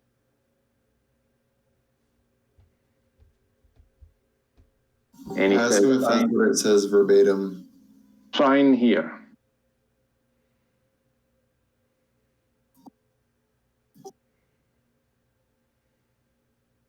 Insight check to see if he's being truthful. Okay. Fuck. Come on, bro. Come on, dice, bro.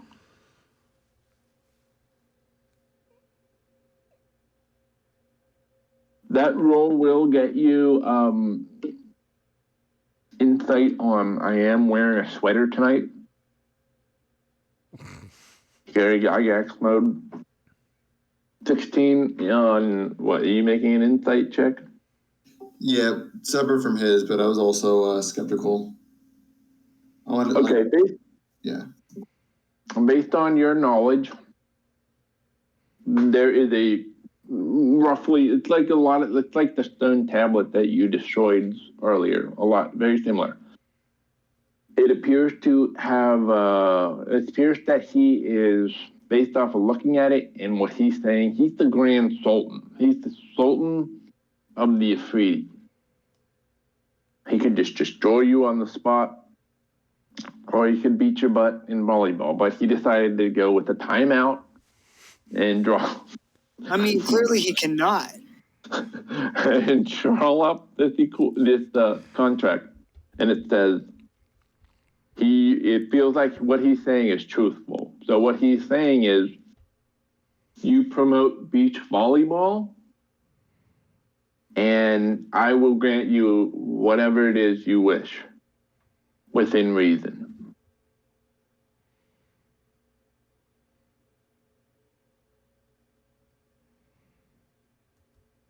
So, your character, Darren, would know that the Ifrit Sultan is something of like a god or a demigod.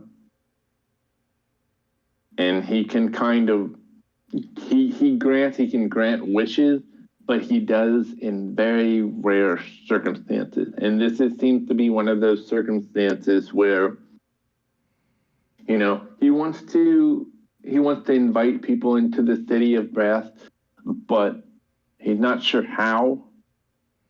But he's like, no, everybody loves beach volleyball. So if I just have these people go out and promote it, then that'll be what do you call it?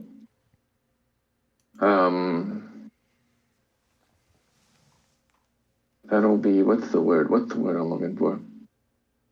What's it like when a transaction? When you have a transaction and you give one thing to consideration, that's what it is. He's saying that that's consideration for the wish. I tell him that I'll sign. So you sign, did the rest of you sign?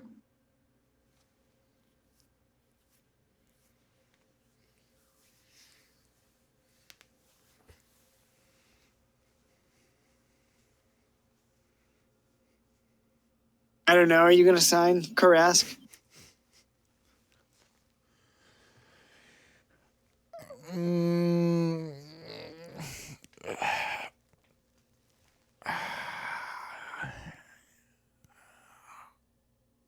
He says, whatever it is that you wish to. I guess so. I guess so. I thought only one of us needed to sign.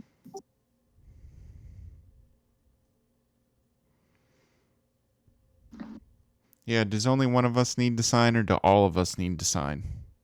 All of you guys need to sign. Ah. I thought he said just one. Okay. Well, if you guys sign it, it's also going to include Iolan and Knowing Gnome. That'll be fine.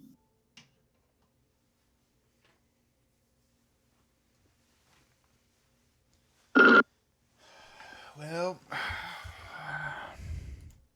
I have an idea for the wish. All right. I guess I'll sign it. Even though we won.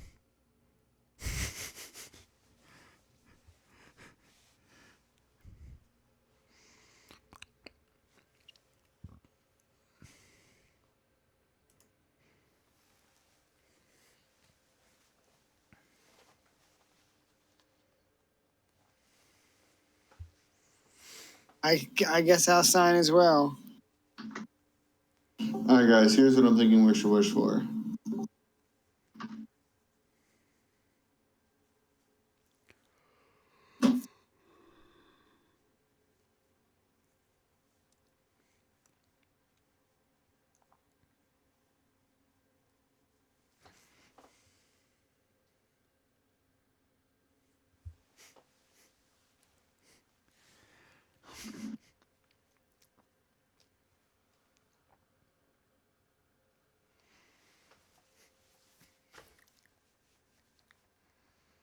Okay, you gonna tell him that? You guys cool with that? We're gonna tell him I wish for this contract to be void as soon as we step in the material plane.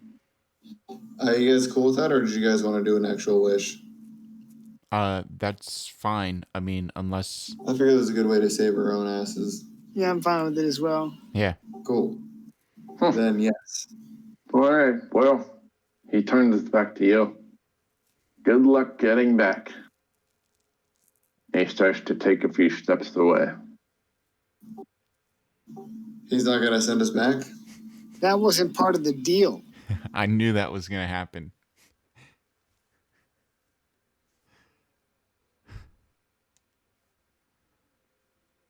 Wait. How about he takes his wish back? And do we have to be here when we make the wish?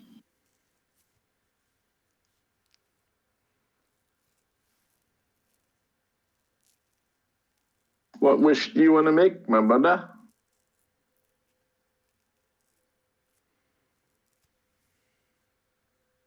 He says, he seems to be very perceptive.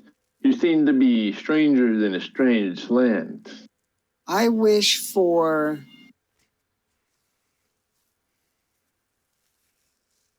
Hold on a second.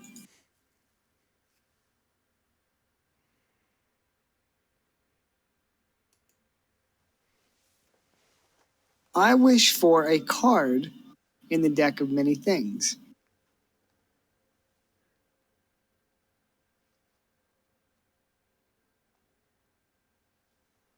You mean you want a card back? Yes. I want the fates. But I want to have it.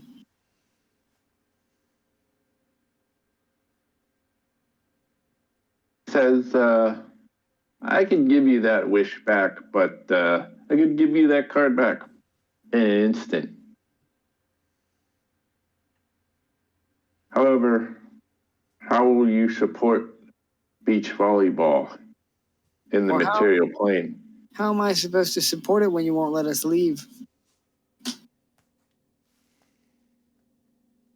He says, I'll tell you what, I'll give you your fates back and I'll send you back home. You sign the contract, I'll send all of you to the material plane and I'll give you fates back. And then you promote beach volleyball according to this contract, which you will keep with you. How does that sound? Where in the material plane will you send us? Well, that's not my problem. Just if you want your beach volleyball promoted. I think we can handle. If we can get back to the material plane, I think we will take it from there. I think we're tough enough. What's going to happen if we go back and we land in the frozen wastes and we got to play something like curling or ice hockey?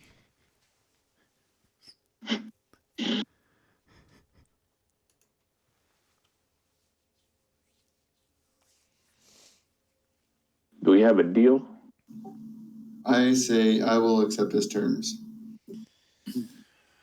Fates, send you back. You promote beach volleyball. Yes, I want the fates in my possession. You drive a hard bargain.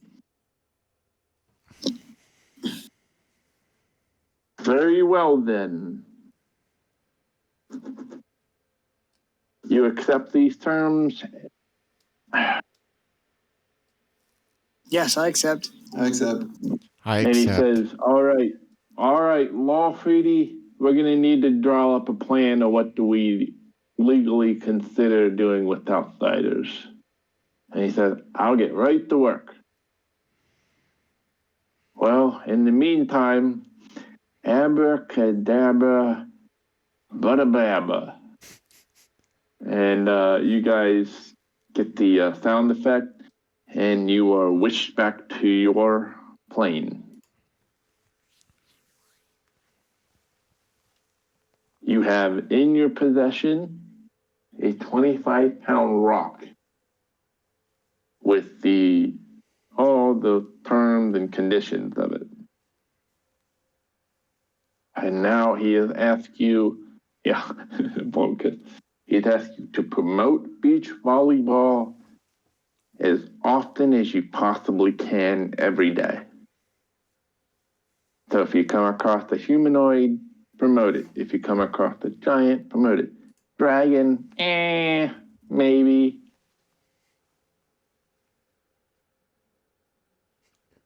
Okay, now let's figure out what time you guys enter in the timeline. What time? Yeah, what time? 12 o'clock.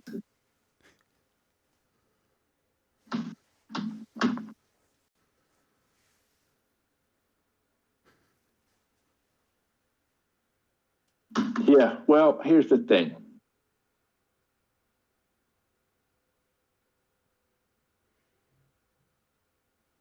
Fixing 1, 2, 3, 4, 5, 6, 7.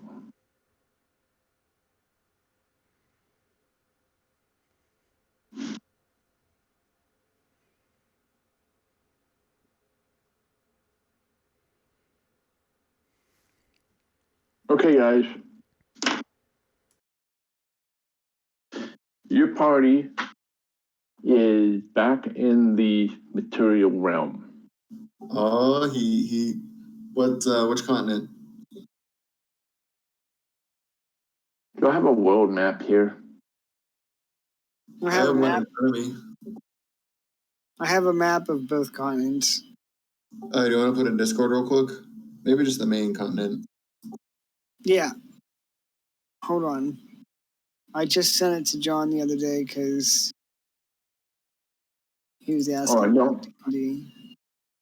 I don't have a world map here. Okay.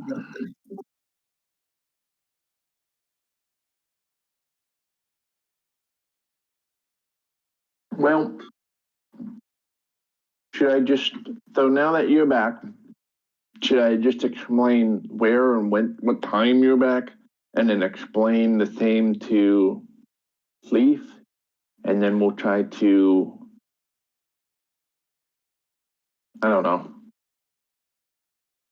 figure out what to do next or what? I guess tell us the where, and I guess we'll figure out the when as we play. Okay, guys. Mystery. So you guys go back, and you're in this very swampy, weird, desolate, undead place.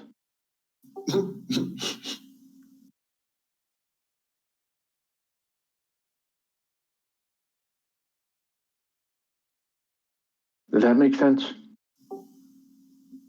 Do we think that we're maybe in the Dreadlands or to learn? I don't have Discord on this computer. That's a good guess, though. Oh, can I make some sort of survival check and see if I can gauge roughly where we could possibly be? Oh, yeah. Not your character, because your character hasn't been here. Oh, fuck, you're right. Everyone else could. Can I do a survival check? Sure. All right.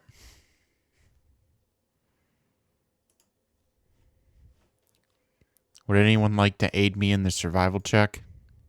Yeah, I will. All right, awesome.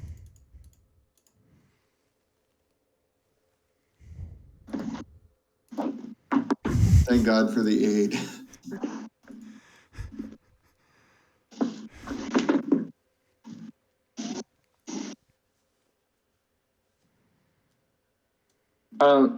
The only thing that seems familiar to you is the air. It feels like you're kind of back.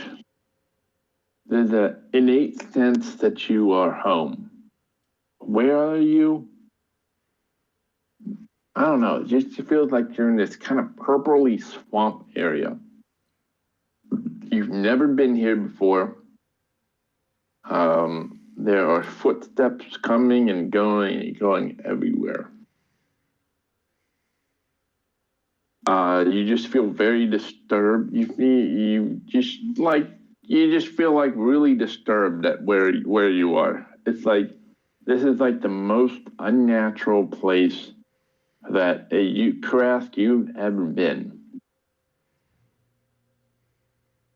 If you were in the snow, if you were in the mountain, if you were in a fucking volcano, you'd be good to go. If you're in the forest, if you're in the hills, grasslands, you're in this kind of like swamp that affects your psyche in a way that just sort of brings you down. Maybe it's trying to bring your experience points down too. You don't know. Ooh. But what you do know, the only thing you do know is that you are home. And you know which way north, west, and south is.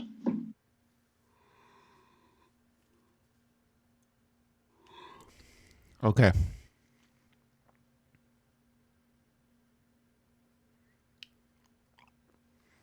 I guess we'll, start a plot to head north. Where do you guys think you are? Plot a course to the north. I mean, regardless, it seems like, not that I would know this, but the north would be a good place. Oh, wait. Darren knows where we might be. Well, A metagaming, where do you guys think where you are? either Yankerfen or somewhere in Telluria. I would say somewhere in Eastvale or I don't know, maybe even in the southern grasslands. It's hard to tell. I'm gonna guess bottom right quadrant of the map.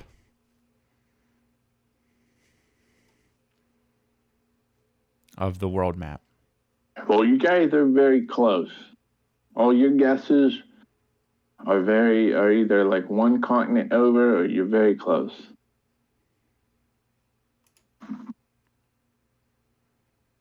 You said we're one continent over?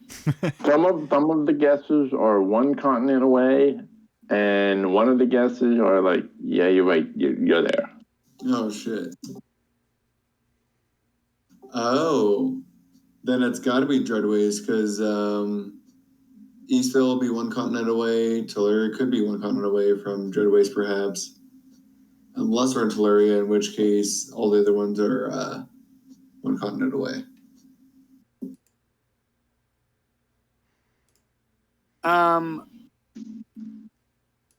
If we are in Telluria, I do have that card. I could just undo us ever going through the portal. If you pull that card. No, it's in my possession. That's what I wished for. Oh. I wish that I had it, and he granted my wish. Or I think if you can just change the fate, maybe you can just change where we land. Yeah, that too. But we'd still be under contract. True. So. Tell me who's just later. Tell me who's carrying that. It's 25 pounds, and it has all the terms on it.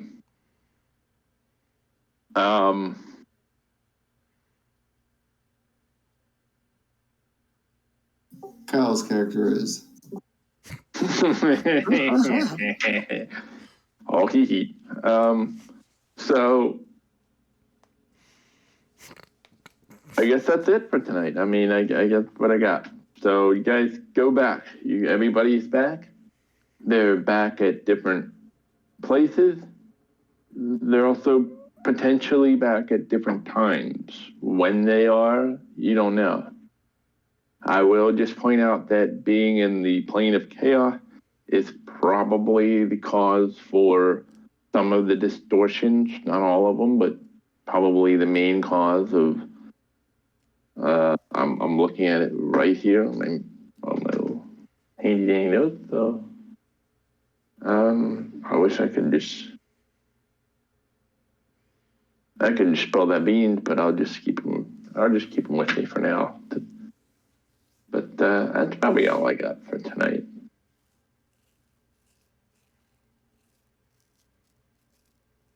So sorry to keep you guys so long again. Well, That's fine. I have that card, so Yes, the visor card. Or what was the one? the fates. The fates. That's the one I asked for. So it lets me undo an event if I want. Fates comes back. Okay. I think the one that you drew earlier, Darren, was keys. Was key. Because it says an item, and I think I rolled that at random. Oh, maybe. I was supposed to, it was one that gave me experience, but then you decided against that. I definitely got the experience card. Oh, was it experience in an item? Yeah, I mean, we can check Wes's recording, but pretty sure it was experience. So I got really excited and then really bummed. Okay. Yeah, I may have forgot that. But yeah, I ultimately ended up with an item. Okay, so man, I wish I could reveal something now, but maybe I have to. I'm thinking in my head if it's okay to reveal something now or not. I mean, you could. I believe in you. You guys want to know what's up? Do I ever? Okay. You guys want some big spoilers now? I mean, I don't think it would hurt much, but stuff to think about for later.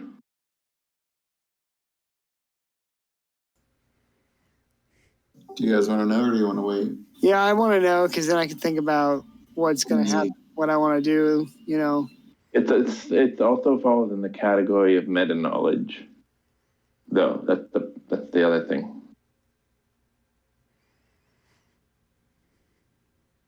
It's slightly meta. It has to and the reason why is because hi, you guys are cute. It involves Leaf as well. Because Leaf was banished and he came back and he's at, let's put it this way, he came back into the material realm at a different time than you guys did.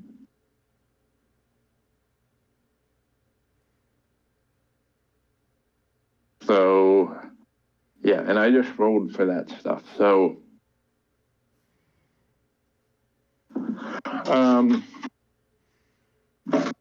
okay, well why not? I'll just tell it now. You guys are still here. It's 12, you guys are still fucking here. Okay, so here's what's up. I have to tell a little bit of what's going on with Leaf, and Leaf doesn't know this yet. And then I'll tell you guys where you guys are at. I think this makes sense. Channel? Huh? Should I, do you want me to change channels or should I hang out for this?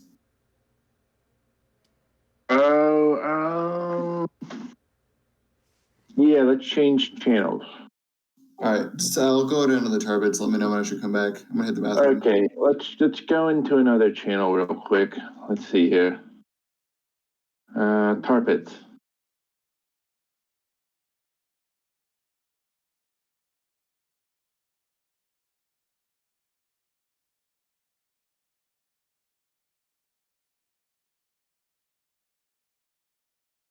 Okay.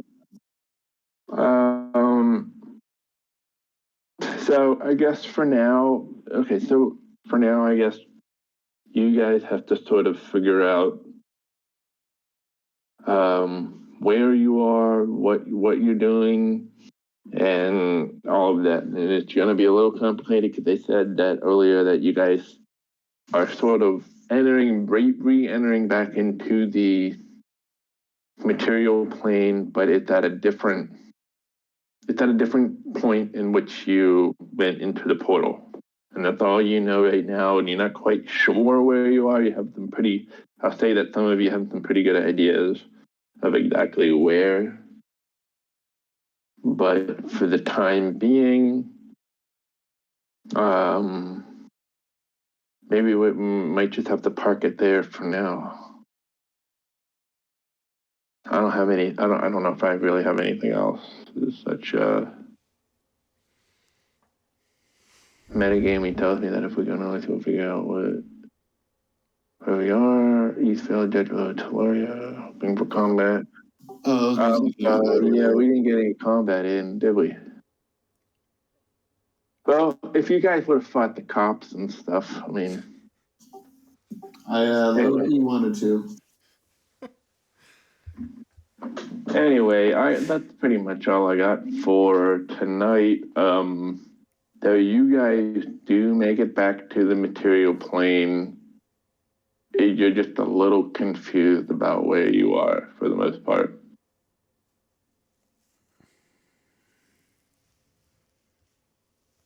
You like that? I was just sort of, I kind of winged it, but I was like, do you know what? If I just take this and that and then I subtract these numbers, then we got like, you're just trying to save the ball. And then you have to beat that with your attack number to hit it back over. And I accidentally built my character to be really good at volleyball without knowing it. So that was great. Yeah, the volleyball was really neat. And once you guys got one more point than them, he was like, well, wait a minute. Time out, guys. Let's work something out here. That guy's a poor sport. Well, hey, he's used to having people around him that tell him, yes all the time. So he's something of a deity of some sort. So the Sultan is in the city of Brass is the reason why you're able to safely travel in the plane of fire in the city of Brass specifically. Once you exit the city walls, you're talking about fire resistance or just burning just to the point where there's no ashes left of you behind. So he's definitely interested in making this place into a trade hub of sorts. But maybe he just doesn't have the connections to different realms, and that's why he took an interest in you. But I hope you guys promote that beach volleyball. That will be important. It will be important. And let me just repeat, it will be important. Oh, I'm 100%. Like I said, I had actually already made a macro, so I can introduce it to everybody to talk about.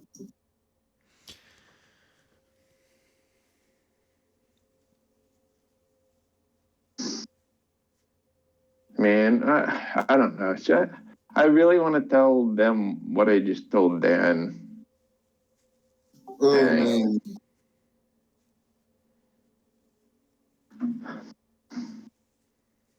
I'll say this. I'll just say this. Okay, I think this is fair. So Leaf, he was banished. I'll just say this. He was banished back into the material realm into a point in time before you guys. That's it. So, what time are we in now? Like, are we in our own time, or? Yeah, I don't think it's like 2,000 years in the future or anything crazy like that. Is it the same year? Yeah. Okay. I'll I give was you just that much. thinking, holy shit, is the war over? Like,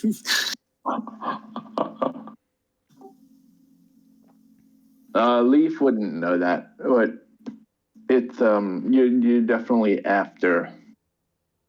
At some, I'm not gonna say anymore, but you're definitely coming back. And the reason why there's the distortion is just the primordial chaos realm. That is the primary reason why there's any kind of time distortion. And I also want to say that, oh, here's something I can say. None of you guys entered the timeline like before you guys went in the portal. Oh, that would have been interesting. Okay, I'll say that. That's a big reveal. Now, if you did do that, I was planning on having the plane of law cage you and move you into a point in time where you wouldn't have the grandfather paradox. So, in other words, there's a plane of chaos and there's also a plane of law. Now, the plane of law, you guys haven't heard anything about, but I was going to have them swoop in and intercept you from going back into the world too early so that you wouldn't be able to power level up to level 20, your level 6 characters, and Volcom Dunes for the win. So that's what I was trying to avoid there. So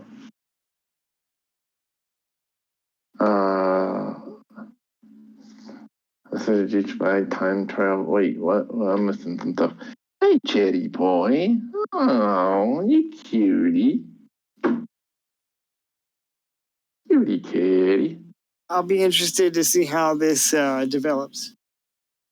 Yay. Yeah, we're pretty much done for now. So I don't know, Loki. We should set up a court with rules on each continent. Hey, that might not be a bad idea. Do we time traveler thing to say, dude? These volleyball match mechanics.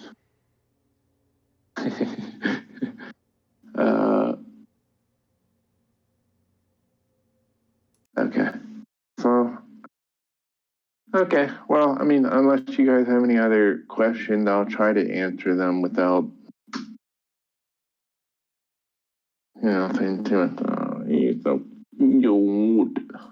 No, I'm gonna get going. Yeah, Same. me too. I'll catch you guys later. Later, Thanks, fellas. guys. See ya. Thanks, Dave. It was All right, Yeah, man. thank that you. was fun. That was awesome.